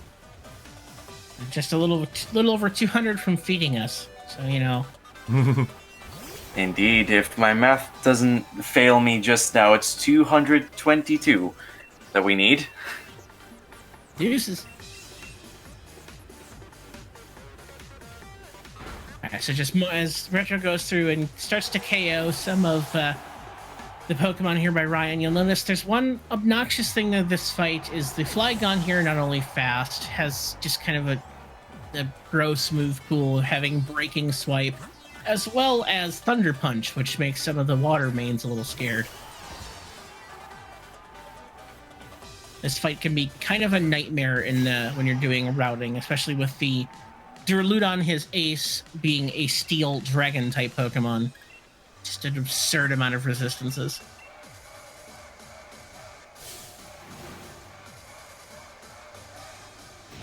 Oh, I should really prepare a selfie for this. I'll take one real quick. Oh, I didn't press the button in time. Oh man, I gotta wait until round 2 now. Oh well.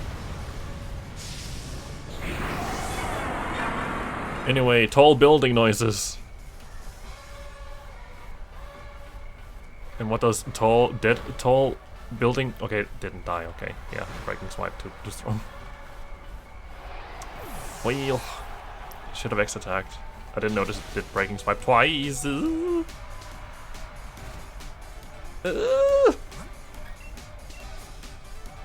I missed. Incineroar lives forever. Yikes, yikes, yikes, yikes. Incineroar lives forever. Oh, I jinxed it a little bit too hard.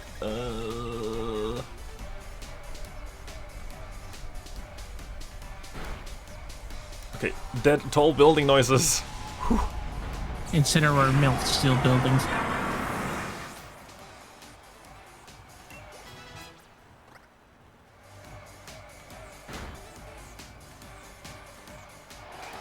Looks like I might have to two-shot this Flygon.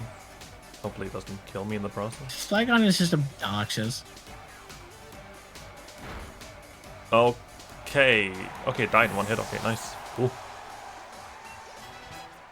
Goodbye, Flygon. And with that, that's all 8 badges. It's time to head in towards the gym, the gym leader challenge, right? Yeah, about to take on the champion and everything at the end of it. All right, tournament. But first, we have the hub finale. Oh, but we have to make it through our victory road of sorts. Which, if you weren't tired, or if you really like weather in this game, well, do I have news for you? We're gonna deal with more weather. I'll go. In case you forgot it was the thing. I'll go play with Incineroar when I get to the next area.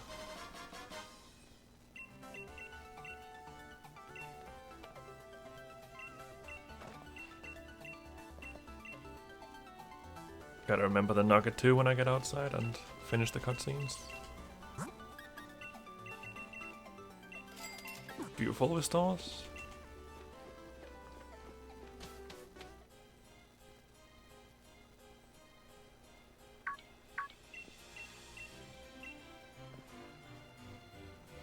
And now Sonia's gonna Dynamax.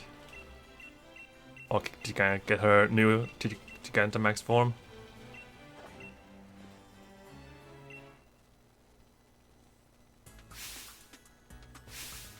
I need the lab coat.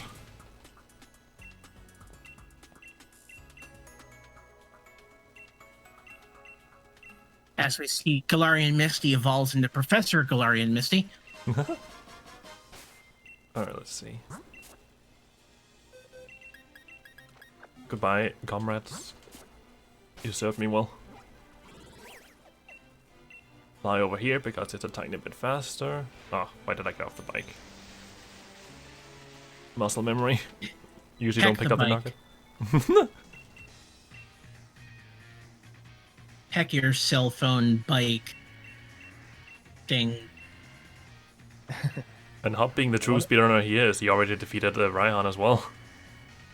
So fun fact, he actually lost to Melanie / Gordy, and until he meets you in this town, he kind of gave up on going back. So he speed ran 3 gyms to catch up with you and hang out on the train. Shoutouts to watching movies. Yeah, I'm not surprised with all the cutscenes. Yeah. Since Retro just did it, he's actually done it a couple times and we never talked about it, but one of my favorite strategies in all of Pokemon speedrunning is when you get to fly to the same city that you're in, because it's just like saves time on movement. You actually do it like 5 or 6 times in this game. But it's just one of those things that it seems like it would almost always be slower, but especially in this game with some of the cities being as big as they are and flying being as fast as it is, sometimes it's useful. Yeah, shout out to this game for basically having no fly animation. Like all the animation comes with picking your spot and not like I have to summon your Pokemon to make you go fly. In a game where you surf on a bike, I'm not surprised, to be honest. Oh yeah, get that thing. I miss Tauros. Can we ride Tauros around some more? Get carried by a Onyx. Machamp. I think riding Onyx was better. If the Onyx doesn't kill you, which in this run it didn't. Oof. Oof. Curse! Just rub it in. It's like a mummy. Curse. Well, it's Curse. funny because with the DLC run that I did on Thursday night here in America, it was Friday morning for most of you guys. It was part of the strategy is you actually have to go to the with a Sobble to the Onyx and two-shot it. And when you're trying to KO the Onyx and live through 2 turns in order to do so, you almost never do. And then when you actually want to die to do the Death Warp, he just spams Curse and Screech all over the place. So it's really hit or miss. Also, shoutouts to that trainer being too busy looking at their phone to fight us. Ang millennials. Kids these days. I have some more great news if you have a moment. Go ahead. Well, we have a $5 donation from Chibidasu saying, "Wait, this isn't Pokemon Ranger Retro, Kappa." And we also have another $50 donation from Anonymous with no comment, but thank you for your incredibly generous donation nonetheless. That means we have a second Pet the Cat already met. And we are now, hang on, it is big math hours here. I believe we are $167 away from Curry percent. So keep those donations coming. We're getting ever closer. And don't forget, you can devote your donations to other incentives as well, like the 16-star bonus run and the starter in Pokemon Blue. So keep them coming. I love to see each and every one of them. Back to you guys. And if we hit 58, I think it was, we will also be turning on battle animations for the last fight. So get those donations in. Keep those Pokedex number donations. One small thing we wanted to mention is that's the optional to the trainer he just hit. There's actually one of 2 trainers you can go through. There's that one which has the Noctowl and the Toilet Bird, and the other one which has a Corviknight and a Flygon. It's up to you to decide which of those 2 fights is least awful for you to get through. Speaking of awful, this one's pretty awful. Having to hit 2 cross chops.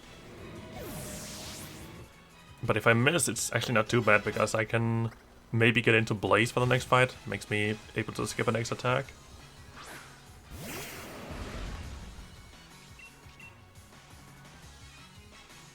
But we just hit both of them, so it's fine.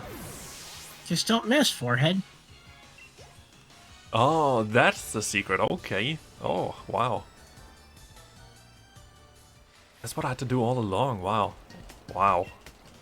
Wow. It's just that simple. Who would have thought? A whole new world has just opened up for me. Wow. I can't believe it. I've been thinking... Gentleman Glenn with his awesome fighting-ish type Pokemon. Fun fact, his Darmanitan has Guerrilla Tactics, and he also has the move Taunt. So he can literally lock himself into Taunt. Like he just did. Yeah, but he gets the effect of the choice band too, so his taunt is going to be 50% more powerful. So somebody gets like 2 extra exclamation points on whatever it says. Exactly. AI is great. It's one of my favorite things that you can have in this game. It's just like, yeah, I'm taunt.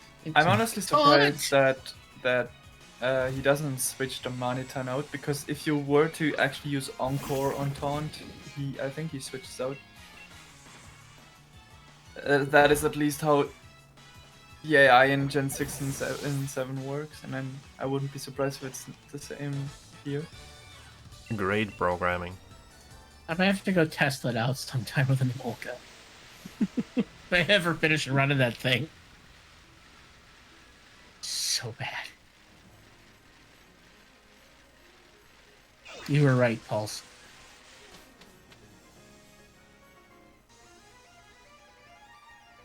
And then here's another instance of what Etiquette mentioned earlier was flying to the town you're already in.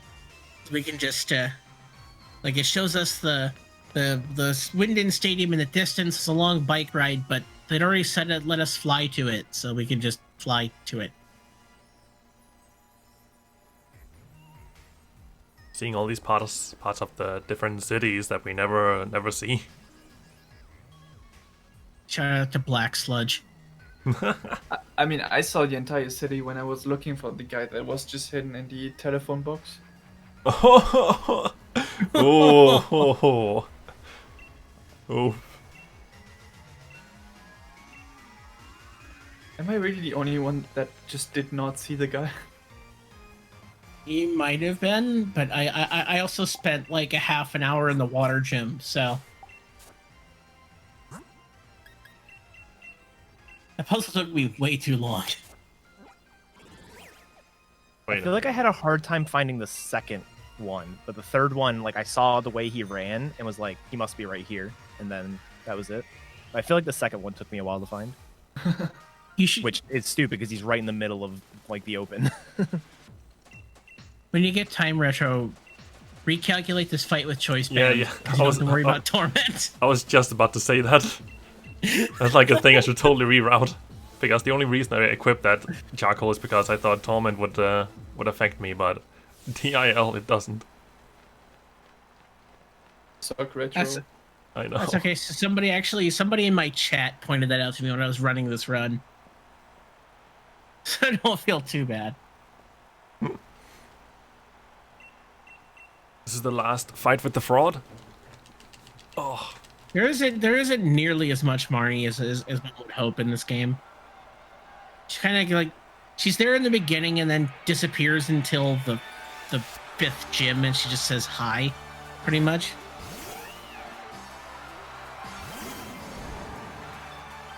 great theme though. Absolutely. Like one of the biggest of the game is that the music is outstanding. Definitely.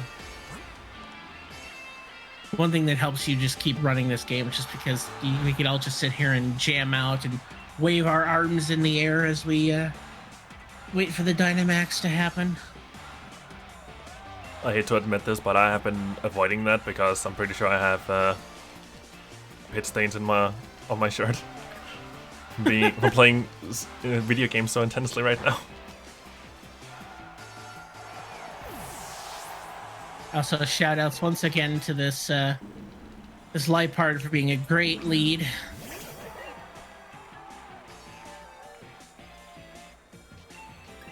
At least this time it has snarl. Yeah, but it has it does it still have nasty plot Yeah.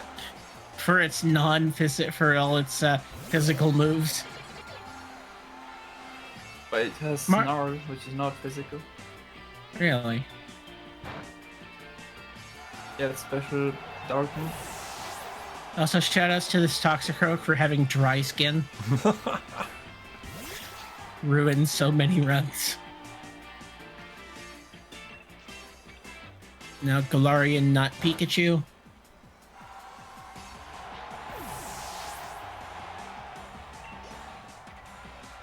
And finally, she rounds out her team with a giant hair monster. If you read the Pokedex entry for this Grimmsnarl, that's not all body. That's mostly hair. That's how most of us look after quarantine. Grimmsnarl, the quarantine Pokemon.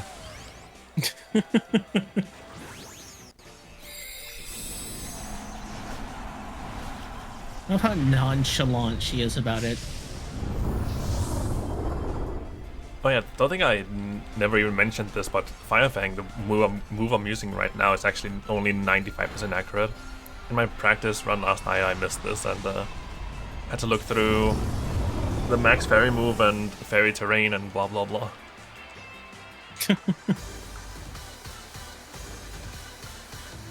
Didn't get the 5% this time though. It's bound to happen though. Alright, and that's the end of Marnie, and now it's time for... And we go into the locker room. Hop goes out there and absolutely demolishes the fourth unknown semi-finalist. who is never mentioned, never given a name, and we'll never see. Hey chat, is it you, smiley face? I thought it was Skate. Anyway. Choice band. So we get, and now it's time for Hop's last stand in all his glory. As he waxes poetic about all that time they spent, like going through the forest and that first battle, and now here we are in the stadium. I was so excited, and I'm just gonna lose. And if you remember, like way back a while ago, like after the first time we slept, we came up the next morning and Hop was really hard at practicing his Pokeball throws.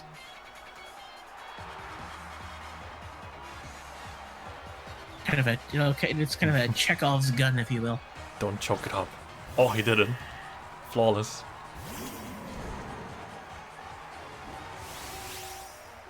And here we have his lead with Dubwool. The main obnoxious thing on this fight is it has Body Slam, which has a paralysis chance, which seems to happen a lot more often than it should. Didn't happen to me yesterday, actually. Oh, that's one cotton guard.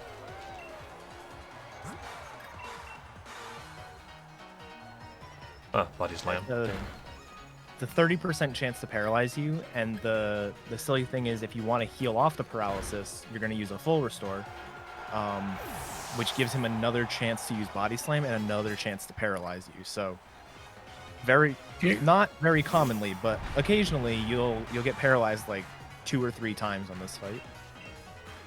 Sorry, Jim Freak. Yeah. Oh God.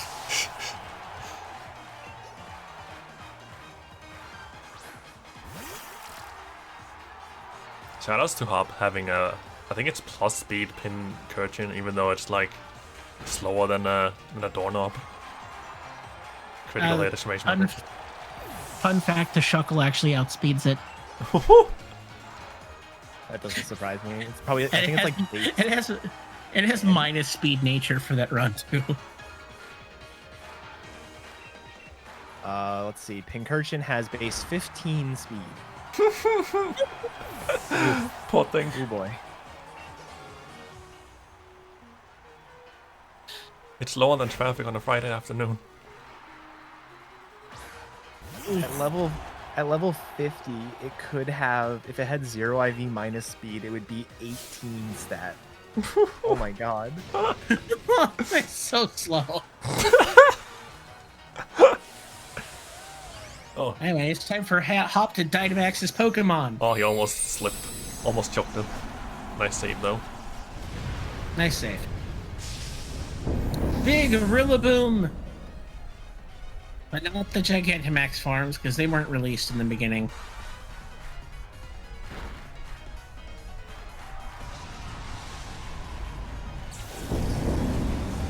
Oh, the Speed Police are back.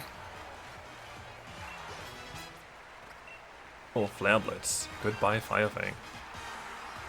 And finally, we have a really good and accurate physical fire move. Which is causing recoil damage as well. Hooray! And those are the semifinals. Time for a quick donation. Yeah, go ahead. Hell yeah, we have $5 from Cooking Mom saying, opening up the Pandora's box of curry-related puns. If the further donations to curry percent are non, will it slip into a korma? Smiley face. And on that note, the donation is going to the starter for Pokemon Blue being Bulbasaur, so that is picking up quite a bit of steam, but it's still behind Charmander. So keep getting those donations in if you're a fan of Bulbasaur. And don't forget, we are still expecting curry percent, and we are ever closer to that, so get those donations in. Go, go, go. Charmander. Bulbasaur. No. Bulbasaur! Yes. I will not stick a claim in this war. It's... I remain unbiased. Well, I'm gonna remain biased and say Bulbasaur. Yes, Bulbasaur is bad. You forgot to finish the sentence. Oh, man. But yeah, anyway, donate. We're hungry, please. Kill the frames. Feed so the hungry. feed the streamer. I have. It's 8:46 here for me. I haven't had breakfast yet. Help me. Shoutouts to Retro for being cool enough to get me out of bed at 5 a.m. For only the second time for an ESA run.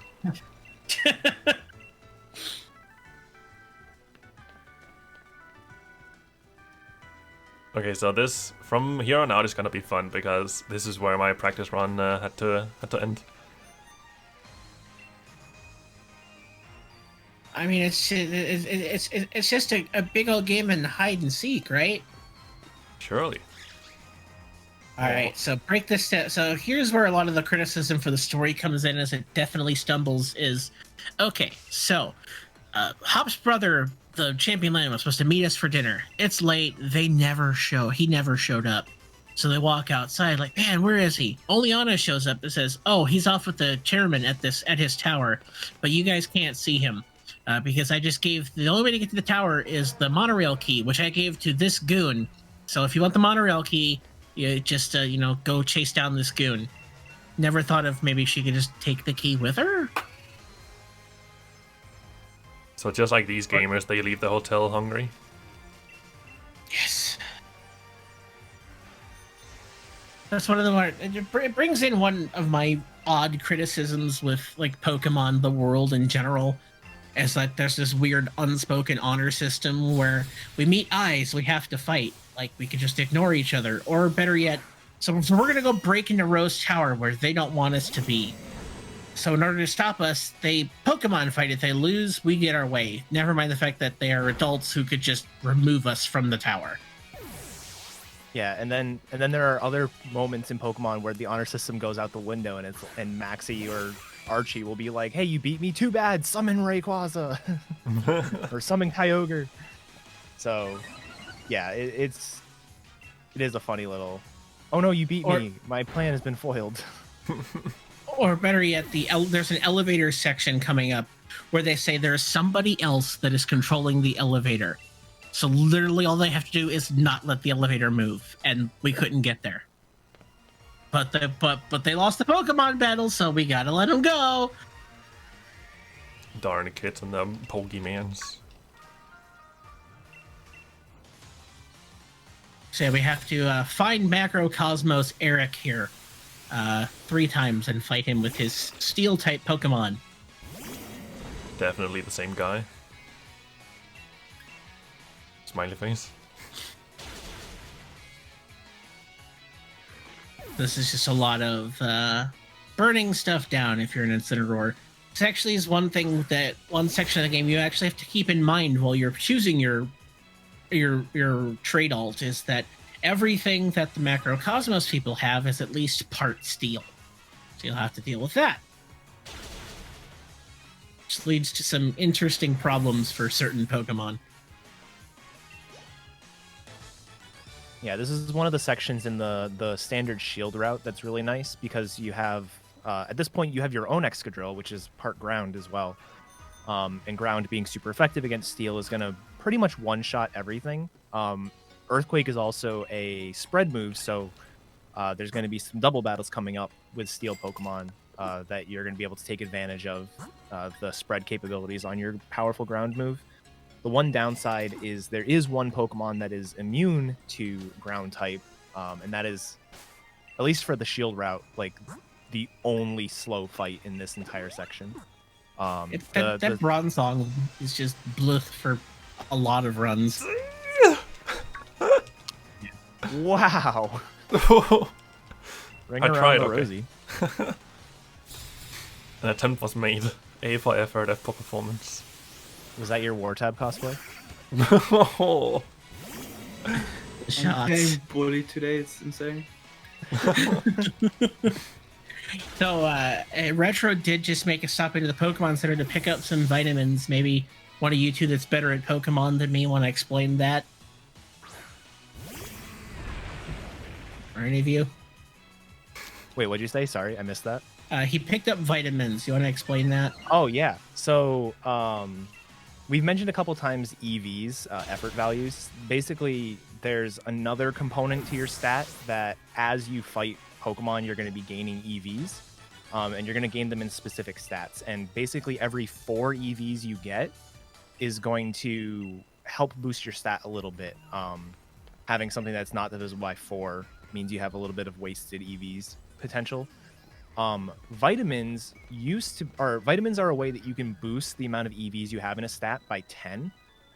Before these games, it used to be capped, I think, at 100. Like, you couldn't use vitamins to get over 100 EVs in a stat, where 252 is the maximum.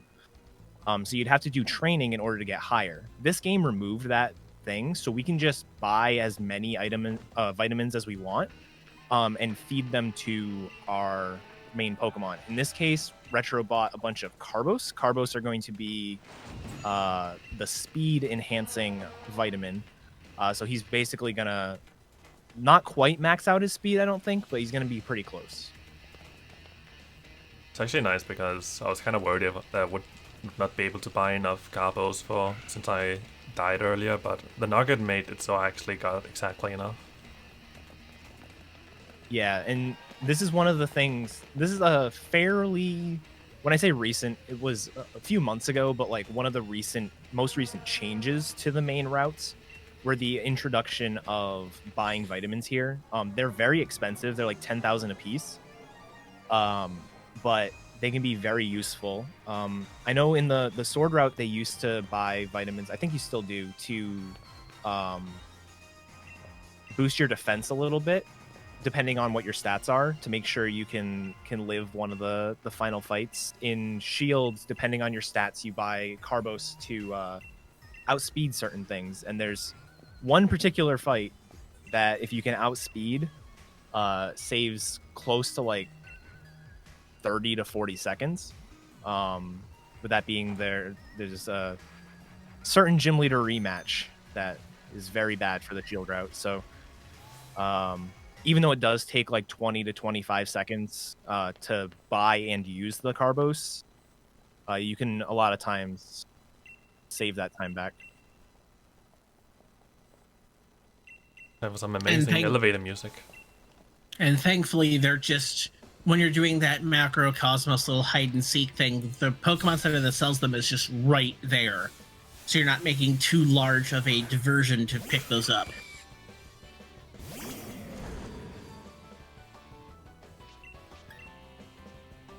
But it's just going to be a lot of fighting steel-type Pokemon on our way up. It'll be double battles on the elevator with Hop. The Bronzong is a Pokemon that's in the first fight, which tends to cause issues. It's just obnoxious with its Levitate and Steel secondary typing.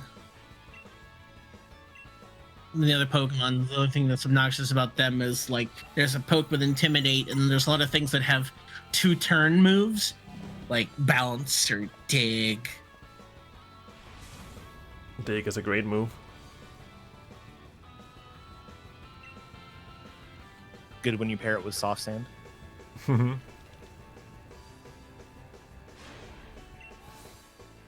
love me some Pocket Sand.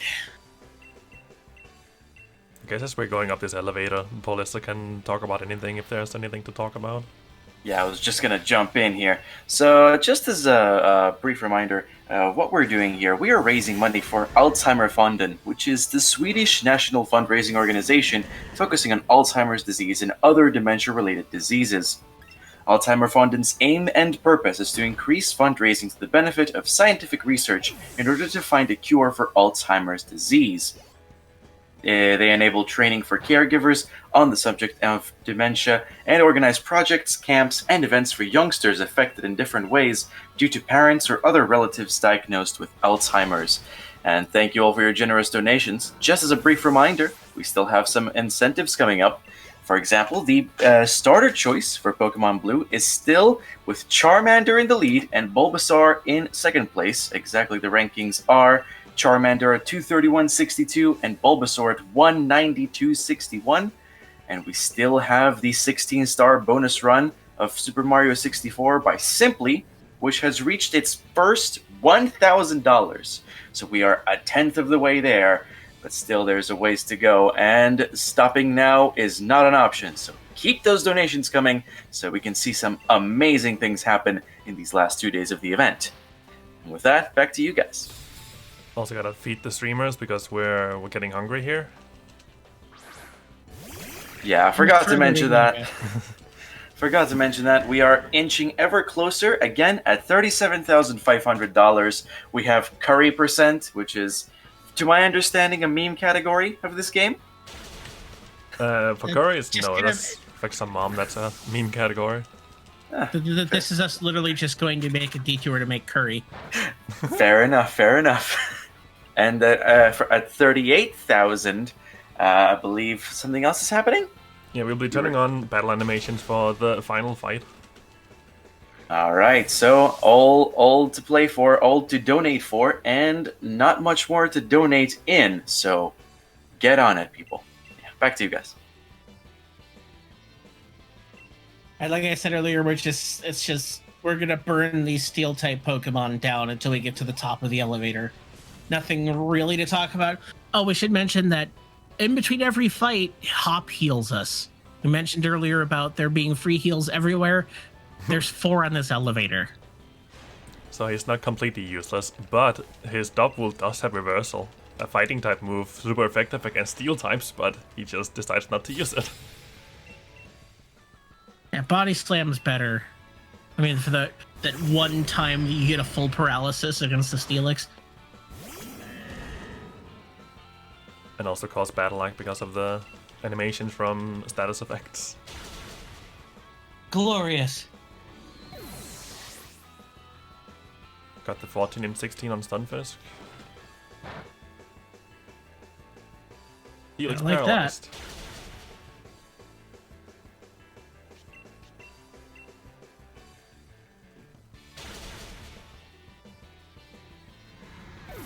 Now's the last fight of the elevator. Retro, if you do me a favor and give me a countdown before I tell everyone what day it is. Oh yeah, of course. All right. All right, so after we climb this elevator, we find out there's still something between us and the chairman and Hop's brother, and that is Oleana, who has one of the best themes in the game we only get to hear once.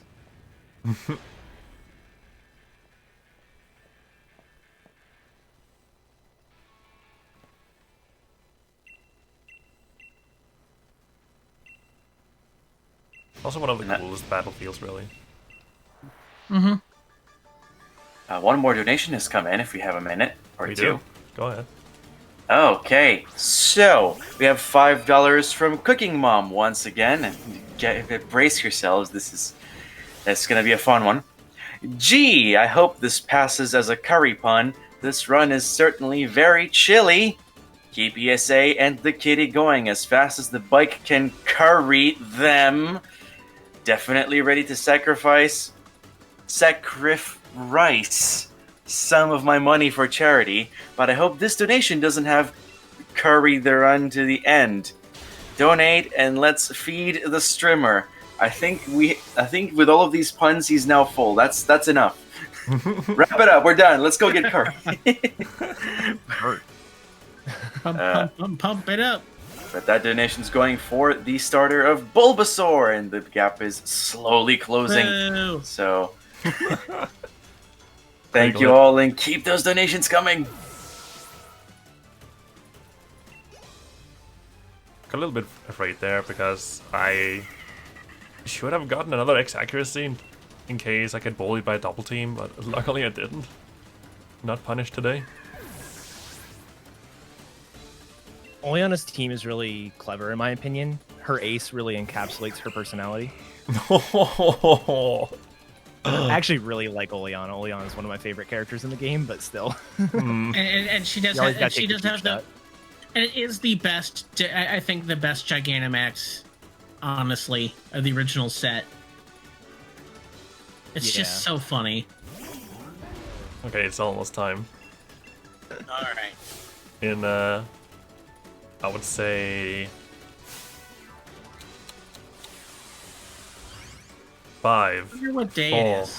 3, 2, 1. Garbage day.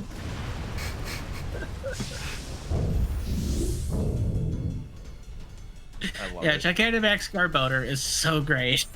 It's just the boat just kind of chilling on it. By the way, it's dead.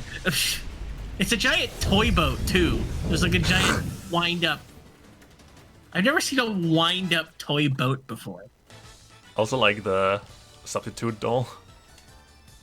Yeah, there's the substitute doll. There's like the copycat doll. There's a Lego tower. Like there's a bunch of stuff in there. Shoutouts to my motherland. Heck yeah. Or I could also say sorry for inventing Legos. For those who have stepped on them with the bare feet. Oh, that's right. There's a static cutscene here. Pretty I forgot about this. I forgot about this completely. neat illustrations though. Those actually are cool. What the heck? Hmm.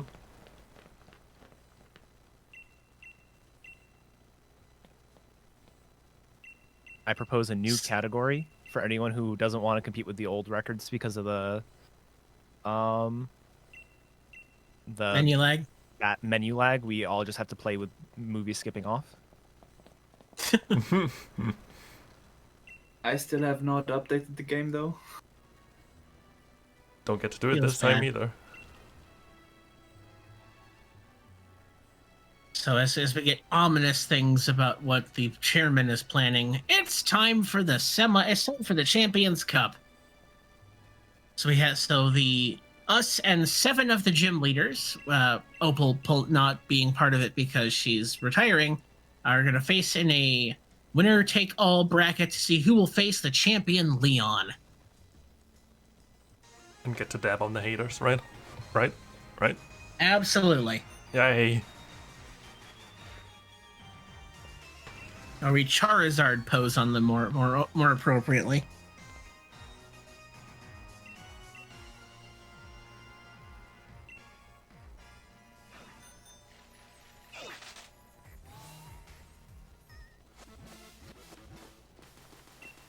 So it's time to bike our way in and get ready. The semifinals is starting. I believe our first match is up against Nessa.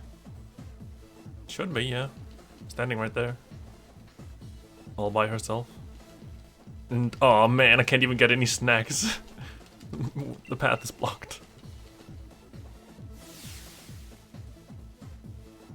Time to head to the pitch.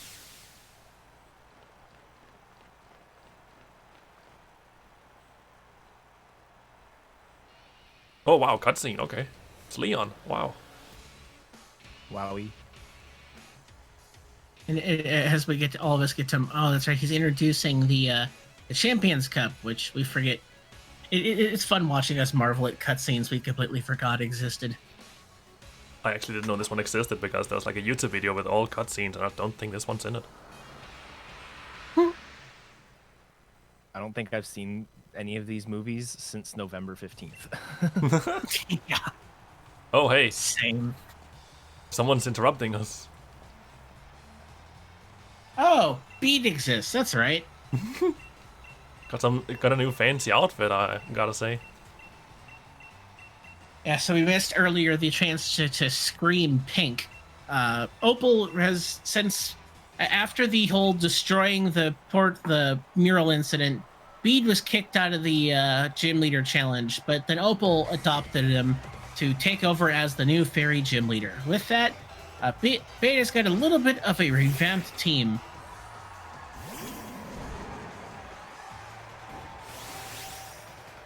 Yeah, it's kind of a cool team. There's like a little bit of crossover between his old team.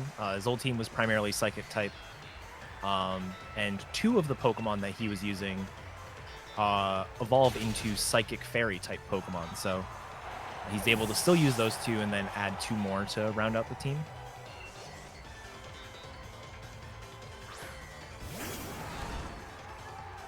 Galarian Rapidash. A dead Something Galarian that Rapidash. Such a cool looking Pokemon that I just don't think you could trade alt. It's just not good. Like, it's such a cool Pokemon. I really like Ponyta and Rapidash. They're just not good. Ahead of And they my take casual team. forever to evolve. Yeah, evolves at level 40. And I think they have a bad experience curve, if I remember right. I don't know off the top of my head what it is, but I feel like it's not very good.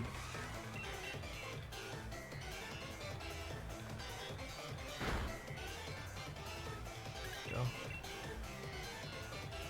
Medium fast. It is medium fast. Okay, so it's actually not that bad. And you're just like super dead to Team Yell. Wait, am I gonna die to Flare Blade on Hatterene?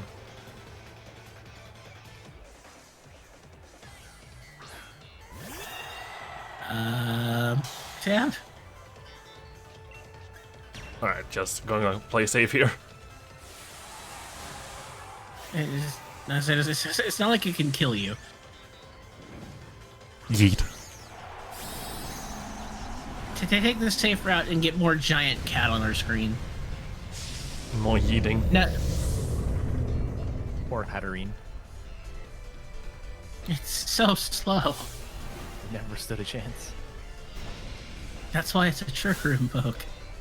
Hatterene actually has... so we never really talked about it because it doesn't really come into play.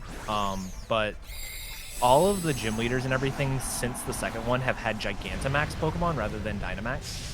And the main difference is only certain Pokemon can Gigantamax, and each one has its own special max move. So, for example, the Hatterene one is G-Max Smite, and they all have their own special like secondary effects. G-Max Smite is one of the rudest ones because it will confuse the opponent. So it deals a ton of damage, always confuses, and if you're in a double battle, like in VGC, for example, it'll confuse both of them. It may not be always confused, it might be a chance, but either way, it's really rude. Combine that with like magic bounce, the ability. One of my You favorite, can't status it. yeah, one of my favorite quirks with Magic Bounce is if you use a move like Parting Shot against the Hatterene, it'll Magic Bounce and trick the Hatterene out of the match.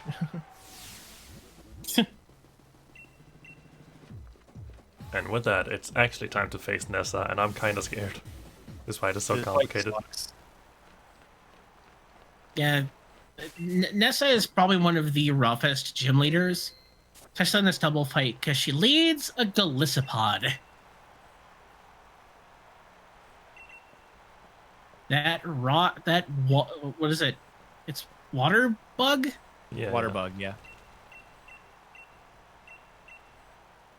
It's just gross.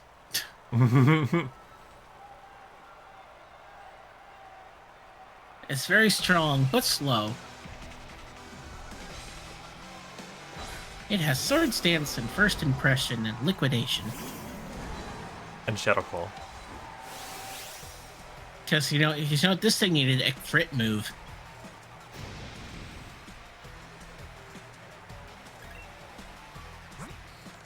So depending on what I have to, or what happens here, I have to do some different things. Don't get I defense can drop. Darkest Larian. Okay. Should be fine with this. Oh, it's dead, thank you. Do we have a minute or two for a few donations? We sure do. Okay, so I have a choice for you guys. We have another one from Cooking Mom, and you can tell what that one's going to be. Or we have something a bit more on the serious end. What do you want to read first? Give us the serious end on the end as a palate cleanser. Okay. Serious at the end as a palate cleanser. So we have $5 from Cooking Mom going, glad the donation reader has so much courage to rice through all the bad puns. While Retrotato is Papa dominating this run, we are so near to our goal for some yummy, yummy curry. Do you really want to let me spice up all the donations completely on my own? Because the puns are going to get worse, Kappa. Clearly. Okay. It's You great. chowderhead. Maybe that's We why also- Wasp is so silent. Doesn't We like also puns. have $10 from that Crit Luck saying, howdy everyone. As a hurricane draws near Florida, I want to wish everyone a safe summer this year. I'm enjoying the speedrun in the meantime. What's everyone's favorite generation and starter from said generation? Remember to keep calm and carry on. And with that, just as a brief reminder, we have hit another $50, so at your earliest convenience, do play with the main. So, Oh boy. yeah, that's it. Alright, will do after this fight. If I can actually Thank survive. you. Thank you both for your incredible donations.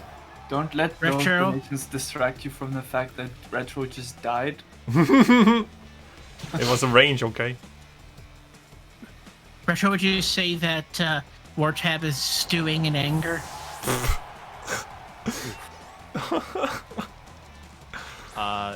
Okay, so what was it? It was favorite generation and starter from that generation. Oh, yeah.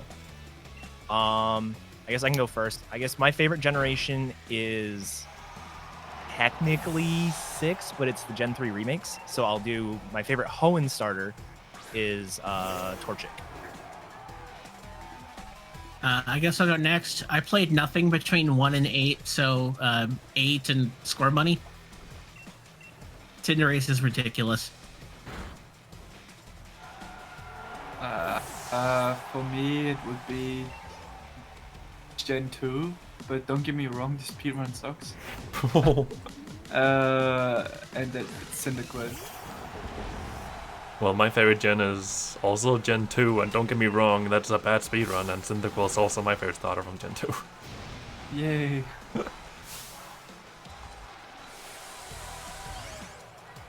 Okay, looks like we're gonna make it through this. Hooray! Nessa sucks. I think we can all commiserate in that fact. So the reason I died is because I thought I would have, like, enough HP to survive a hit from Barraskewda, but got a pretty good high roll, so I didn't survive. But the turtle's dead. And thankfully for us, so Etiquette mentioned that after the third gym is when all the Gmax started. Nessa's first Dreadnought was not Gigantamax, and it had a different ability. And gender. In this, and gender. So in this, for this, the first one, it has the ability Swift Swim, which means it always speeds. The second one has the ability Strong Jaw. So, and there's always a Pelipper that comes out in this fight. So we would have had to deal with the Swift Swim if she was still using the same one. So she actually gives us a little bit of a favor, but not much. Yeah, it's kind of a cool, like, attention to detail there. It's like, if the player notices that went from Dynamax to Gigantamax, they might expect that, you know, if it's the exact same one, which most casual players probably didn't notice that, but if you do, you might be like, oh, why can't I change my Dynamax Pokemon to Gigantamax Pokemon? Because at the time the game came out, there wasn't a way to do that. In order to get a Gigantamax Pokemon, you have to get one that is specifically able to Gigantamax from a Max Raid den. With the Isle of Armor DLC, they gave us a way to actually change Pokemon from Dynamax to Gigantamax, but it's clear, like, Nessa actually has a second Dreadnought. I mean, she could have used an ability capsule. Okay, so I forgot to say for this fight is stupidly hard. I need some Bless RNG in chat.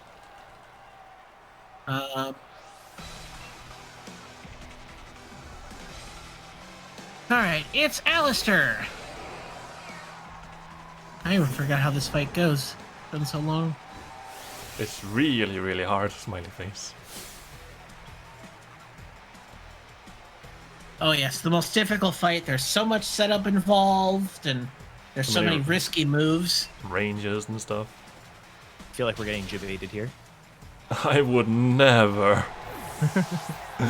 It's almost as if all his Pokemon are weak to dark types. And our kitten is so powerful. Darkest Lariat ignores defense boosts. So everything is just kind of dead. It's very hard because I have to mash really hard. Okay. Yes.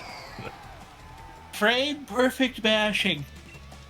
It's hard because it's hard to not get bored. Exactly. That's always funny at the end of some runs when it's like the hardest part about this fight is remembering to pick the right move. Yeah. True that. Poltergeist. I mean, if you didn't buy those vitamins, you'd have to set up an X speed, but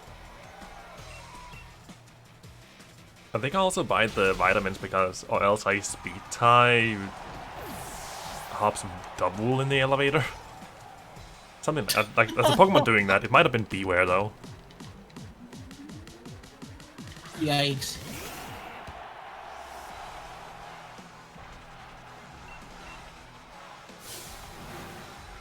So I guess this fight could actually go kind of wrong if he pulls off a lot of protects in a row.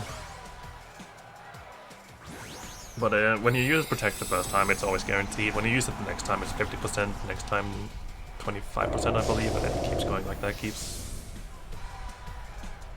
dividing the value by 2. And that's all, folks.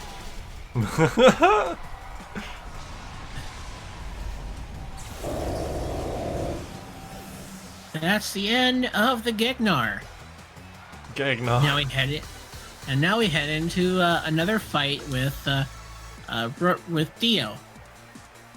I thought it was Genjar. Yes. Gigamantix Gegnar. Just like how one of my favorite features of the internet is GIFs. Yes. Gigamantix. I wonder where I heard that. I legitimately, like, when Gigantamax was announced in, like, the pre-release stuff, I'd only read it. I hadn't actually heard it said, and I, like, read it wrong, and it was calling it Gigamantix for, like, 2 months. It's like Eternatus. I called it Eternatus for the longest time. I still do. It's Oh. clearly a Turnifish.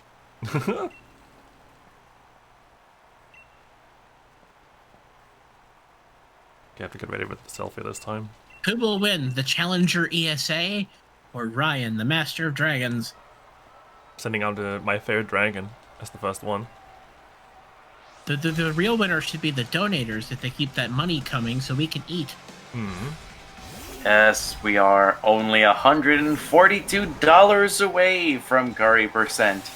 So yeah, if you want our boys here, commentators and runner alike, to have some curry, get those donations in. And don't forget, we also have the Pokemon Blue Starter Incentive. Charmander stay in the lead for that. And we also have these SM64 16-star bonus runs. So keep them coming.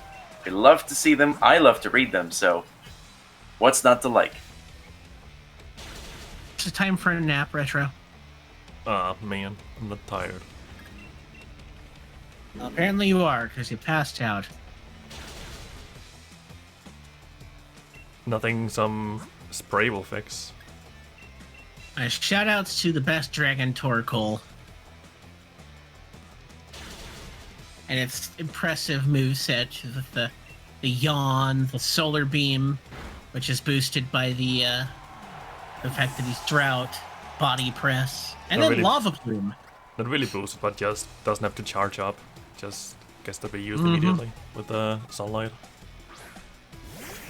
Body Press is such a cool move, and I wish it was more useful for, like, the speedrun, or, like, more accessible for the speedrun. It's a TR. It's a fighting type move, but it uses your defense as the attack stat. So you can do something like pair it with something that has Cotton Guard, for example, or Iron Defense, and boost your defense to make you tank more hits, and then use Body Press to deal more damage. Really cool move. But we did some setup, and now it's just time to Darkest Lariat everything to death. Darkest Lariat is absurd. Has a pretty cool animation too that you can see if you get to 58,000 at the end, towards the end of this run with the final fight. Wink, wink, nudge, nudge. But how much time do we have left, do you think? Oh, I only think we have like 5 minutes-ish? Because the final fight, this is the final fight before the champion fight. Oh, that's right. Oh, we are way below estimate. Oof. And not only that, but you're super ahead of PB. Oh, well, at least I'm gonna PB and technically will reg. I forgot the selfie because I was talking. Good thing. Let me take a selfie. Oh well.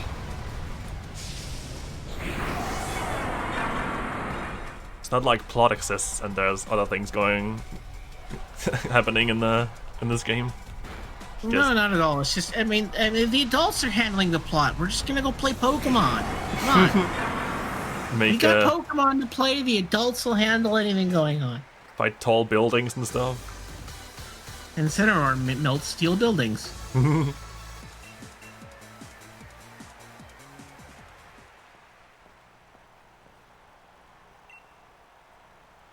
Oh well, that's it. I guess we're not fighting the champion with animations since we have to go fight the champion right now.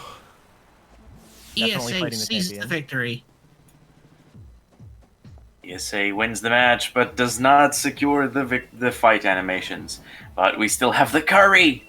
We can still get the curry, so it's not all lost yet. Does anyone want to tell him?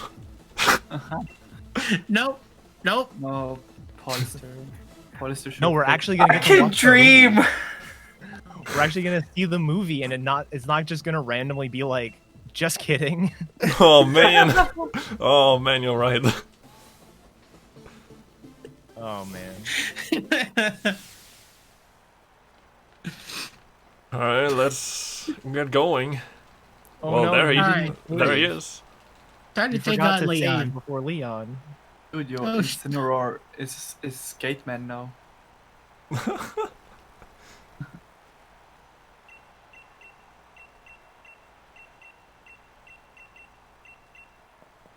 $222 HP. Oh, that's what. Okay. Oh wait, hold on. What's going on? Oh no, What? screen is fading. Fade to black. Hello there, Leon and ESA. Just letting you know. I think it's time I brought about the darkest day, for the sake of Gala's future, of course. But I'm in a bit of a pickle. The energy released by the darkest day is too much for us to contain.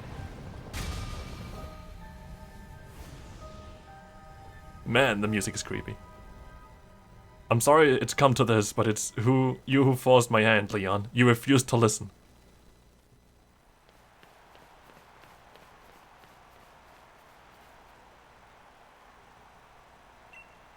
So no, we don't actually get to fight the champion now because all right. Remember how I mentioned that the Galar region is gonna be running out of energy in 1,000 years? So in order to do that, he wants to bring about the apocalypse. No biggie. But it's for the Seems good like of the world. seems like a good idea. Smiley face. Rose is An a good guy. apology. And apologies for Polister. Speaking of, I have a few more puns on my end. Go ahead, you Punish deserve us. it. You deserve it. So, let's start light and then move on from there. We have $30 from Sheepya saying, "Since I couldn't donate during Adakit's 4 a.m. run, I'll do it here. Always love to see the Pokemon runs getting some love at marathons. And for everyone who's wondering, how you know if a joke is a dad joke? Hey. The Jabber joke ends. Fight more at ESA 2021. We're back in it. That pun made me chuckle. All right, welcome back. It's been a minute, and it seems that the puns killed the stream. So I shall do a repetition of the donations just now. Just the tail sentence of the Sheepia donation, and then definitely not Cooking Moms up next. So now, for everyone who's wondering how you know if a joke is a dad joke, it's apparent! Wow, Moving on, crashed we have again. $5 from Definitely Not Cooking Mom saying, "Oh boil, oh boil, oh boil. I'm very much excited to make it into roasting since Bungie'd said we should keep the donations in, and it seems like you have some time." It's THYME for that. Oh my Really God. love this event and everyone who's made it possible. Also love seeing so many skillet Pokemon players in one place. Let's get them some curry. So curry on with your donos, boys and girls. Puns aside, please do. We are at $107 away from from reaching the curry percent. So Keep those curry donations in. Give us your favorite curry puns if need be. And with that, now that everything's back to normal, over to you guys. Ovent was awful. I'm just gonna throw that out right now. That is horrible. Yeah, I think that deserved the timeout in chat, to be honest. I'm just I trying cannot- to getting over them mentioning me and skilled Pokemon runner in the same sentence. I mean, you do have world record with Cramorant. Hey, 3 world records all around. All right, and with that, more plot is happening. Hop remembered. Oh yeah, we saw that the dogs that are the darkest, the heroes of the darkest day in the forest. Let's go back to the forest so we can go do something. I'll We go. found these rusty items. I'm playing Shield, so I'm grabbing the sword. Wow, what a dumb game. Didn't Leon, like 11 minutes into the run, try to convince us that we didn't actually see anything in the forest? He's like, there's no legendary Pokemon in the forest. You were just seeing things. And we're like, okay. Gotta believe I the mean, adults. and this section of the game just reminds you that choice is truly an illusion.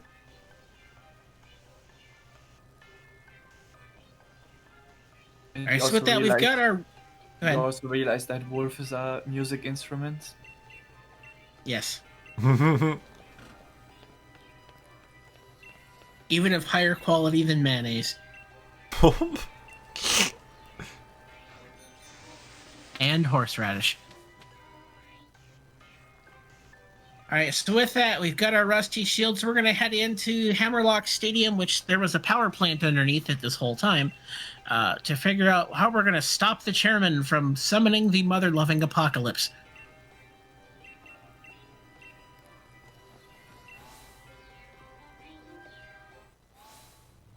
So with that, we got a little fight against Rose, which can be one that is relatively scary for some routes. His lead is an Escavalier with Megahorn, which can be kind of spooky. But you know, Incineroar laughs in the distance.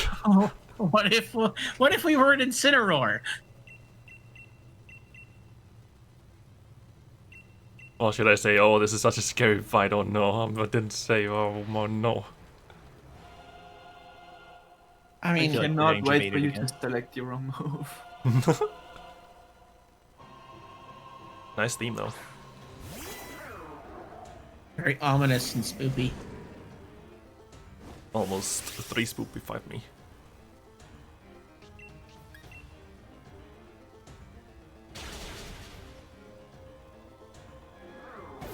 All right, so we're just gonna kind of burn everything to the ground here.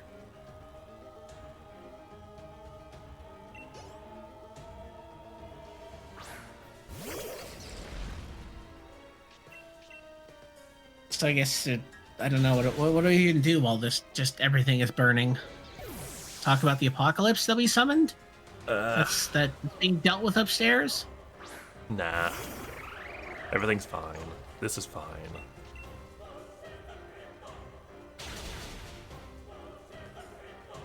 Keep thinking about chocolate when I see the big bowl smashed in the background.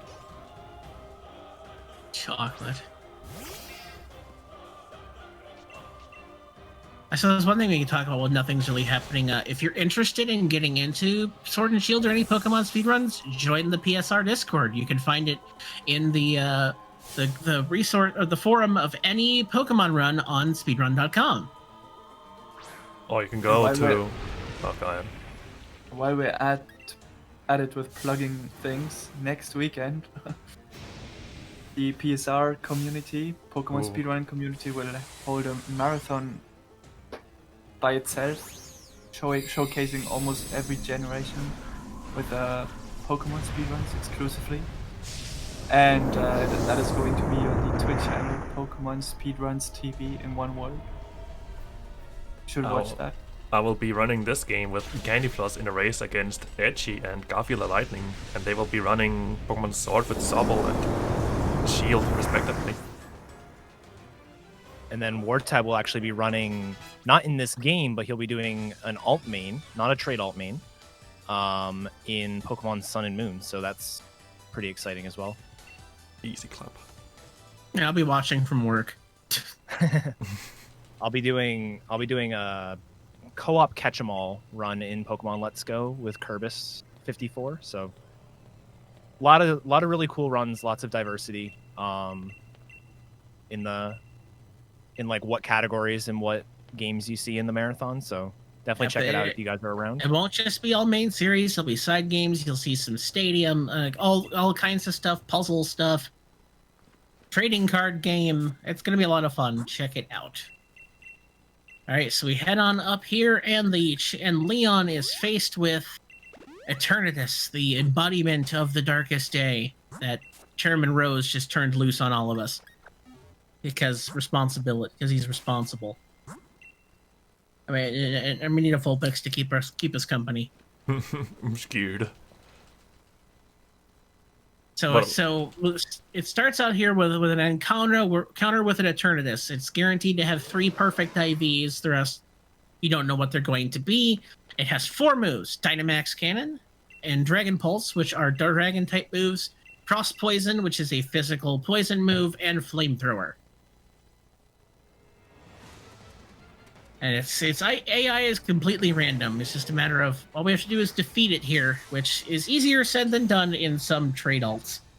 And this cutscene is you cannot skip this one even if you have movies turned off, but because it's really needed to see this one, but not the previous one. It's very, and the champion in all his glory, and all his intelligence is like, okay, there's a giant Pokemon of Doom. Throw a Pokeball at it. And then he just disappears. To be fair, we're gonna do the exact same thing. I'm gonna use a quick ball though. It's gonna work.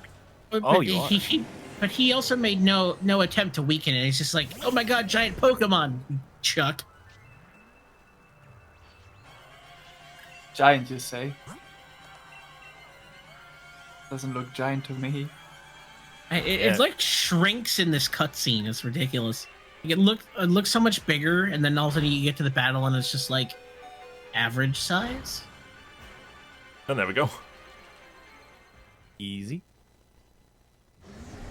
Another unskippable. So you stopped Eternatus, yay! World is saved. Until it explodes. And blasting off again.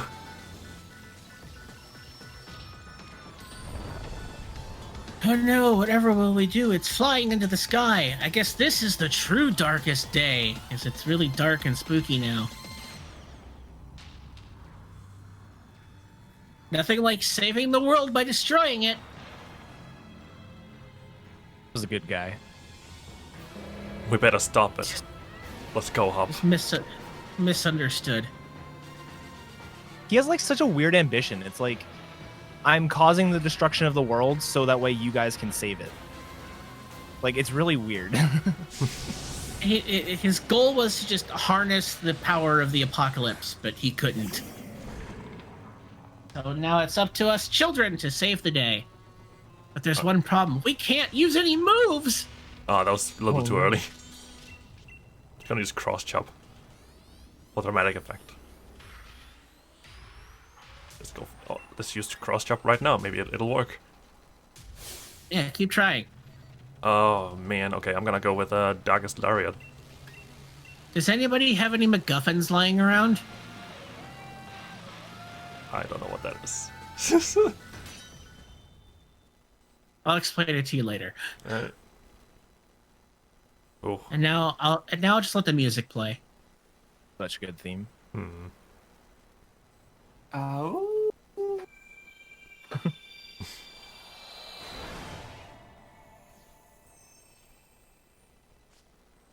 Sausage Doggo and Shield Doggo.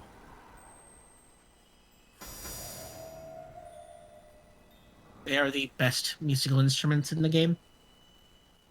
Sour, please.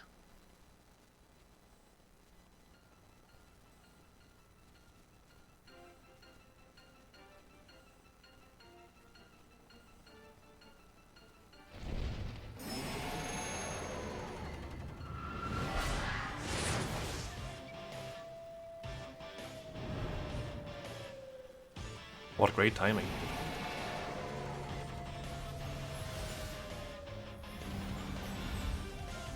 take our sword and shield and become their crowned forms to protect us from Master Claw.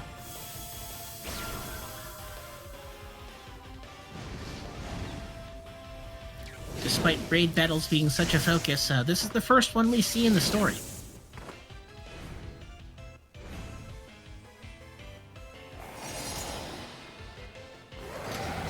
Oh.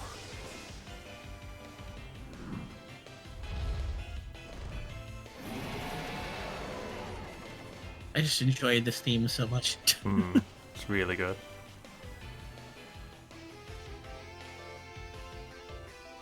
So, fun fact for those of you wanting to just think, well, how do we deal with this giant Eternatus as any trade alt main? Pretty much the goal is to guard spec, so the dogs can't be affected by the attack drop from Max Wormwind, and then you just kind of do whatever, and while the dogs do all the heavy lifting. And Hop doing his best. Yeah, Yeah. just he's trying. Oh, come on. I can't. The Zacian has an ability that boosts its attack, and then always turn 1 is basically scripted for our side. Zacian will always use Howl, which will boost everybody's attack on your side, and the Zamazenta will set up a light screen, which will prevent you from taking as much damage from special attacks. So the Zacian, which has an insane attack stat already, is going to be at +2 attack, assuming you don't get any nullifies from the max raid boss, the Eternatus. So it's a pretty good strat. That was a good crit I got there. 2-turn fight. So what are the odds of that quick ball working on this thing, you think? You're better at calculating than I am, so go ahead. Let's see here. I think it's 1 in 1. Less RNG. Go get him, Hortab. I think you got this.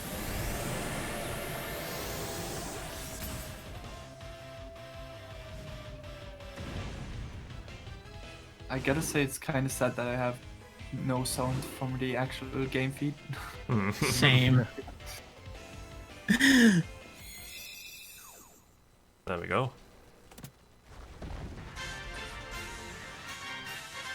Do. I think this is our last chance for donations. Yeah, there's. All right. I have one from. It's definitely not Cooking Mom again. Ooh, here we go. Here we go. All right, boys. Here it is. I'm yet again rising to the challenge and bringing you more stimulating puns. I guess we'll all agree this run has been a cakewalk, while still pretty eventful. This one's for you, Adakid, since it's your favorite. Can't wait for the mom flex to completely curry everyone away. Please don't herb your enthusiasm and help me out with the curry dinner.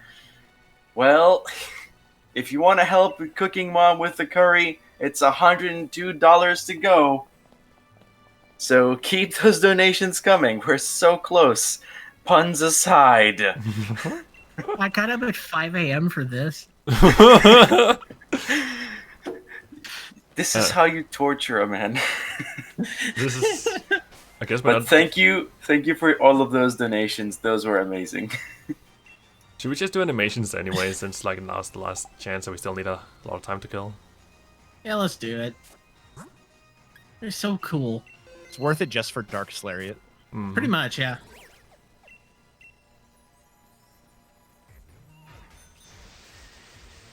And we'll probably get to see a sacred sword.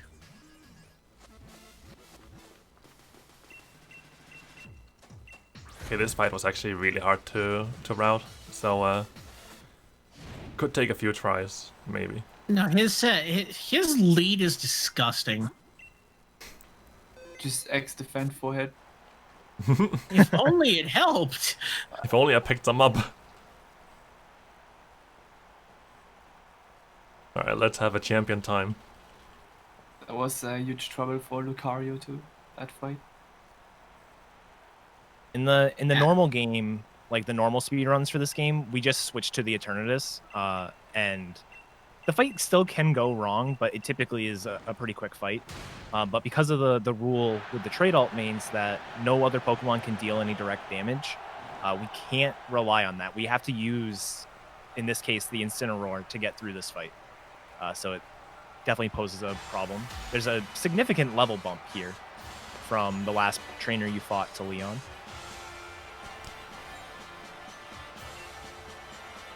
Yeah, so one thing to keep in mind is that his lead is an Aegislash, which is King Shield, Sacred Sword, Shadow Ball, and I forget, and Flash Cannon. So we get the fighting move that ignores defense boosts. We get the special attack that has a chance to reduce special defense, and a really strong stab move. I forget there's animations for X items. Also, interestingly, whenever an opponent decides what move he has to use, he will do a damage calculation before attacking. And based on that, he will pick usually the moves that did the most damage. And when something can kill from full, he will usually go for that. And in this case, since he starts in the shield form, the damage he pre-calculates is actually based on the damage he would do That's bad. in the shield form. So even if he could kill from full in blade form, he would not go for it usually, which is the only way some alts can actually work. Here it is. What does that drop again? Attack, right? Yeah, attack. Yeah. Super effective hits. No way.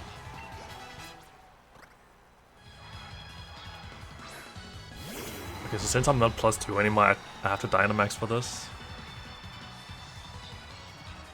Breaking the mold. And honestly, with that, it's time for one final, hopefully, yeet.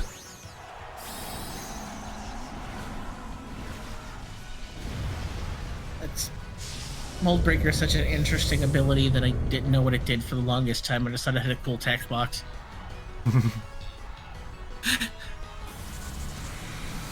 Yeah. Alright, so go ahead.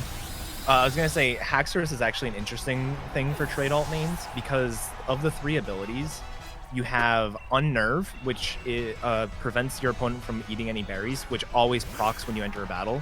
Has Mold Breaker, which always procs when you enter battle. And it has Rivalry, which has some weird mechanics regarding your opponent's gender. So, like, if you wanted to do trade alt Axu, you would probably have to pick one of the slower ones that have, like, the extra text boxes. Because Rivalry is just not something you want to deal with. Also, there's a terrible leveling curve. Yeah. It's also one of the more difficult things to route around in this run because of just the obscene coverage that thing has. It has Outrage, Earthquake, Poison Jab. I forget what else, but it's absurdly strong. And now Leon is also one of the fights that your starter choice affects the Pokemon, because this Mr. Rhyme can either be a Seismitoad or a Rhyperior, depending on what starter you chose.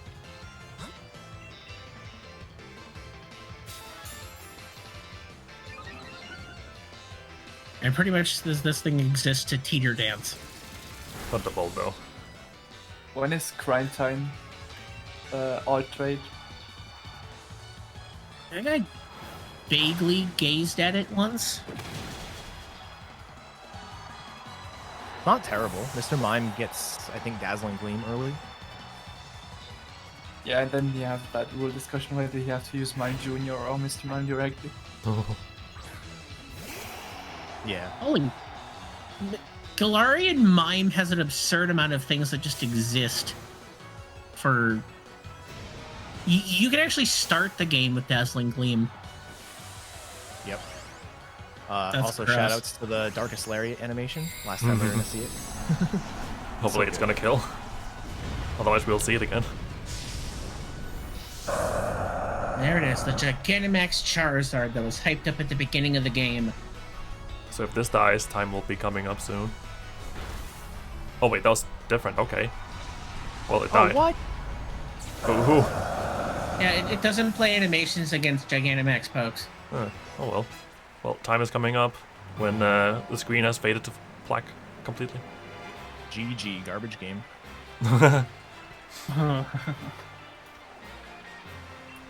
And no curry. Time. Oh yeah, I should split too. Oh yeah, cutscene at the end. Oh, I keep forgetting about this one.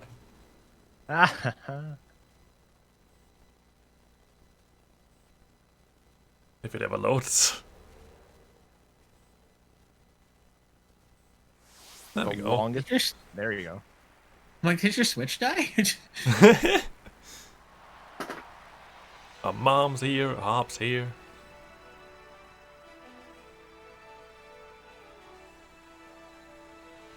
Congratulations, ESA. Beating the unbeatable We champion. did it. With a Pokemon that wasn't originally in this game. And with maxed out stats and everything.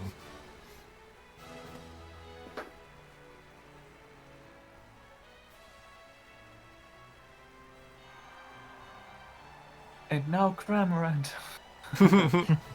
Let's go, I'm ready.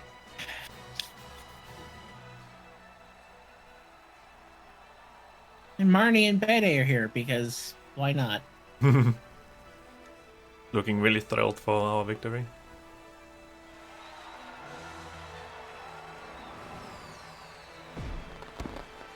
Your champion, ESA.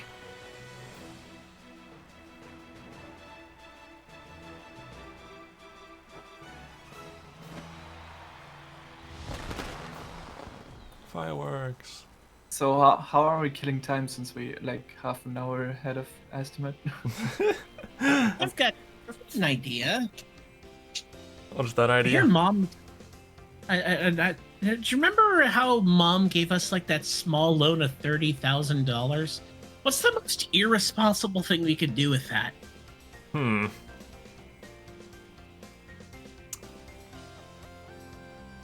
I mean, back in the day in Generation 2, Mom used to save our money, but didn't really save the money, just kept buying junk. So, good to get our revenge. What do you mean? You mean Pokédolls are junk? No, she bought like useless items for the money. Yeah, Pokédolls. Well, I wonder. I don't know, there was like, wasn't there like a clothing store in the first town?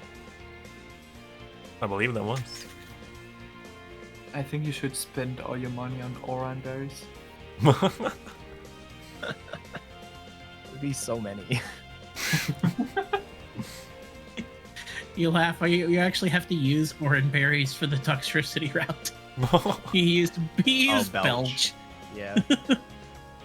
Anyway, I can actually like propose a quick thing here. Like, yeah, by all means. You have 15 minutes to fill, so go wild.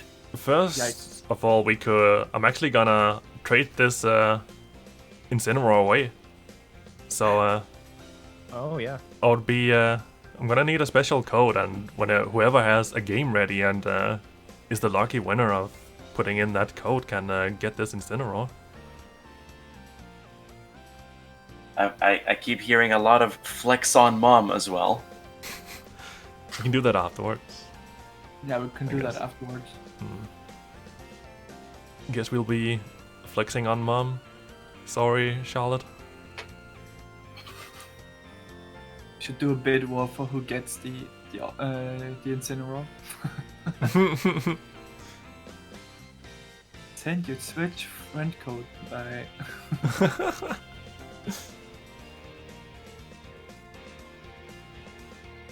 Yeah.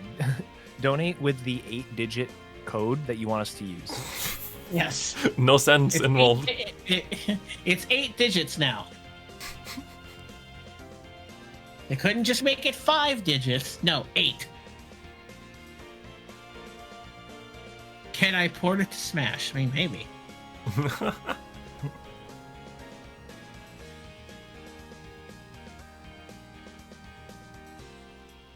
Though I did hear that Cramorant is the optimal counter to Terry. I found a really good GIF yesterday. I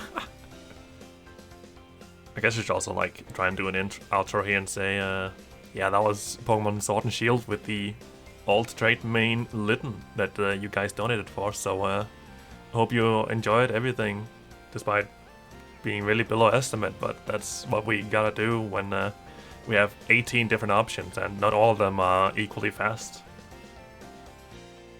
Yeah, Wait, that was a great run, I must say. I think Caterpie would have struggled more.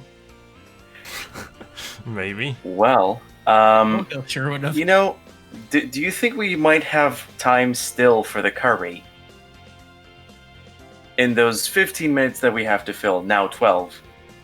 Flex on Mom is 16 minutes though, like actually closer to, or is it 16 or 17? I'm just saying because we just received a $50 donation from Anonymous with no comment, and another 20 from Real Estate, again with no comment, which now puts us at $32 away from curry. We could give away the main and do the curry. Could You do could that. also- If we reach the last $32, of course. Oh yeah, You can along always with flex on Mom. You can always flex on Mom in this save file too. Yeah, Yeah. that would be Good. faster. buy Yeah, dude, Orenberg. yeah, Oh, just- cutscene. It'll be the best. It'll be the best flex time mom run to submit. Shoutouts to Jordan. With the Incineroar, by the way, you can get the Master Ball I get here because I'm gonna delete this file anyway, so I don't need it. Yeah. So Jordan97, big memer in the Sword and Shield speedrunning community, did an all obtainables or a catch 'em all run, and made it so that the last Pokemon he got was Alchemy. Alchemy is a Pokemon that, in order to evolve into it, you have to equip a sweet item on your Milcery and then do like a little twirl in place. And the way that Flex on Mom works is you irresponsibly spend all of your money and then go back to Mom and twirl in front of her. And he twirled in front of Mom, got the Alchemy, and submitted it as a Flex on Mom time at 17 hours. It's a 16-minute category. He did in 17 hours. Yeah, the time looked like really close to the actual time because it was just hours instead of minutes. Yeah. That was so funny. I'm gonna connect to the internet here and give this thing away. Guess I'm just gonna do my usual code that I do. So 6138 6138. Somebody can type it in chat too if that would be so helpful. Gotta remember to give the Master Ball as well. Yeah. You guys beat me to it. Oh! Gentlemen, I don't have the donation in front of me just yet, but we have just hit $37,500. Nice. It has finally happened, which means once I find out who donated the remaining money for that, we can go get some curry. You guys can eat.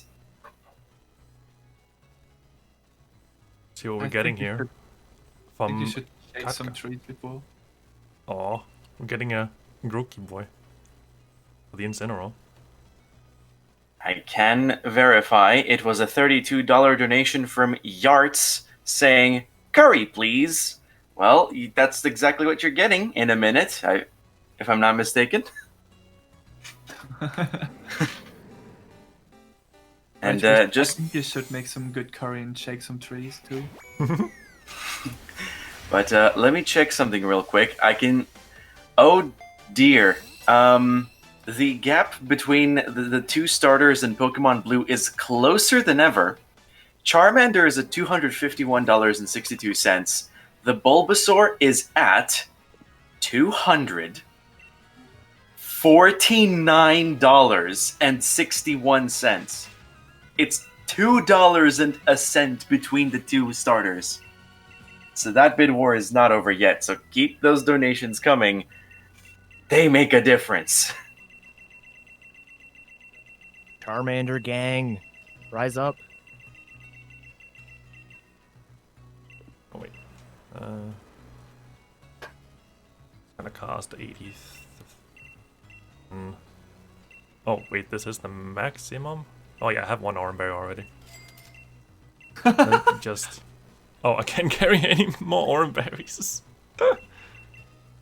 Alright, and just like that, should be 30,000. There we go. Wait, don't you have? Oh yeah, okay, yeah. Let's see. I forgot how to do this.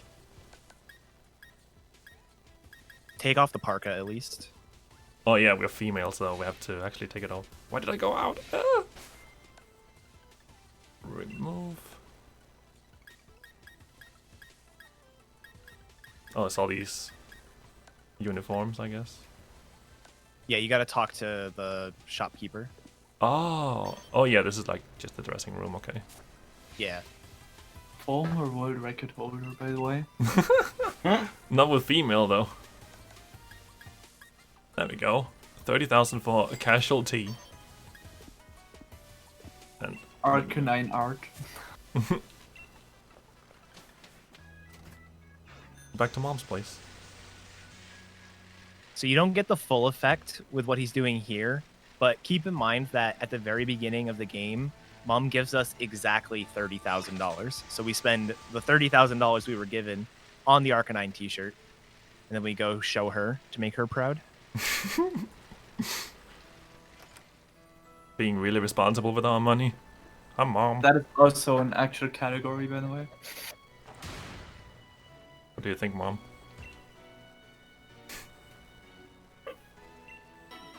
She heals us. So nice. Alright, curry time, I guess. Curry time. And I have another donation if you have a minute. Do. Go ahead. Okay, $5 from Jen the Bug is what we have. And they say, my corgi is very angry that Yamper didn't win for the sword run.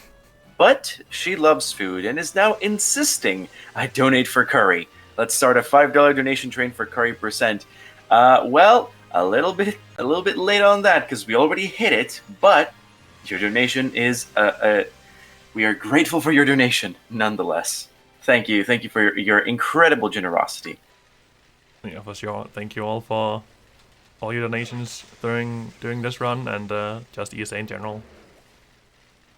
Okay, so terrible casual knowledge here. I only know that there are berry trees this way, so I might be going. It might be a fast stretch. I can confirm there's one that is closer. Wait, you bought berries? Oh. Oh, well, I'm gonna do it anyway. Can't stop me. Alright. Gotta spice things up with something fresh and exotic. Dude, you got a quality berry immediately.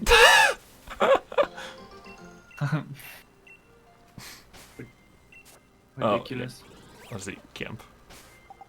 I'm so sorry, what up? I have a couple more donations that have come in.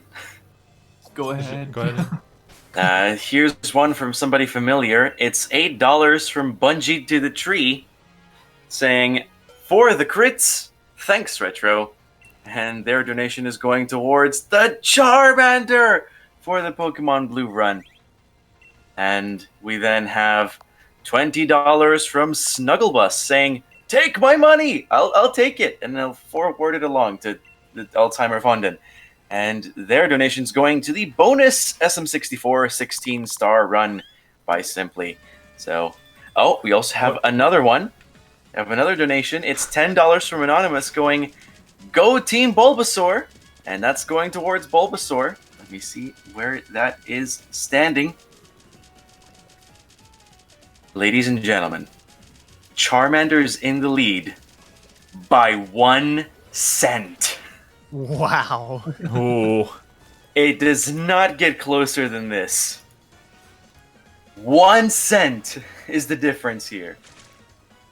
So fan the flames of the bid war. So as the curry is being made, you need to get your donations in now for your favorite starter, because it can't be closer without it tying up. Anyway, I'll let you guys talk about the curry. I have no idea how this works. Me neither. So depending on what your starting ingredient creates the kind of curry, and then the berries will actually affect the flavor. And depending on how you cook it, how you stir it, how you fan it, will help you create a specific the better class of the curry, depending on what berries you mix in. It's honestly just silly. It tastes pretty good. And time. I don't believe we were timing it, so I can't tell you how long And it you got took. a bronze rating. Nice. Very It was nice. good. I guess one thing I'll say is thank you, Retro, for coming up with this great idea and having us on. Yeah, thank you very much for being here. Like, all of you contributed so much to the commentary here, and I couldn't be more grateful, and I'm proud of you guys. Of course, remember to check these guys out. They're all really good entertainers and speedrunners, so go check all of them out at on their channels. They all have the same name as they have below the stream. Amazing. Amazing, Should amazing. check out the PSR marathon next weekend. It'll be a lot of fun. Yeah, super cool. Anyway, thank you guys for this incredibly entertaining run. I'm gonna leave you, besides with the fact that coming up next it's Pokemon Blue, and we will be closing that starter incentive very soon. So keep getting those donations in. I will leave you with this donation I have, $15 from Yorkie going Bulbasaur. And of course, it's going to the Bulbasaur. So, Ooh. thank you guys. That's been it for my donation reading shift today. And that's been it from these guys. So, we'll see you in the next run after this intermission.